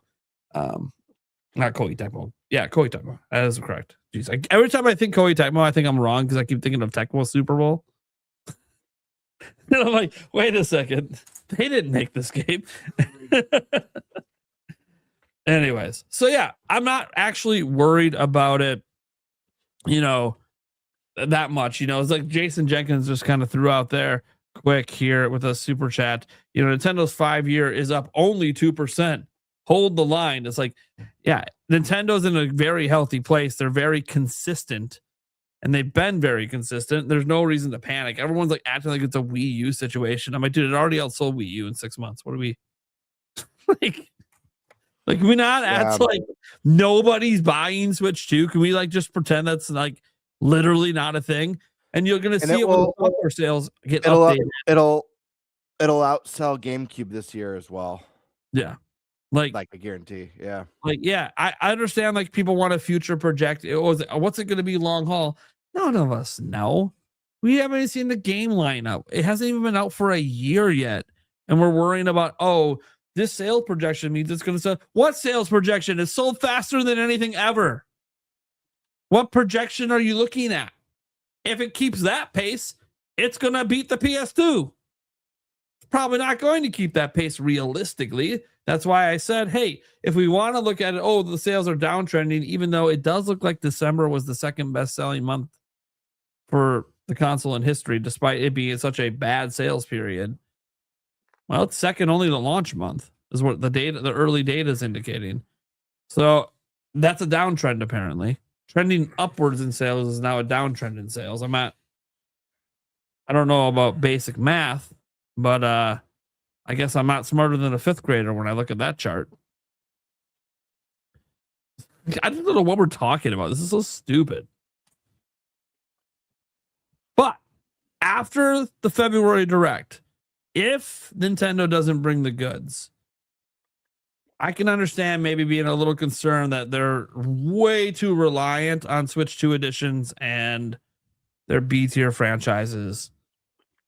That would not be a good look if there's not even one massive game shown off in February. I could understand concern at that point. So that's what they shouldn't rely too heavily on the Switch 2 editions. I think it's been great for the first 6 months to fill in the gaps. Obviously, we're getting Mario Wonder, but it's going to come with some new content. That's better. When it comes with new content, that's better. But the fact of the matter is that Switch 1 is the best-selling Nintendo console of all time. And so the majority of fans have played a lot of these games and probably put dozens of hours into them as well. So I don't know. I think when you have the $20 editions or even the $10 editions for that matter, I don't think it's going to move the needle for consoles. I think it's great for people who already have the games, who haven't finished them or have been wanting a reason to return. but I think they need to have at least one big game for the holiday. 2's even better, which I wouldn't be surprised if they have 2. They've got Pokemon and something else, would not surprise me at all. And then just a steady flow, guys. It's all about the games. If we get Splatoon Raiders this year, if we get that and Fire Emblem and Mario Tennis and the new Yoshi game, and then we get Pokemon Gen 10 and another big holiday title, we are cruising, my friends. That is a good lineup. So we'll have to see. Yeah, we'll have to obviously wait to see on all that. All right. I think because of time, we'll save the fantasy critic for next week, which is fine. I think we have Andres Restart on next week, and he'll just be super jealous he's not in the league. Maybe better luck next year, buddy. We'll see if the league expands and allow guests in next year. That might be fun. But we should at least plug it so people can follow our league, because that'll only take a minute. Yeah. Someone got the link quick to send out to the peeps. Yeah, because if you guys didn't know, our fantasy critic league, or basically it's fantasy for video games. Our podcast has a league, and you guys can follow it publicly yourself to see how we're doing. Obviously, no, I don't think anyone scored any points yet because nothing reviewed, nothing basically come out yet. That's on any of our lists, but they'll start rolling in. I think even publicly you can look at all the rules if you guys want to understand how it all works. So we don't have to explain it every single time, but I believe it's there through the public link. You can check all that out and see who's gonna win. Remember to click the follow button too. Follow it. Right now we only have 2. I'm pretty sure we could easily get on the first page of the follow list, considering that number 2 is only at 101. Yeah. So if we can get you guys to follow us, that's actually what that's gonna do, is make our list more found on the website, and also gets our name of our podcast in front of some other pretty big podcasts out there. Yeah, like Kind of Funny Games. We'd be right next to it. They would literally notice the NintenByte Podcast because our fantasy league jumped up next to theirs. And that could be good as well for future collaborations and stuff like that. So, and it will make for a really fun conversation with you guys during the podcast when, we do our quarterly check-ins on this, or, when we, there might be times where one of us is pissed when one of our games bombs and another's game just crushes. Dude, yeah, it's going to create a pretty epic moment. Yeah, guys. So definitely check it out and follow along, and you guys could make, have all your comments for us. You could dish it out about our weekly or monthly picks that we bid on. It'll be a really fun time. And even if we don't have any dedicated topics to it that week, guys, if someone's game bombs or someone's game does amazing, the trash talk's coming up either way. That's just, you not know what's going on. Like, it happened in the intro, it'll happen in the outro. It's happening somewhere. Happen in the middle of a topic. It's gonna happen. I have the first game coming up too. Which one was it? I forgot. Mio, that's right. Mio. Yeah. Comes out on the 20th. So we'll see. And for those wondering, it's based on Open Critic, not Metacritic. If you're wondering when you're looking at stuff. Do we know how to follow? Someone in my chat's asking if there's a follow button, but I've only ever been part of a league. So you click into the league. I put the link in the private chat if you guys want to share it out to your guys' chat. Or you just copy the actual URL when you're in our league. And then there's a follow button up at the top right corner. Right. I think you have to create a free account. So how else do you get notified what's happening and what you're following? Yeah, right. Come on. But they're free to make, guys. It was super simple when I made my account there. So. Okay. So we'll see what happens. We'll see if we can get some followers on that and see if we can bump that up the list a little bit. Notice us, please. We're a podcast too.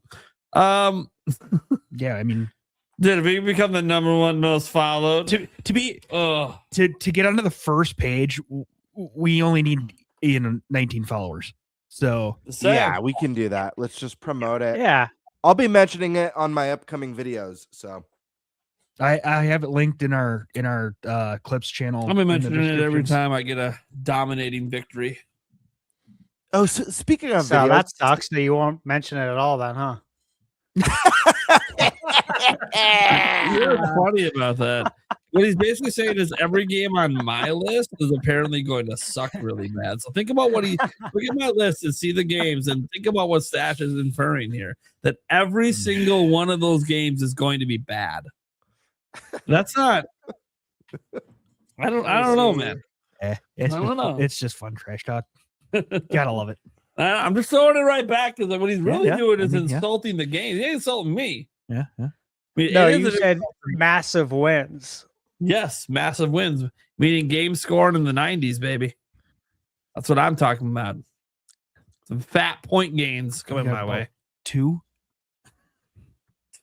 Oh, buddy. Yeah, I'd say maybe. I'd say 1 for sure. I think everyone knows the one for sure. This is one of my top picks, but Yeah, but the rest, we'll see. We'll see. I'm pretty confident in some of that list. Just saying. 90s, we'll see. All right. We just got two new followers in my chat, so we're already climbing up the ranks, gentlemen. Sweet. What were you going to say, Gamer, about 3? Make that 3. Because I was going to say, wait, channel. Go ahead. No, go ahead. Oh no, I was actually going to ask Stash. This is probably a conversation for after the podcast, but screw it.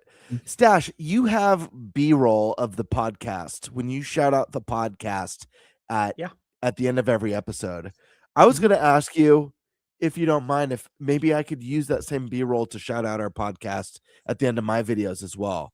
Yeah, I don't want to take your Google edit Drive right from now. you, but it's Who a great little clip. I could do my own voiceover for it, and you know, it will be nice to have something like that because I try and remember to shout it out, but sometimes I forget, and then I realize after I upload it, oh shit, I forgot to mention the podcast at the end. But I could just add that to the end of every video and do a voiceover for it. Yeah, I'm uploading it right now. Hell yeah. I'll get you the link in a moment, but so I could shout out the league and that. I like it in the same go. Very good. Oh, nice. We're getting more followers for sure. Someone said We're at 7 we're right at now. 7. We're at 7 We're right at now. We're on 7. page 3. We're on page 3. We're on page 3, everyone. Remember, it only takes like 18 to get to page 1. And then, dude, we got to beat out Sacred Symbols. Come on, we got to get above 101. What are we doing? We got to be right behind Kind of Funny. Dude, you know what's wild about Sacred Symbols? So I was looking at their picks today. Not a single person drafted a Nintendo game. Not one wait, sorry. I didn't mean that. I think there was a Nintendo game. No one drafted Fire Emblem. How wild is that? I feel like that's the highest rated one they have announced right now, besides Dustbloods, for a possibility. Yeah, but Fire Emblem that game is going to review extremely well. It's gonna be in the 80s. Yeah, it's gonna be in the 80s, easy. I could see that one hitting 90 plus. Did anyone draft Colin's game? Saint Slayer, Spear of Sacrilege by Lily Mo Games. Oh, it was on my video for most anticipated. I'm looking forward to it. It's like a Castlevania style game. That's right. I'm curious By the way, if he drafted his own game. For everyone in the lead, just to give you a tip, if you don't pay a lot of attention, all you gotta do is just watch Stash's video for an hour and a half, and you'll have all the inside info you need on the games you should be looking to pick. Yeah, it was a great video, by the way. It made my very stressful work day a little less stressful. Good. All right. Get to our Q&A here from all the super chats and everything today. We go through some of the stuff here. Steak has been a member for 3 months at my channel. He just wanted to say, let's go. Sorry, not my channel. I think that's Stash's or Gamebirds. It's a link channel, so not sure which one. Well, that's why I'm asking if they know. Let me check. This is from your mine. It's mine. Yep. There you go. Yeah, brother. Steak, Cheers, member man. for 3 months over there. Hell yeah. We had 10 gifted over here from Demonic Brawler. Thank you so much. You're going to see a lot of him. He loves this podcast, let me tell you, because he's got to remind us of bring back NFL Blitz, NBA Jam, and NHL hits. Hell yeah. Hell yeah. That hoop is staying up, guys, until it happens. Yeah. It is what it is. And when it does, I'll slam dunk it and make the backboard shatter. There And you I'll go. record it. Oh, that'd be sick. Boom any. Fun fact, for my birthday on Monday, my husband bought me a Legend of Zelda Ocarina of Time Collector's Edition N64 in the box. Oh, damn. Happy birthday. Hell yeah. That could not have been cheap. That's rad. It was a new member, one of our channels, Dylan Milton. Yeah. Demonic Brawler, back again. Could this be proof that the rumor of Disney wanting all the games featuring their IPs on Nintendo is true because of the one collection? Maybe. I mean, I can see Disney wanting to associate with Nintendo. So, meaning they want all their IP there because they feel like it's the audience for them. So, maybe. Dylan Milton became a member as well. I'm assuming just to your guys' channels there. That's, back-to-back members from him. Demonic Brawler. Do you all think there is weight behind Triforce Heroes and Hyrule Warriors for Zelda's 40th, or did Nintendo only renew an IP and it's just a coincidence? Personally, I think it's a coincidence. Don't think it means much, but maybe Triforce Heroes to NSO, sure. But that also is a DS game, I believe. So probably not, since DS. I don't think DS is coming this year, but I can't rule it out. And they've already done Hyrule Warriors like a billion times. Yeah, I guess you could say, oh, they're going to bring it back for a Switch 2 edition, but I just don't know. Triforce Heroes is a 3DS game. Yeah, So it would have to be a yeah re-release like Luigi's Mansion 2. So I don't think it's happening. I don't think Triforce Heroes would get a re-release because it sold like dog trash. Look, I like the game. I really do. I just don't think if you're thinking of Zelda games to bring back, that's the one they do, to be honest. Out of like all the options, it'd be one of the probably least popular options.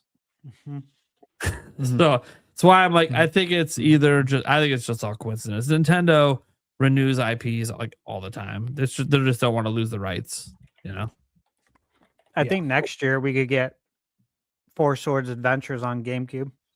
Sure, yeah, that makes sense as an NSO release, though. You know what I mean? Yeah, and use game chat with it, which would be nice. Dude. Hard to play that back in the day. Oh Before man, Game Boys. That's one that I would love to do a stream with you guys. Same. Do a Four Sword That Adventure would be stream. fun. Would That would be make a lot of so sense. much fun. Yeah, we'll have to do that. Heck yeah. Maybe at some point we start a once a month bonus stream night where we play a game together. With all together, audience can interact and everything. It'd be fun. There's a lot of games out there. It'd be the 4-player online. It'll be fun. Future idea. Do some tennis doubles.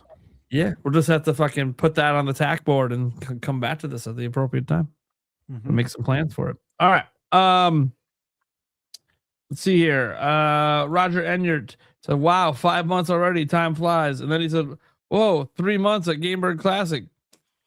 Well, the first one was for Stash. The next one, look at that. See, this is what happens. We have a universal fan base. They become members on all of our channels. We don't have membership set up on the Clips channel yet for Eric. But hey, eventually I'll get the members set up on the Clips channel. And then you can be a member for Eric as well in his chat.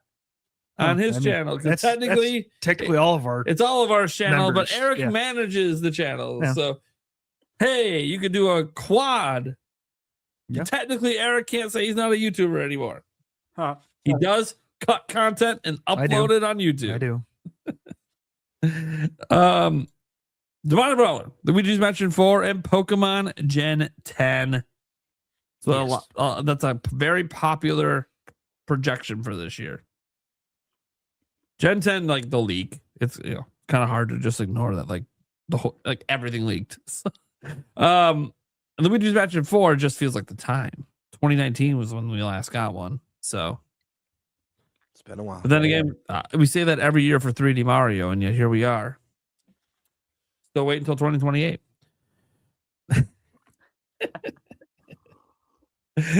Tamale Brawler.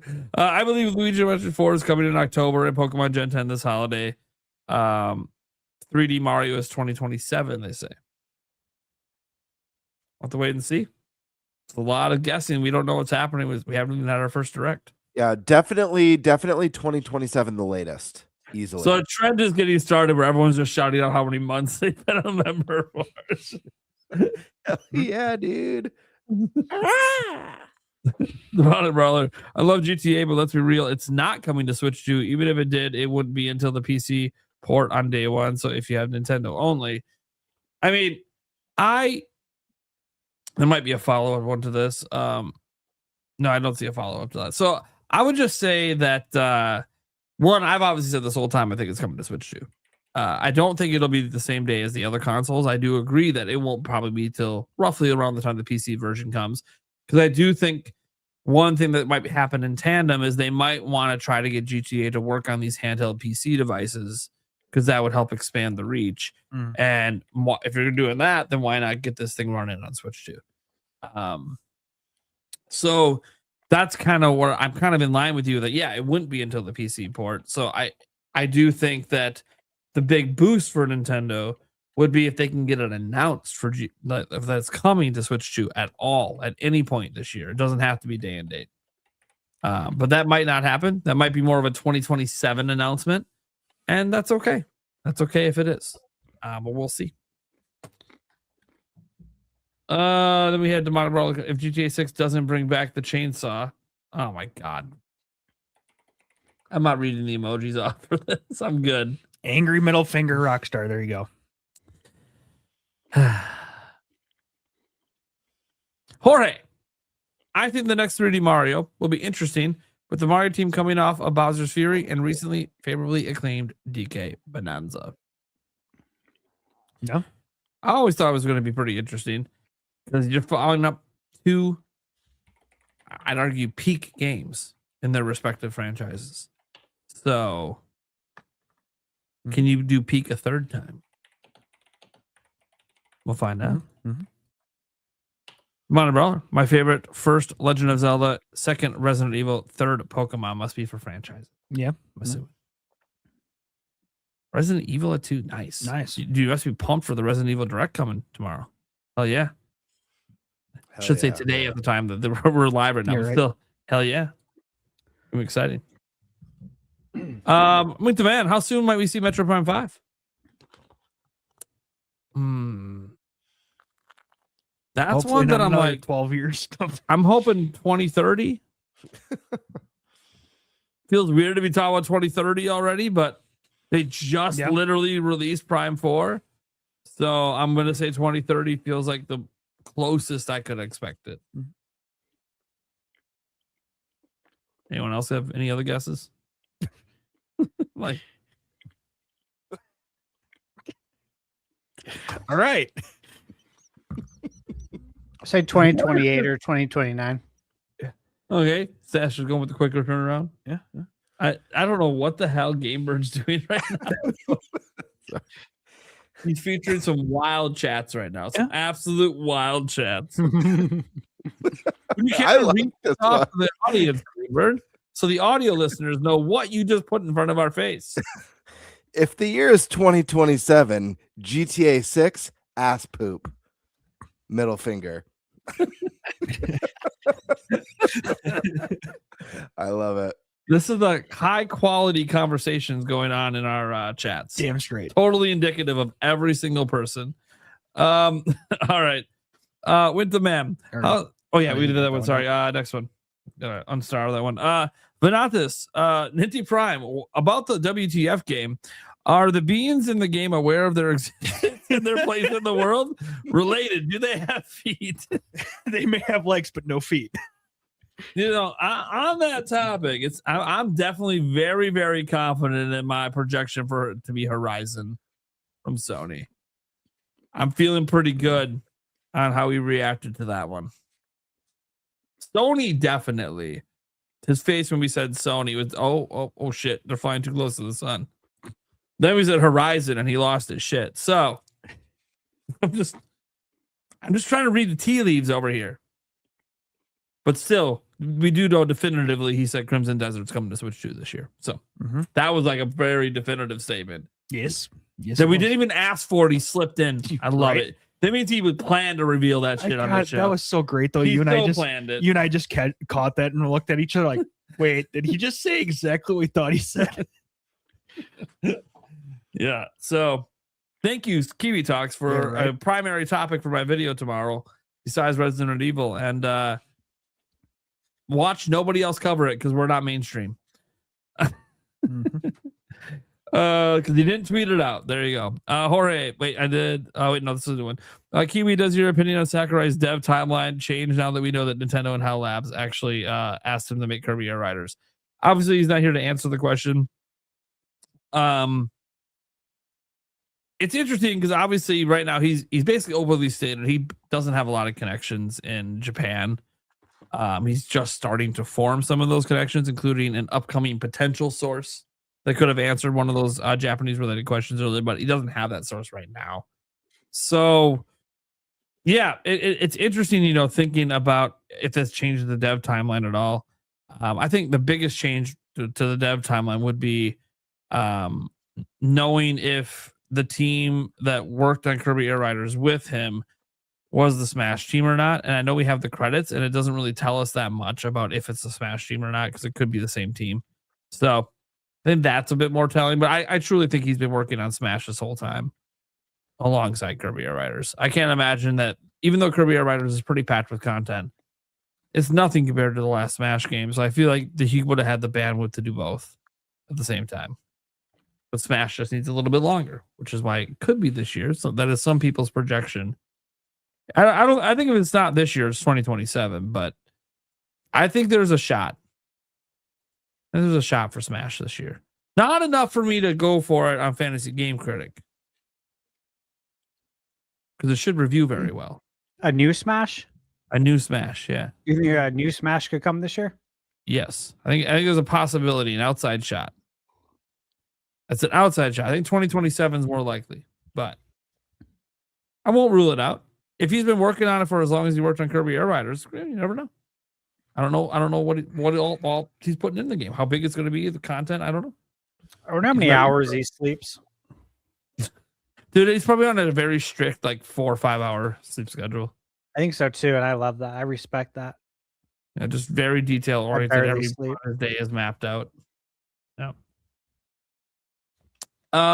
Okay, says has the MC a full live or a Half-Life? That's why I got in the Half-Life question with them, just to see was when that would come. I figured my question was a bit more direct, but yeah, he said it exists, but what version of it exists anymore? Because it's been restarted so many times.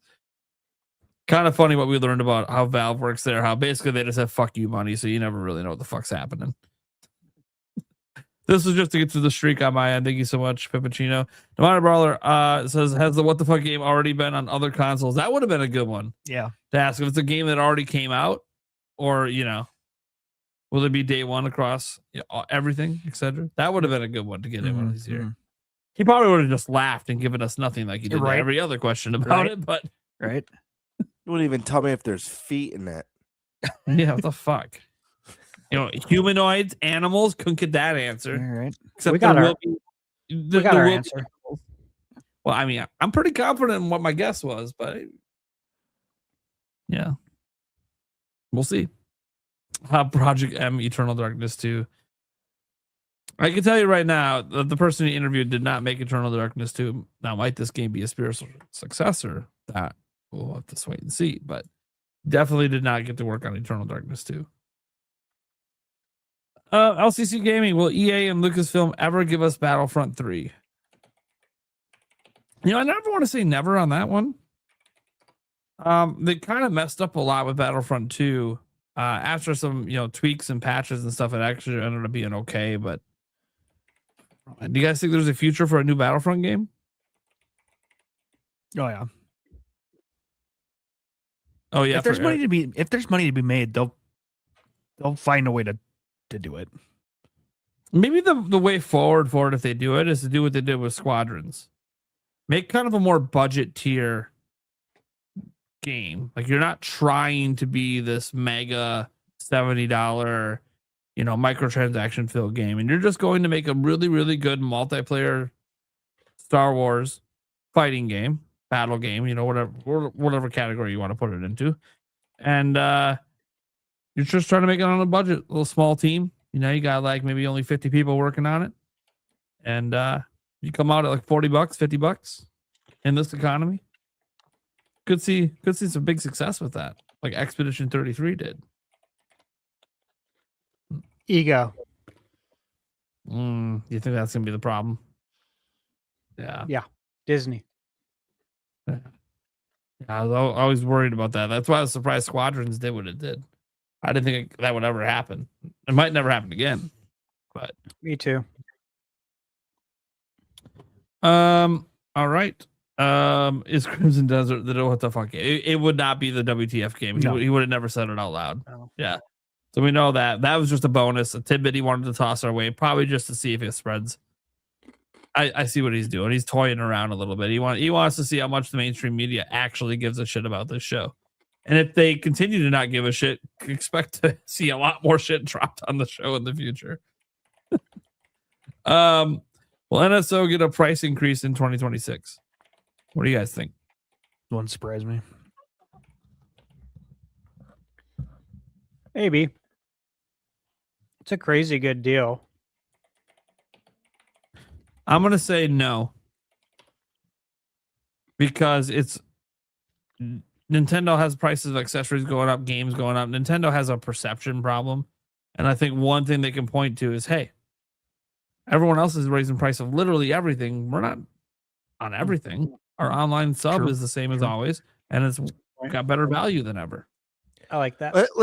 Let's approach it like this, though, because I think this might be the more interesting question is, if price is going to go up somewhere, what do you think is more likely?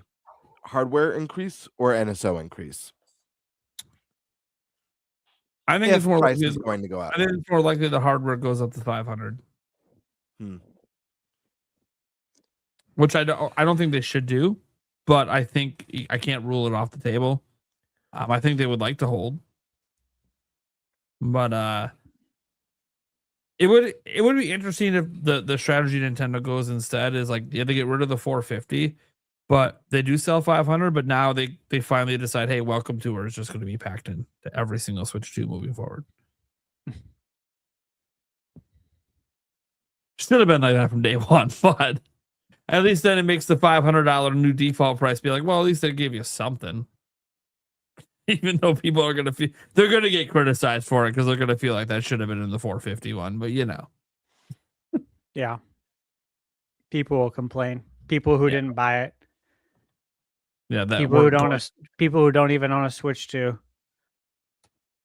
will complain. Yeah. Let's see here. Hugh Jenkuler says, did my Nintendo year in review. Was shocked to see I had played 35 games. I've only finished 5. Got to be better this year. I had 41 games on my review. Year in review. Do you guys look at yours? I haven't even looked at mine yet. Eric's looking literally right now. He has 11 games in 66 hours. There you go. Where's my phone? You guys want to say yours later? You can. I'll just move on to the next one. Imagine that. What? Reward Age of Imprisonment, your number one played game this year? Yeah. Who knew? Yeah, 29 hours. Woohoo! JView says 1 year ago today, we were speculating that the Switch 2 was going to get revealed very soon. That ended up being 24 hours later. Here's to another banger year 2026. You mean our number one viewed podcast episode of all time at 27,000 views just on my end alone, combined all together, over 30K tuned in to a title that says Switch 2 will be revealed tomorrow? Dude, where was that was I? fun. You were. I don't think you were a member on the I show wasn't. yet, but that was a crazy episode. The chat was nuts. Everyone was saying we're full of shit. We're lying. We're believing too much in Nate the Hate. Yeah. And just like giving us all this shit because our title was very direct. It was will be revealed tomorrow. Yeah. And this was after everyone thought that it would be pre-announced that they would do it, and they didn't pre-announce it. And I remember talking to Stash and Eric at the time, and I'm like, guys, we have to run this title. Do we truly believe Nate the Hate is correct? He is acting very cocky about it right now. He put out the fucking photo with the lean back, and so I'm like, dude, and everyone's like, fucking do it. Sure as shit. Number one episode of all time, and it was this just 1,000% vindicated in less than 24 hours. It was great. That's so wild. And this wasn't a podcast. This was just a pre-reveal. This was our normal Wednesday podcast. Oh, it was the normal Wednesday podcast. Wild. And you had 30,000 viewers going. What was it? What was that like, having that many people live talking? It's one of the largest live streams I've ever had, even on my channel. Like, looking at my channel history, it's like one or two. I think the only other one that might be larger was actually at the time, I think it was the largest live stream I'd ever had on my end, only beaten by the Nintendo Direct in April. That one also did some bonkers numbers for the stream. That's cool. And I'm like, dude, that was insane. And that happened on the NintenByte Podcast on our regular Wednesday show. And then we immediately did a bonus episode after the reveal, which is crazy to think back. Like, we did a whole episode off like a 16-second clip of the Switch 2, which was just everything we already knew it to be from all the leaks. But we did it because we were hyped as hell. And here we are a year later. It feels kind of good reminiscing back on the number one most viewed podcast in podcast history. Pretty crazy. I think that was like a year ago today, basically. Jason Jenkins, Nintendo 5-year is up only 2%. Hold the line, right? We did that earlier when we were talking about that topic. Dash Attack is going to be fire. Yes. Harmony. This game I am very excited about. Have you guys seen the trailer for this one? Dench Attack? It's basically jet grind radio, but you play as a train and you're rail grinding and doing tricks. And there's can someone pull up the trailer? It'll be worth your time. But please pull it up in chat, because I'm sure this is a game a lot of people have not heard about. And it's what I'm very excited about. That's so please pull the trailer up. I think I saw this in some event last summer. We did. Yeah, legit. I'm like, what the fuck? I'm like, what is going on with this weird game? But yeah, it's like Sunset Overdrive meets Tony Hawk means but people were going wild in the chat over it, man. It was like, all right. I mean, I guess they're doing something. People are getting excited. That's the whole idea. You wanted to shock people in the middle of a show? This is the kind of game that'll do that. Yeah. By the way, Steak, wanted to throw this out there. Gamebird hit 3K subs. Congrats to the Birdman. Oh, congrats. Hell yeah, people. Thank you. Thank you, all of you. Your arch nemesis must be defeated by the Bird one day. Well, listen, I'm aiming low. That way, my goal for this year is to just double what I have now. So I'm not going crazy, but sometimes when you aim small, you hit big. So we'll see. Yeah. Sometimes you spread your wings and you fly. Or was it? If anyone's seen the movie, remember what I told you like months ago? I said, Gamebird, all you gotta do is just get the content out, and the people will come. If you build it, they will come. And look at how much your channel blew up with 5 videos. Yep. No, it's true. Yeah. You make great shit. That's what happens. You make good content. We can promote it all we want. People ain't subbing if they ain't liking what they seeing. It's true. So it's true. Thank you, everyone in the audience. Couldn't have done it without you people, and I love you. There you go. Yamrob says Nintendo's got to slash Switch 2 prices if it wants to succeed. Okay, based on what? The fact they're already successful. I don't. Oh, sorry. Our stock price is only the second highest it's ever been in company history. My bad. I don't even overdo it. Like the premise of this statement would have to be that it's not succeeding. It's just too early to make a statement like that, because all we know right now is that it's the fastest selling console of all time. So you have to look at it from a business sense. Until we have a major change in that, where it's just a major slowdown time after time. Like if year 2 shows like a massive decline over year 1, like half the amount of systems, not even 10 million units. Okay. Yeah. There's a major fucking problem at that point. But we haven't seen that level of drop off. So I don't, at least not yet. There's not enough data to warrant that level of it's not succeeding. But it could happen. I did talk about that. Like, hey, there is this hypothetical future where the momentum goes down because there aren't any games. So we'll see. Could you imagine coming out with a new product as a business owner, and the product's selling so fast you can barely keep up, and then someone telling you, listen, man, if you're gonna succeed, you're gonna need to cut your prices big time. But like, you can't even keep up with demand because it's just selling so fast. Even Furukawa's interview was like, yeah, we're good everywhere. We're not quite there in Japan yet. I'm like, okay, so they're not succeeding, but they can't keep up in every single territory yet. I think they're okay. I think they're doing just fine. People panic. Oh, retailers did a temporary price drop on the system in random weeks. Okay. And don't retailers do that kind of stuff all the time? Why is this? I'm confused. Nintendo still made their money on that unit, so who cares? It's weird energy out there. Dylan wanted to ask, will we see Mario Kart World DLC this year? This is the last one we got today, guys. Yes. Yes. Yes. By I think this summer. Yep. I think a year out. Time for the DLC. I think it's gonna be paid DLC for anyone hoping otherwise. I think you're crazy. However, it's like $20 or $25. But what about for expansion pack members? I'd like to see them offer for free like they did with the Mario Kart one. Will they? That I don't know. Incentive. But it would be a really good incentive. And if you're not going to up the price of NSO, then you just up the tier you're putting it into. I think that's okay. And I think people would be less mad about that, especially because it's Mario Kart and most people play it online and you got to have an NSO sub anyways.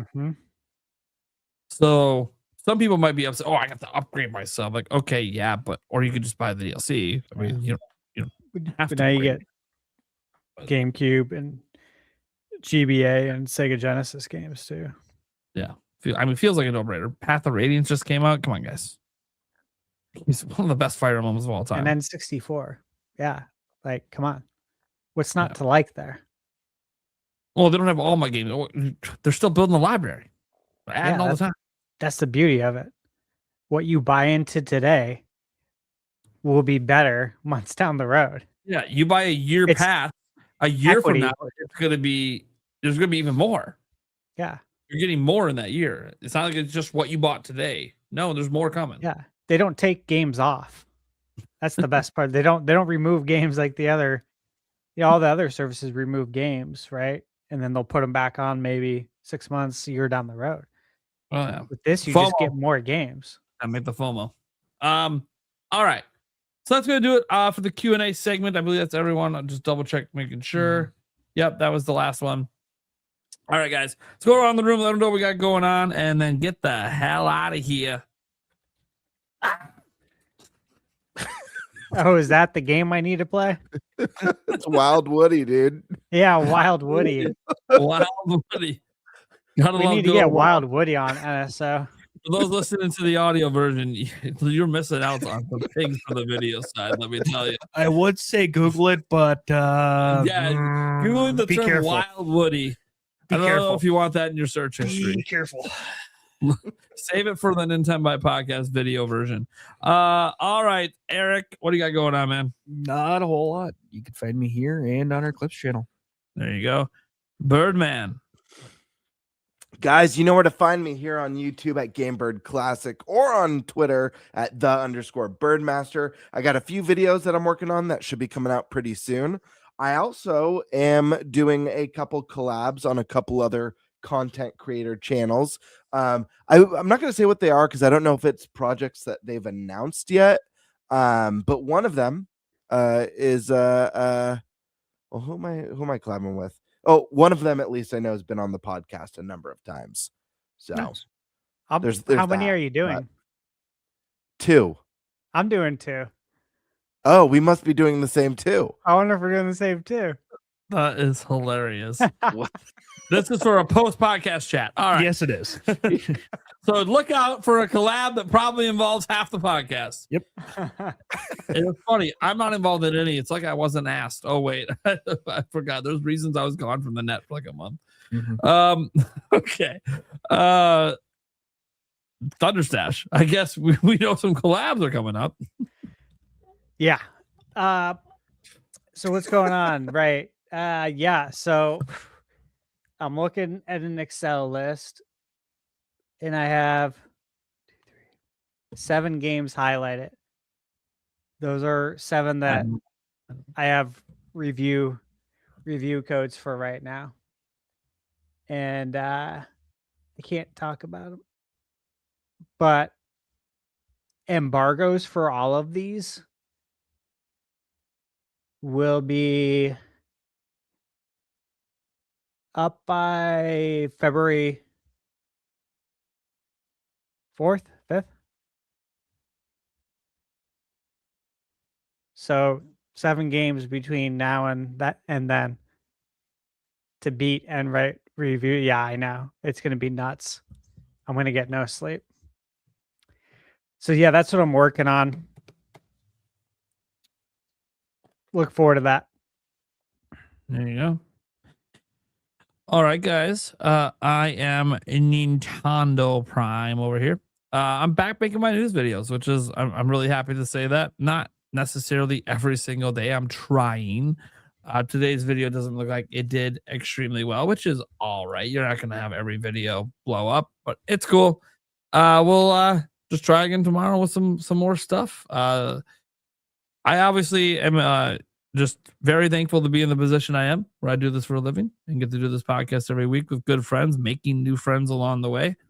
I can't wait to see what 2026 brings to this show, brings to events that we might go to, or just brings in general to all of us as gamers. There's a lot of exciting stuff happening in this industry. And I think it's important to end on this note of talking about that, because we live in a world where it's not just, the bullshit happening in politics and the economy and everything else going on in the world. Bullshit happened in the video game industry too, and it gets constant attention daily. Things like the Ubisoft layoffs that just happened again. Yeah, that shit sucks. That really sucks. You hate to see people lose their jobs, especially since it was a voluntary program. So these are people that didn't volunteer. They didn't want to lose their jobs. And now they're being forced into it because they didn't meet the quota they needed for the original, last year, where they were hoping people would just volunteer it up. So, yeah, there's a lot of shitty stories like that out there. There's a lot of panic over Switch 2. There's a lot of panic over the fact there's no massive games from Nintendo announced for Switch 2 right now for this year. There's panic over worrying about games that potentially being flops like Marathon and all this. I understand all of these concerns. The disco too. Yeah. But video Always. games, I think, are actually in a very good place. And again, I can't say it enough. If you don't believe so, just look at Thunderstash's hour and a half. Look ahead to 2026. There is so much greatness going on, because why the hell are we here anyways? It's to play the damn fucking games. It's not to bitch about money or bitch about this or yell about that or get angry because Nintendo could brick your Switch 2, the same policy they've had since the Nintendo Wii, and PlayStation and Xbox had the same policies too. No, it's not about any of that shit. Anti-consumer, we're here to play fucking video games. And god damn, yeah, 2026 is already loaded before we even get started. So it's gonna be a good year. That's where we're going to end. Episode 35 of season 3 of the NintenByte Podcast. Catch you guys in the next one.